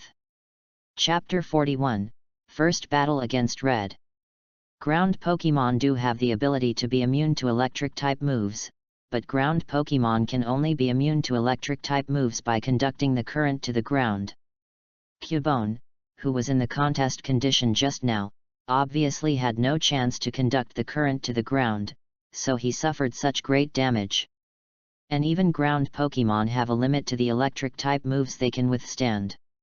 You don't think Cubone can rely on the advantage of attribute to defeat Zapdos, one of the 3 sacred birds, right?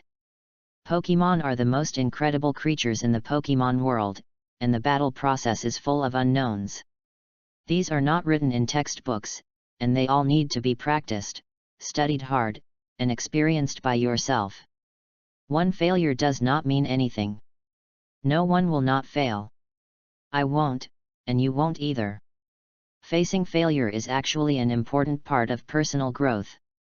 Looking at the distraught Yuto Sendai, Yagami Mikey couldn't help but step forward to comfort her. In fact, when he knew that Red had sent Pikachu, Mikey Yagami felt that Yuto Sendai would not be Red's rival.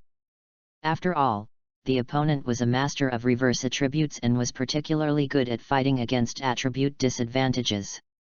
Moreover, if Yuto Sendai knew what Red had achieved in the special episode, she might not even have the courage to fight against Red. Mikey Yagami put his hand on Yuto Sendai's head and rubbed her soft hair, hoping that she could be more open-minded and not give up the trainer journey easily because of a temporary failure. Thank you for your comfort, Mikey.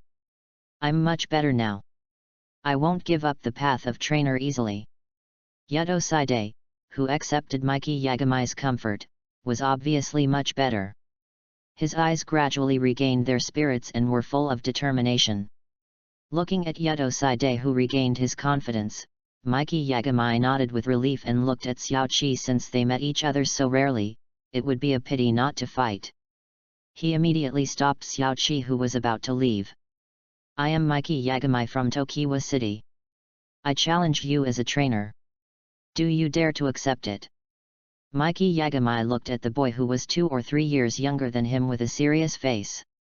His eyes were full of solemnity. His current Pokemon level was only the Elite High level, which was a small level lower than the Pokemon of Red. It was really difficult to see the hope of winning. But even if he was bound to lose, he would not give up challenging Red. Dare to challenge, isn't this the quality that an excellent trainer should have? You are also a trainer from Viridian City. Xiaoqi, who was about to leave, stopped moving forward when he heard what Mikey Yagami said.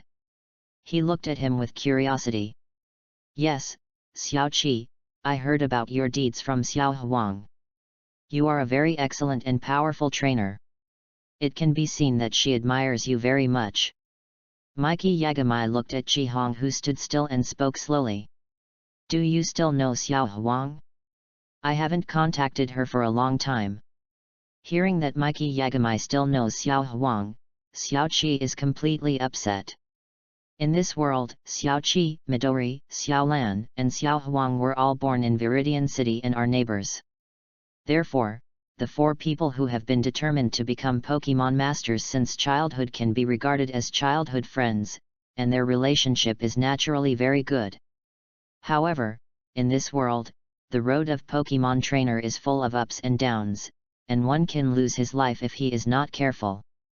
Therefore, when embarking on the journey of trainer, Xiaoqi, Midori, and Xiaolan all hope that the weak Xiao Huang will embark on the road of Pokemon Master a few years later.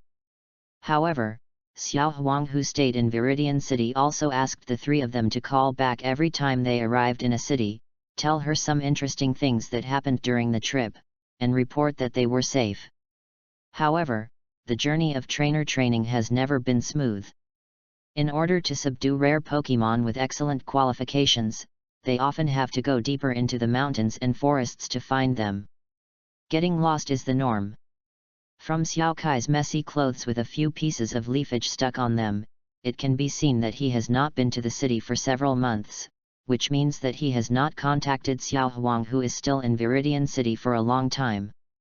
Okay, as a trainer in Viridian City, I accept your challenge. Xiao Qi has never been afraid of fighting in his previous life or this life, which is why he can achieve such great achievements in the future. It's decided to be you, go. Poliwhirl.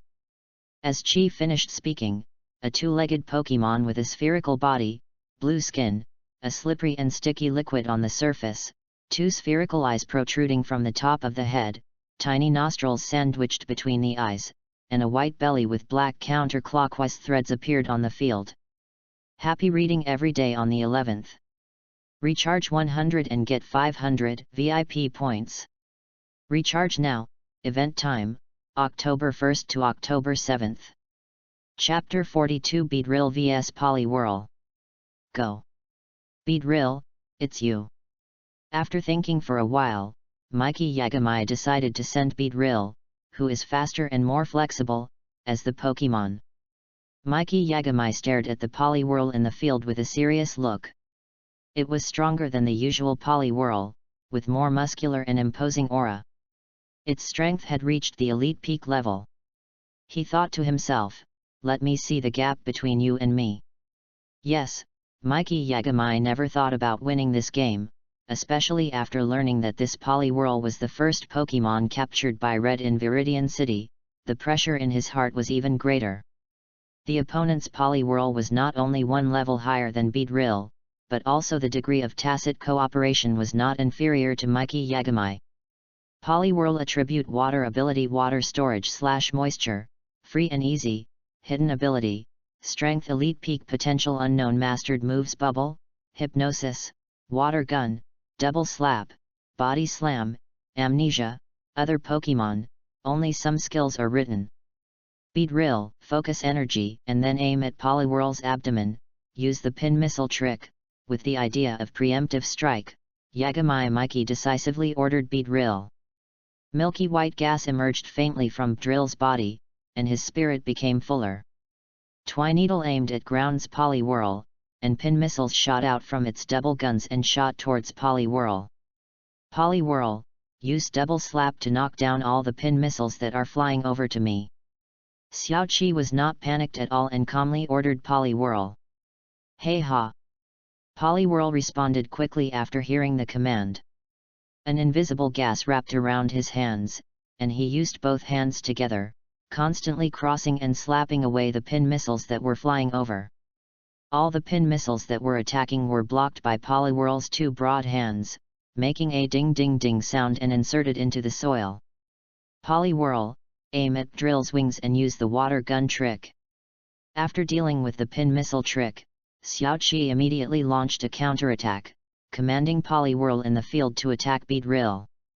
A thick water gun trick, spit up from Poliwhirl's spiral abdomen, the huge attack distance tightly blocked Beedrill's retreat. If hit by the water gun trick, even if the physical strength is not exhausted, once the wings are rubbed and stained with water, it will be a failure. Yagami Mikey couldn't help but frown. Xiao Qi had rich combat experience and found a way to limit Beedrill's speed at once. But it was impossible for Yagami Mikey to give up easily. Beedrill's only advantage was the flying ability. Yagami Mikey naturally would not give up this advantage. Facing the huge water gun attack, Yagami Mikey looked at Beedrill in the field and shouted in a deep voice, use agility to avoid it quickly. Buzz buzz buzz. Beedrill flapped its white and transparent wings quickly. Under the contest condition of agility, its speed continued to increase, turning into a residual image, and dangerously slashed the thick water column. Seeing that pin missile's trick was easily dealt with, Yagami Mikey could only change his attack ideas and choose close combat to decide the outcome. Beedrill, use Twineedle to attack. Drill's thick double guns, emitting cold light in the sun, fiercely stabbed towards Poliwhirl on the ground, as if to pierce the opponent's body. Mosquito Frog, use digging holes and hide underground. Looking at the attacking Beedrill, Xiaoqi immediately took countermeasures and spoke to the Mosquito Frog in the field. After hearing the order, the frog waved its hands and quickly dug a hole in the ground, burrowing into the ground, avoiding Beedrill's Twineedle attack. Beedrill, whose attack missed, stopped in mid-air, looking around anxiously at the ground around him, guarding against Poliwhirl, which might break out of the soil at any time. Beedrill, take off quickly. Looking at Beedrill standing there in a daze, Yagami Mikey couldn't help but secretly shout that it was not good. After all, Poliwhirl was not a ground-type Pokémon and did not have the ability to survive underground for a long time. This was a battle, and the opponent could not stay underground all the time. Beedrill, just fly high in the sky and wait quietly for Poliwhirl to come out on its own initiative when it could not bear the underground environment, because the ground-type digging trick had no effect on Beedrill with flying ability, and Beedrill standing there in a daze would easily be defeated by Poliwhirl. As expected by Mikey Yagami, the genius trainer Xiaoqi, who is very talented in Pokémon battles, decisively seized the opportunity to attack and immediately said coldly, "Take advantage of this moment, Poliwhirl, use Body Slam." Bang! Poliwhirl broke out of the ground and appeared right behind Beedrill, with a huge dark shadow covering it, and its body covered Beedrill fiercely, pressing down on the ground. Reading is fun every day on the 11th. Recharge 100 to get 500 VIP points. Recharge now. Event time, October 1st to October 7th. Chapter 43, Red's Dissatisfaction.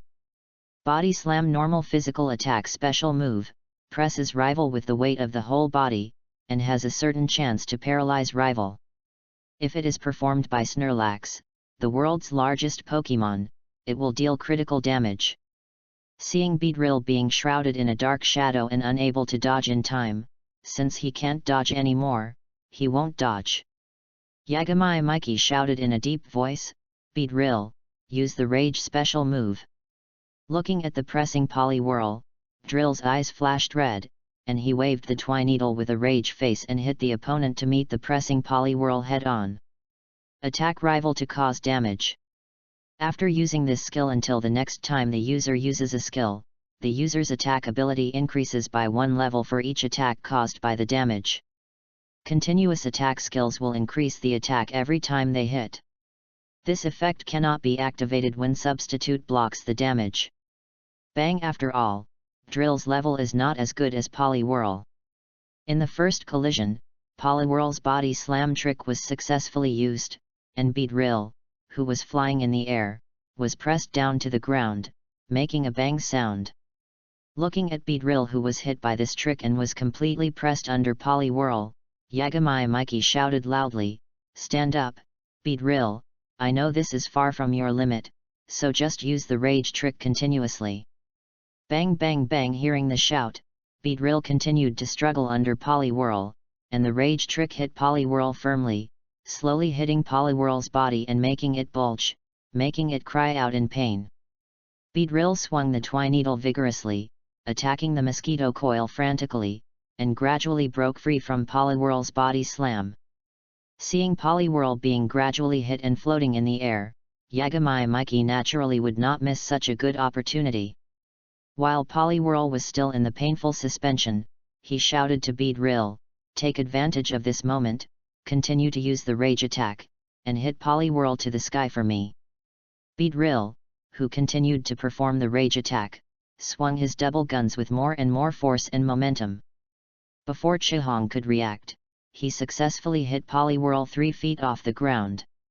Mikey Yagami naturally understood the principle of taking advantage of the victory. Beedrill, aim at Poliwhirl's abdomen and use the most powerful poison barb trick. Beedrill, who heard the command, quickly adjusted his posture, and the poison barb at the tail glowed with a ray of light, fiercely stabbed towards Poliwhirl's abdomen. Seeing Poliwhirl in an unfavorable situation, Chihong was terribly calm and quickly made a response plan. Poliwhirl, use hypnosis on the attacking Beedrill. This Poliwhirl was obviously well trained by Chihong. While suspended in the air, it also slightly adjusted its posture. At the same time as Beedrill's poison barb hit it, it chose an angle to successfully perform the trick of hypnosis. At the same time as Beedrill's poison barb hit it firmly, Poliwhirl's body emitted a wave of psychic system, and 2 pink circles appeared from its eyes.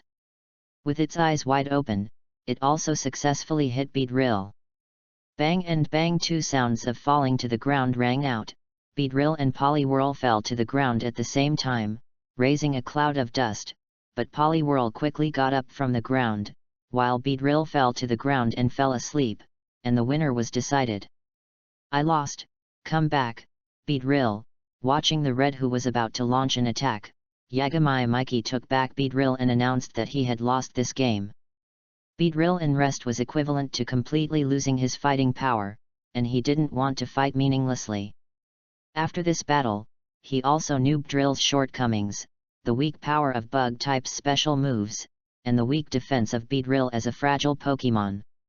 In addition, the special moves he learned and mastered were too few, and the attack range was not wide enough, so he could only cause scratch damage to other Pokémon.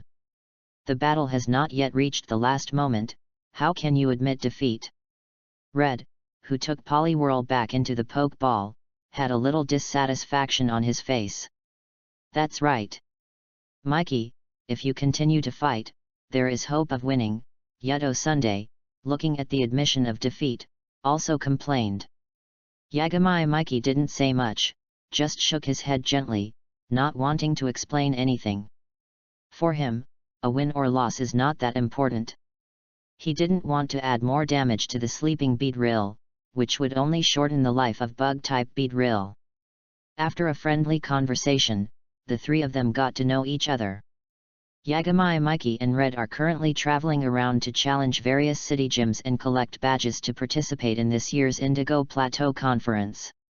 As a top student of the Pokemon Academy, Yuto Sunday does not need to collect 8 badges to qualify for the Indigo Plateau Conference. It is worth mentioning that Red has successfully collected 3 badges, namely the Water Drop Badge of the Cerulean Gym, the Stone Badge of the Nibi Gym, and the Green Leaf Badge of the Tokiwa Gym. Read books every day on the 11th. Recharge 100 to get 500 VIP points. Recharge now. Event time, October 1st to October 7th. Chapter 44, Green Leaf Badge of Tokiwa Gym. You can actually get the Green Leaf Badge of the Tokiwa Gym.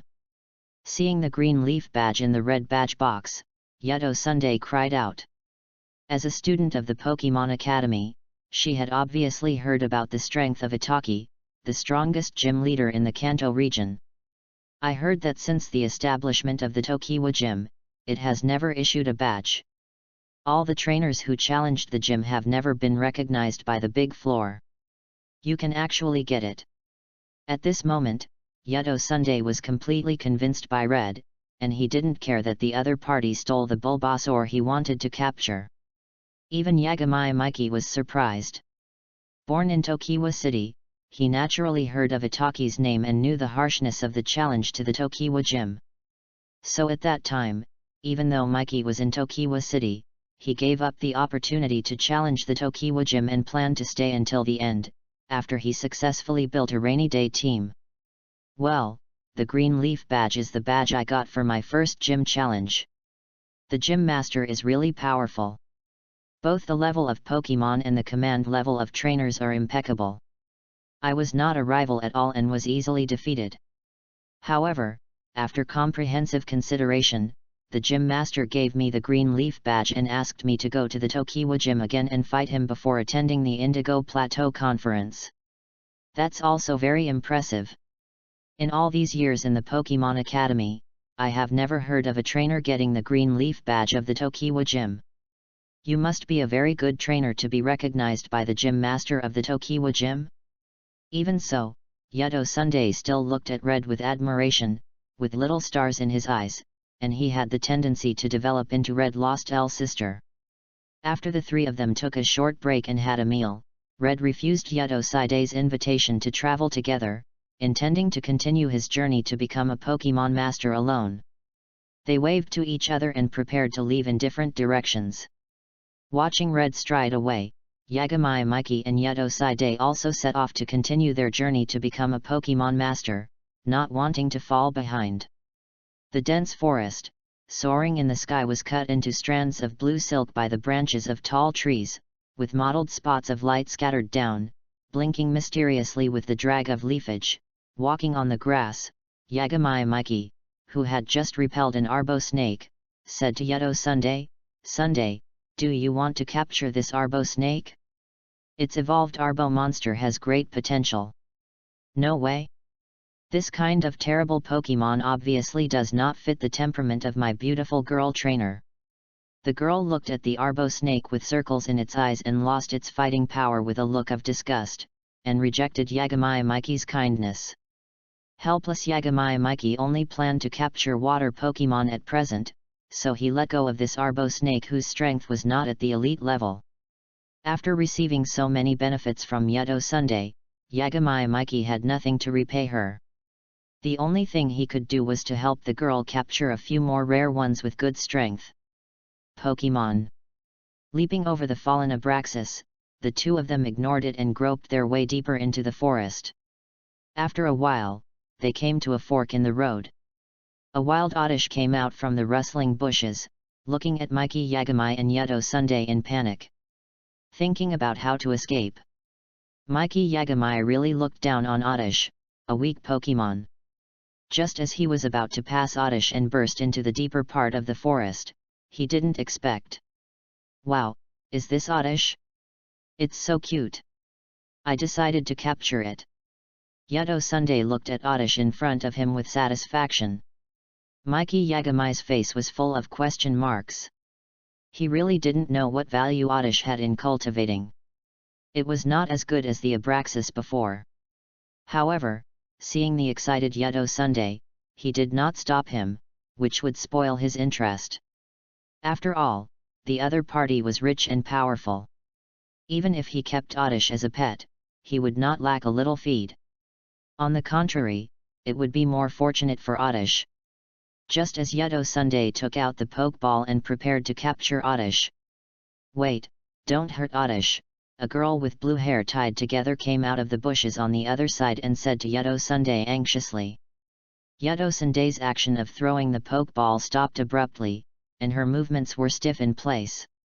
As an orthodox Alliance child, she would not manipulate Pokemon to attack humans without permission. "Why is this happening?" The girl was sulking on the side. Since the journey, she has not encountered a single thing that went well. Whether it was a battle between trainers or capturing Pokemon, it ended in failure, leaving her with a face full of frustration. Reading books every day on the 11th day is fun. Top up 100 and get 500 VIP points. Top up now. Event time, October 1st to October 7th. Chapter 45, Arrival at the Pokemon Center. Looking at the depressed Yodoside, Mikey Yagami didn't know how to comfort her. He thought about how she hadn't encountered a satisfactory thing since she left the Pokemon Academy, and felt unlucky and speechless. "My name is Melanie. I opened a Pokemon sanatorium nearby. Oddish is the Pokemon who is recovering in my sanatorium." The girl looked at Yodoside, who stopped moving, and said softly, "Excuse me, have you seen a Bulbasaur around here? I haven't seen that kid for several days." "Ah. Bulbasaur, I have seen it. It was captured by Xiaoqi." Hearing the other party's question, Yodoside also answered Melanie's question. "It was captured, then who is Xiaoqi?" The girl obviously didn't react and looked confused. Red is a trainer born in Viridian City. In preparation for the Indigo Plateau Conference, he challenged gyms in various cities and has collected 3 badges. He is a very good trainer. Mikey Yagami answered Melanie's question thoroughly. Bulbasaur, who was captured by him, will be bred into a very outstanding Pokemon in the future. Mikey Yagami did not mean to deceive Melanie on this point. Red is also a protagonist. From the previous battle, Mikey Yagami also saw the amazing potential in him. Bulbasaur will be at least an elite-level Pokémon after being bred by Red. Really? Red is as good as you said. That may be the best destination for Bulbasaur. Hearing Mikey Yagami's praise for Red, Melanie was also very happy for Bulbasaur. Well, the child has been the guardian of my Pokémon Sanatorium, protecting weak Pokémon that were injured in battle and abandoned by trainers. In fact, I have always known that my small sanatorium has delayed its growth. I have always hoped that it can go out to travel, but it looks down on weak trainers. This matter has been delayed. I didn't expect that it would be captured. The trainer who can capture it must be very good. I am also happy for it. The joy that truly flowed from Melanie's face was not fake. It can be seen that she was really very happy that Bulbasaur could be captured and go out to travel. Well, Xiaoqi is a very good trainer. Maybe you can see Bulbasaur fighting at this year's Indigo Plateau Conference? Yagami Mikey once again affirmed Xiao Kai's excellence and promised Melanie that if he met Xiaoqi during the subsequent journey, he would tell Bulbasaur her words. After a night of rest in the Pokémon Sanatorium, Mikey Yagami and Yeto Sunday said goodbye to Melanie's warm hospitality and continued to head towards their next goal, Vermilion City, unwilling to stay here for long. Mikey Yagami couldn't find a water-type Pokémon suitable for his rainy day team configuration, while Yeto Sunday couldn't stand the living environment in the wild because of her temper. She kept clamoring to go to the big city for crazy shopping, big meals, and comfortable hotels. In this way, after staying for a night, the two said goodbye to Melanie and headed towards Vermilion City, where they had what they needed. A few whoosh sounds, and the chirping of Pidgey or Spearow sounded in the forest. It was another morning. On the passage officially opened by the Alliance, Mikey Yagami and Yeto Sunday walked on this flat road. It can be seen that as the two walked, the trees on both sides of the road gradually decreased, revealing the Pokémon Center in front. Great, I'm finally free. Seeing the Pokémon Center in front of her, Yeto Sunday, who was originally listless, didn't know where she got the strength from, and rushed to the Pokémon Center quickly. The speed made Yagami Mikey look stunned for a while, but he quickly came to his senses and followed her to run towards the Pokémon Center. After a while of running, Yagami Mikey and Yeto Sunday came to the Pokémon Center, an exquisite wooden house with a big P-shaped letter on the roof. The Pokémon Center controlled by the Joy family can be said to be an absolutely safe place. Whether it is Pokémon surviving in the wild or trainers of evil organizations, they will not commit the crime of attacking the Pokémon Center and hurting Nurse Joy and the Pokémon being treated in the Pokémon Center. After arriving at the Pokémon Center, Yagami Mikey was also relieved. He had been running around in the wild with Yeto Sunday these days, and he was really tired. It wasn't that the other party was not strong enough, but that the other party had always been a spoiled young lady from a big family and had no experience in surviving in the wild. Yagami Mikey had to be extremely alert and be on guard against the crisis that might occur in the wild at any time. Reading is fun every day during the 11th. Recharge 100 and get 500 VIP points. Recharge now, event time, October 1st to October 7th. Chapter 46 Brother Damien. Pokémon Center Nurse Joy Mikey. Mikey. Trainer Mikey Trainer. Mikey Yagami looked at the boy opposite him who had one tooth knocked out. The familiar appearance and information about him quickly emerged in his mind. Combined with the names of other people around him, Mikey Yagami completely recognized that this boy was Damien in the original book, the one who abandoned Charmander, who had the potential to be comparable to the mythical beast, because he was blind and abandoned Charmander, a rich kid, because Charmander, a fire type, was defeated by Poliwag, a water type, and disliked its strength as too weak, so he abandoned it, allowing Ash to successfully pick up the loophole. After learning that the other party was the trainer who abandoned Old Spray, Mikey Yagami couldn't help but look up and down. How ignorant is it to abandon the 3 Pokémon distributed by the Alliance? Not to mention that Old Spray will grow into a level comparable to the mythical beast in the future. The qualifications of the 3 Pokémon issued by the Alliance are all very good. After the second stage evolution, as long as they are cultivated with a little effort to become a gym-level Pokémon, there is no big problem. But the other party said that he would abandon it. In Mikey Yagami's opinion, the other party is a rich prodigal son, but he was born better. Perhaps it was because Mikey Yagami's eyes were full of an idiotic look. The boy named Damien on the opposite side was instantly angry. Hey, are you a civilian trainer born in Tokiwa City? I am a trainer from Tokiwa City, what can I do for you? Mikey Yagami looked at Damien on the opposite side with a calm face. Although he didn't know what the other party was up to, Mikey Yagami didn't mean to be afraid of him at all. In the original work, the other party's performance was just a supporting role. Then do you know green, red, and blue? When Mikey Yagami admitted that they were trainers from Tokiwa City, Brother Damien gritted his teeth and glared at Mikey Yagami with anger on his face and said, especially the guy named Green, do you know where he is now? Brother Damien asked with anger on his face, especially when he mentioned Green. He yelled loudly, even ignoring the injuries on his face, which shows how deep his hatred is and how malicious he is to trainers born in Tokiwa City. Mikey Pockman Trainer Salation Pockman Damien Pockman. Mikey Pokemon Center. Pockman Mikey Damien Mikey. Sorry, I need to rest. If you want to fight, let's talk about it tomorrow. Yagami Mikey is not stupid.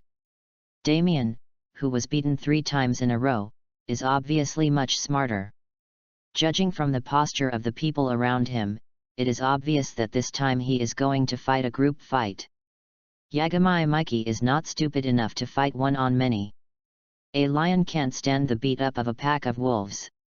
Although Yagami Mikey particularly despises the level of this group of trainers, who can blame Damien for being born in a good family?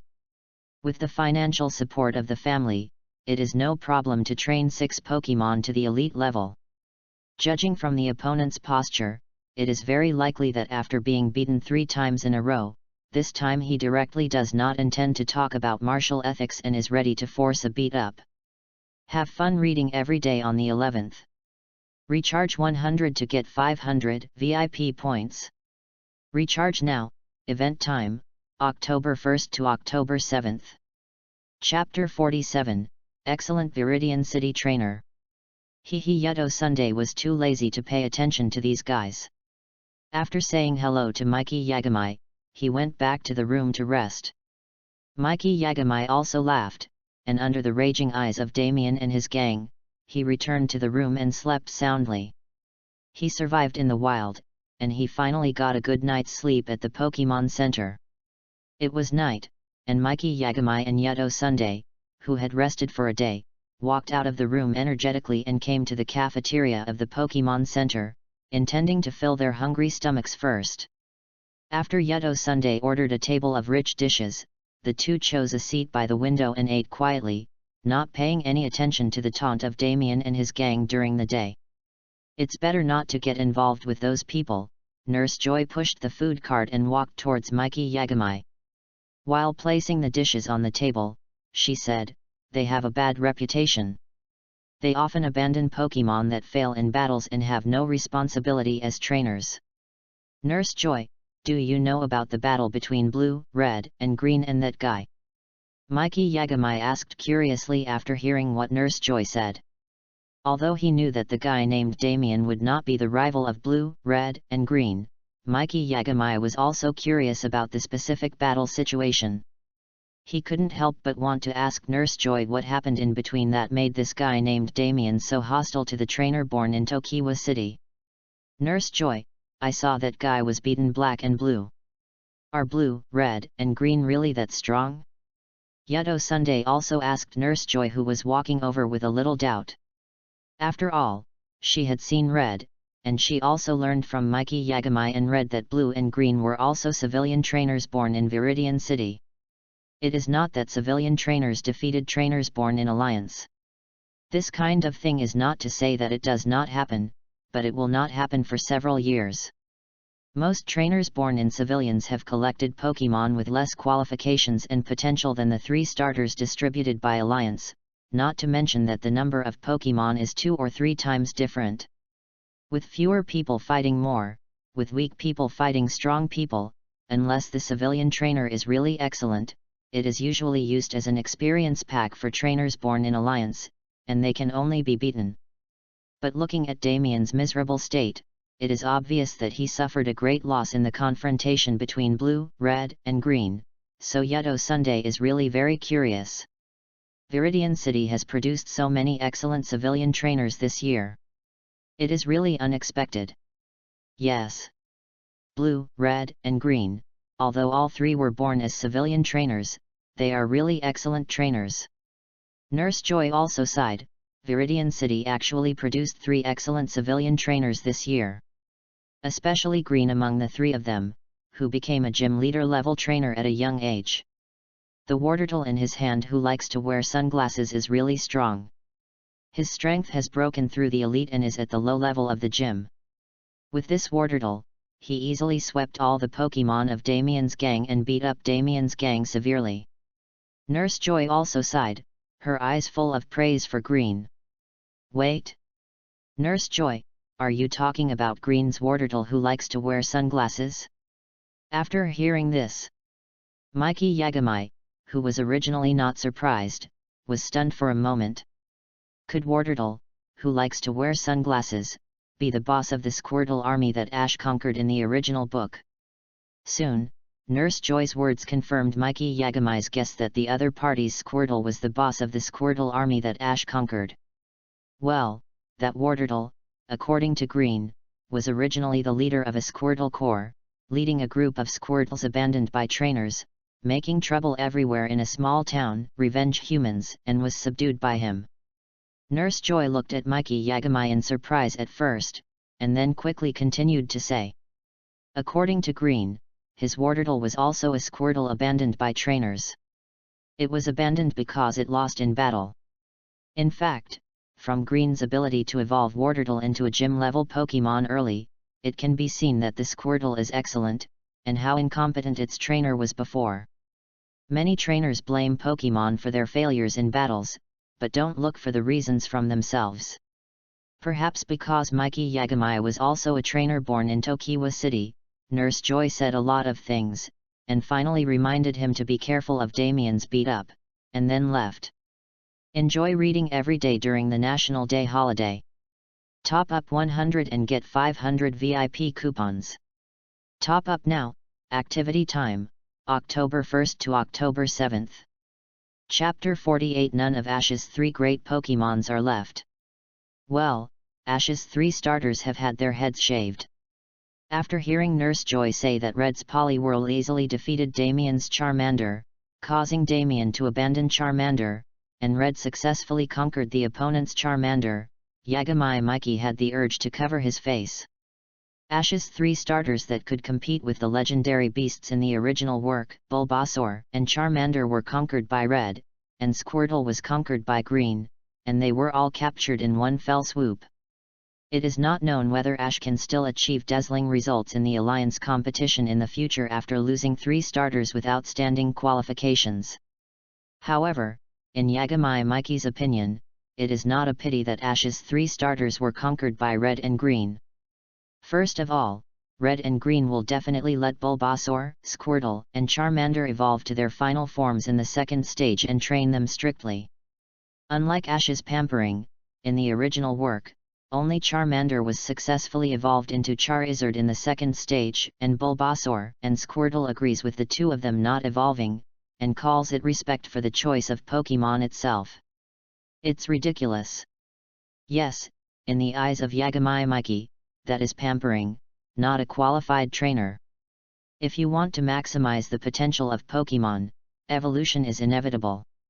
Only by evolving to the final form can you release all the potential of Pokémon, and the charm of a trainer is to capture and train Pokémon one by one, so that Pokémon can release its own strength to the greatest extent.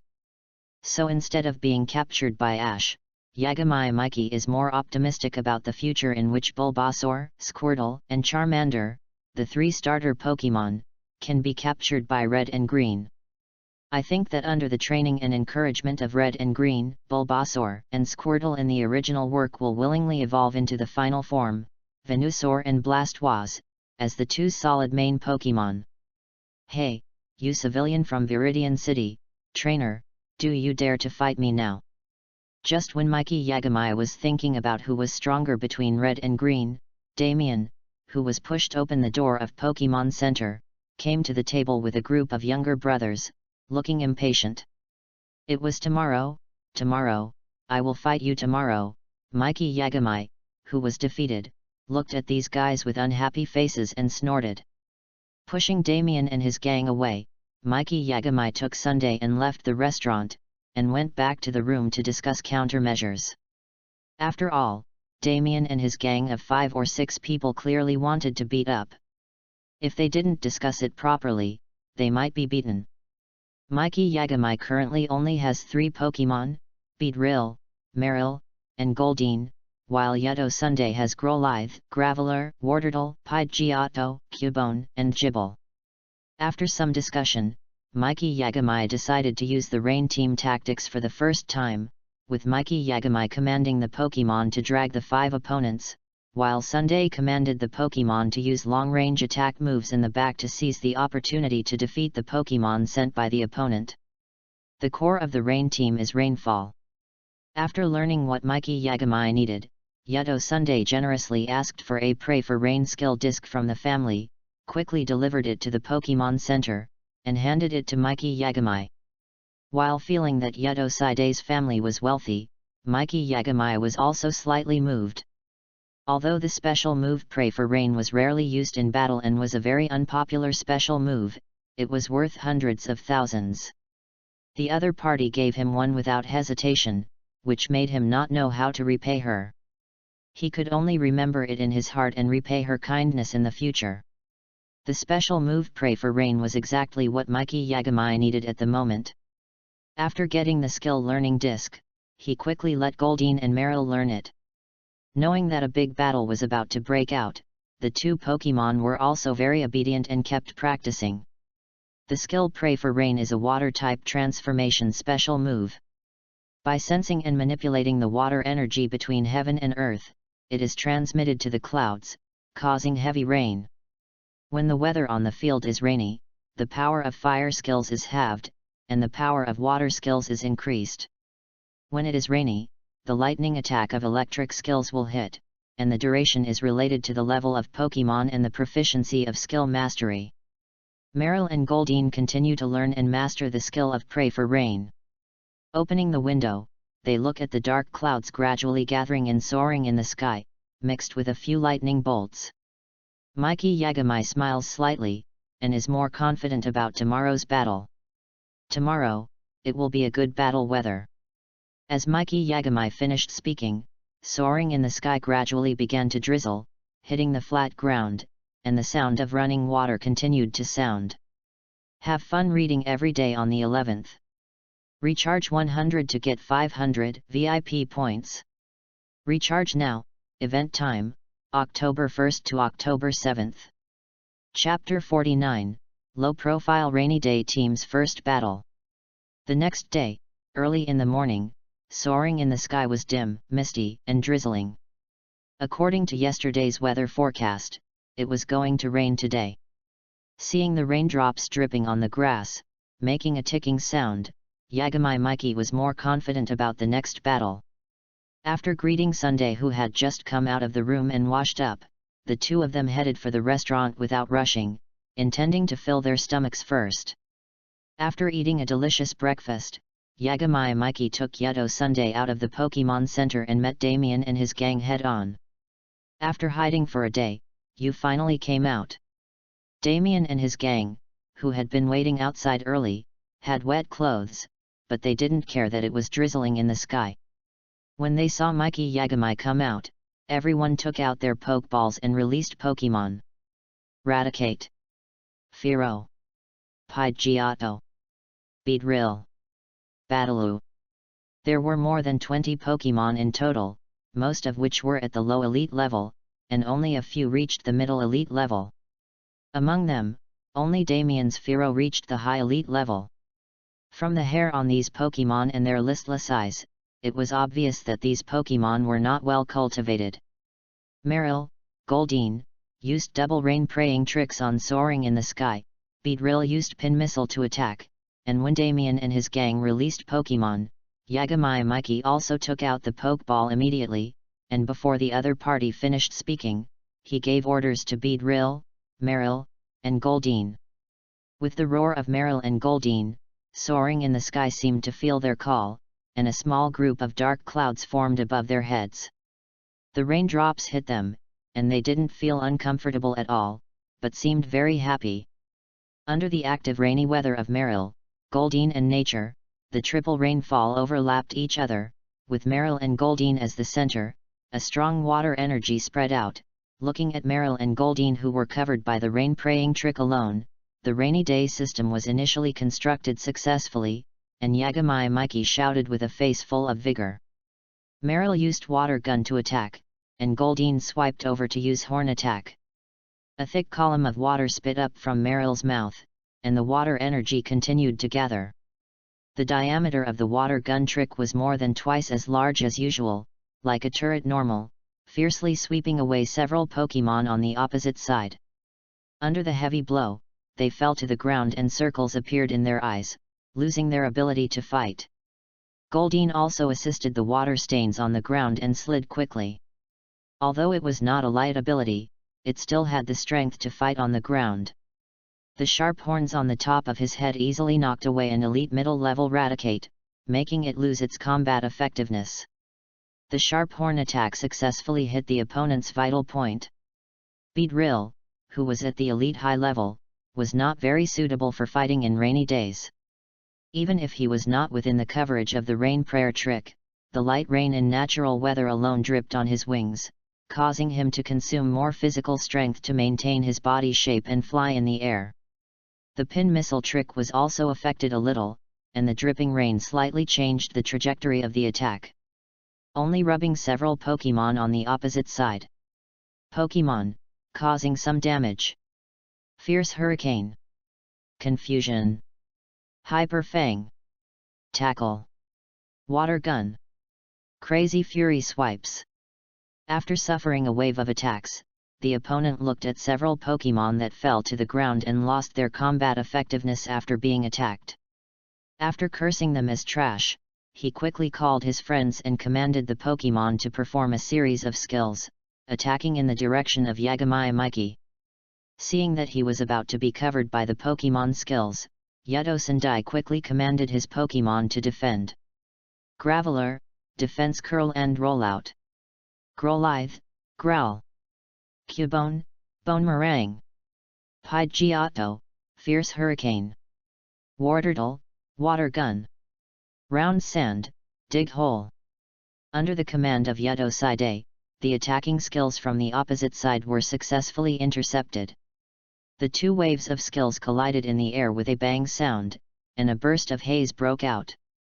Under the huge impact, a gust of wind was set off, making the power of the rain-praying trick more powerful, and the range of action also expanded. In the whistling sound of the wind, the effect of rain-praying became stronger and stronger.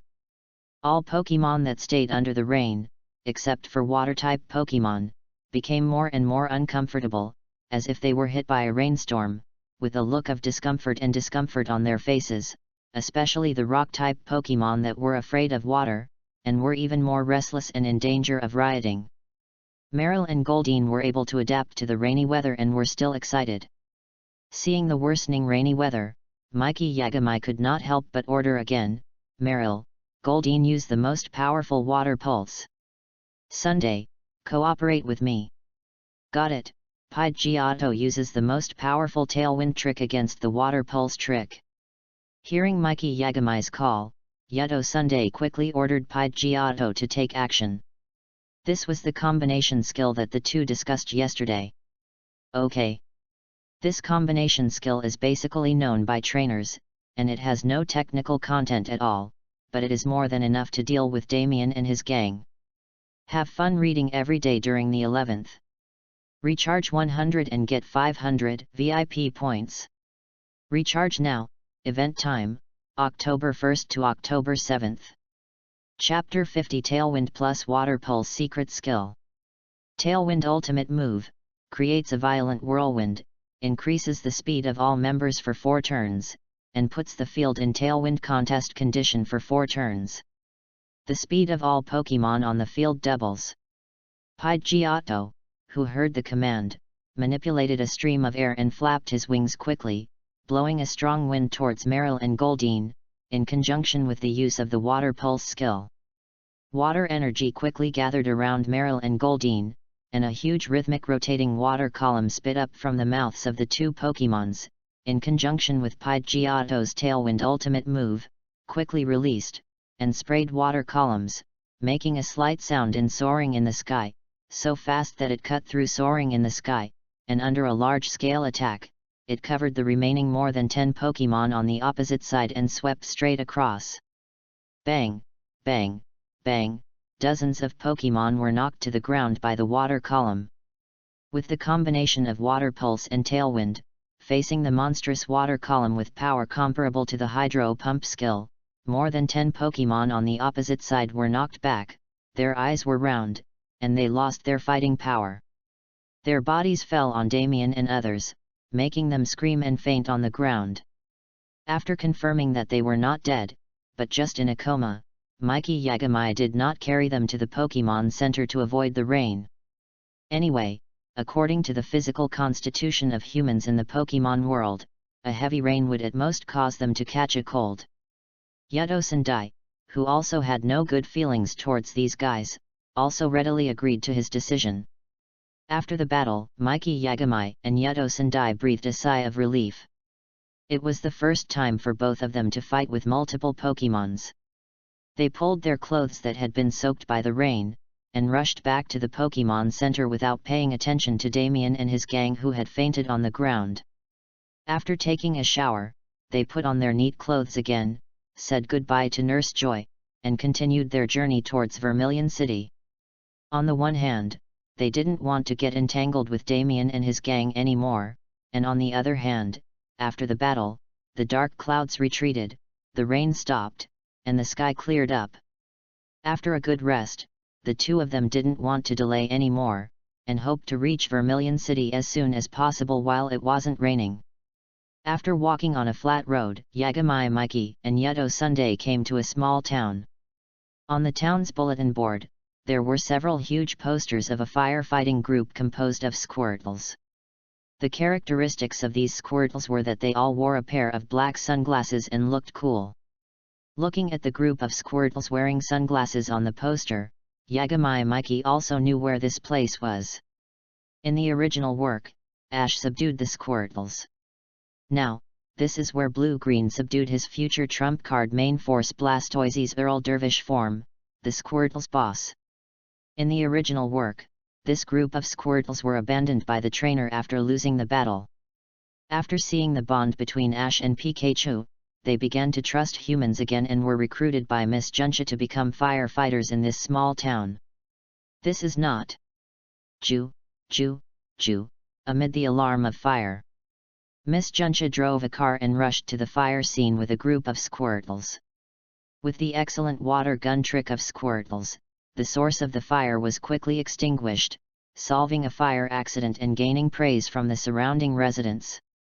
Looking at the group of Squirtles in front of him, Yagami Mikey had the idea of catching one. Although Squirtles are not very suitable for his current rainy day team, the excellent species strength and potential of the 3 starter Pokémons make it a very good water Pokémon. Seeing that the fire accident was completely solved, Mikey Yagami looked at the Squirtle who was praised and looked proud, and walked forward, ready to take out the Pokeball and capture a Squirtle. However, just as he was about to take out the Pokeball, the sharp-eyed Miss Juncha stopped him. Wait a minute, these Squirtles cannot be handed over to irresponsible trainers. Miss Juncha stopped Mikey Yagami from taking out the Pokeball and asked about their origins. After learning that Miki Yagami was just a civilian trainer from Tokiwa City, she rejected his request to capture the Squirtles. Because these Squirtles have been abandoned by trainers, if they are abandoned again, their Pokémon will be hurt, and they must be handed over to the Alliance to assign excellent trainers. Hearing the reason for the refusal from Miss Junsha, Miki Yagami was almost furious. Other civilian trainers don't know, but doesn't he know what this group of Squirtles is about? Squirtle is a Pokémon of the water type certified by the Alliance. Except for the direct descendants of the Alliance, ordinary civilian trainers can't get Squirtle. These Squirtles are obviously abandoned by the Alliance trainers. If a civilian trainer has a Squirtle, he will worship it as an ancestor. How can he be willing to throw it away? Have fun reading every day during the National Day.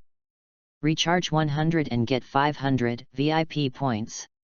Recharge now. Event time, October 1st to October 7th.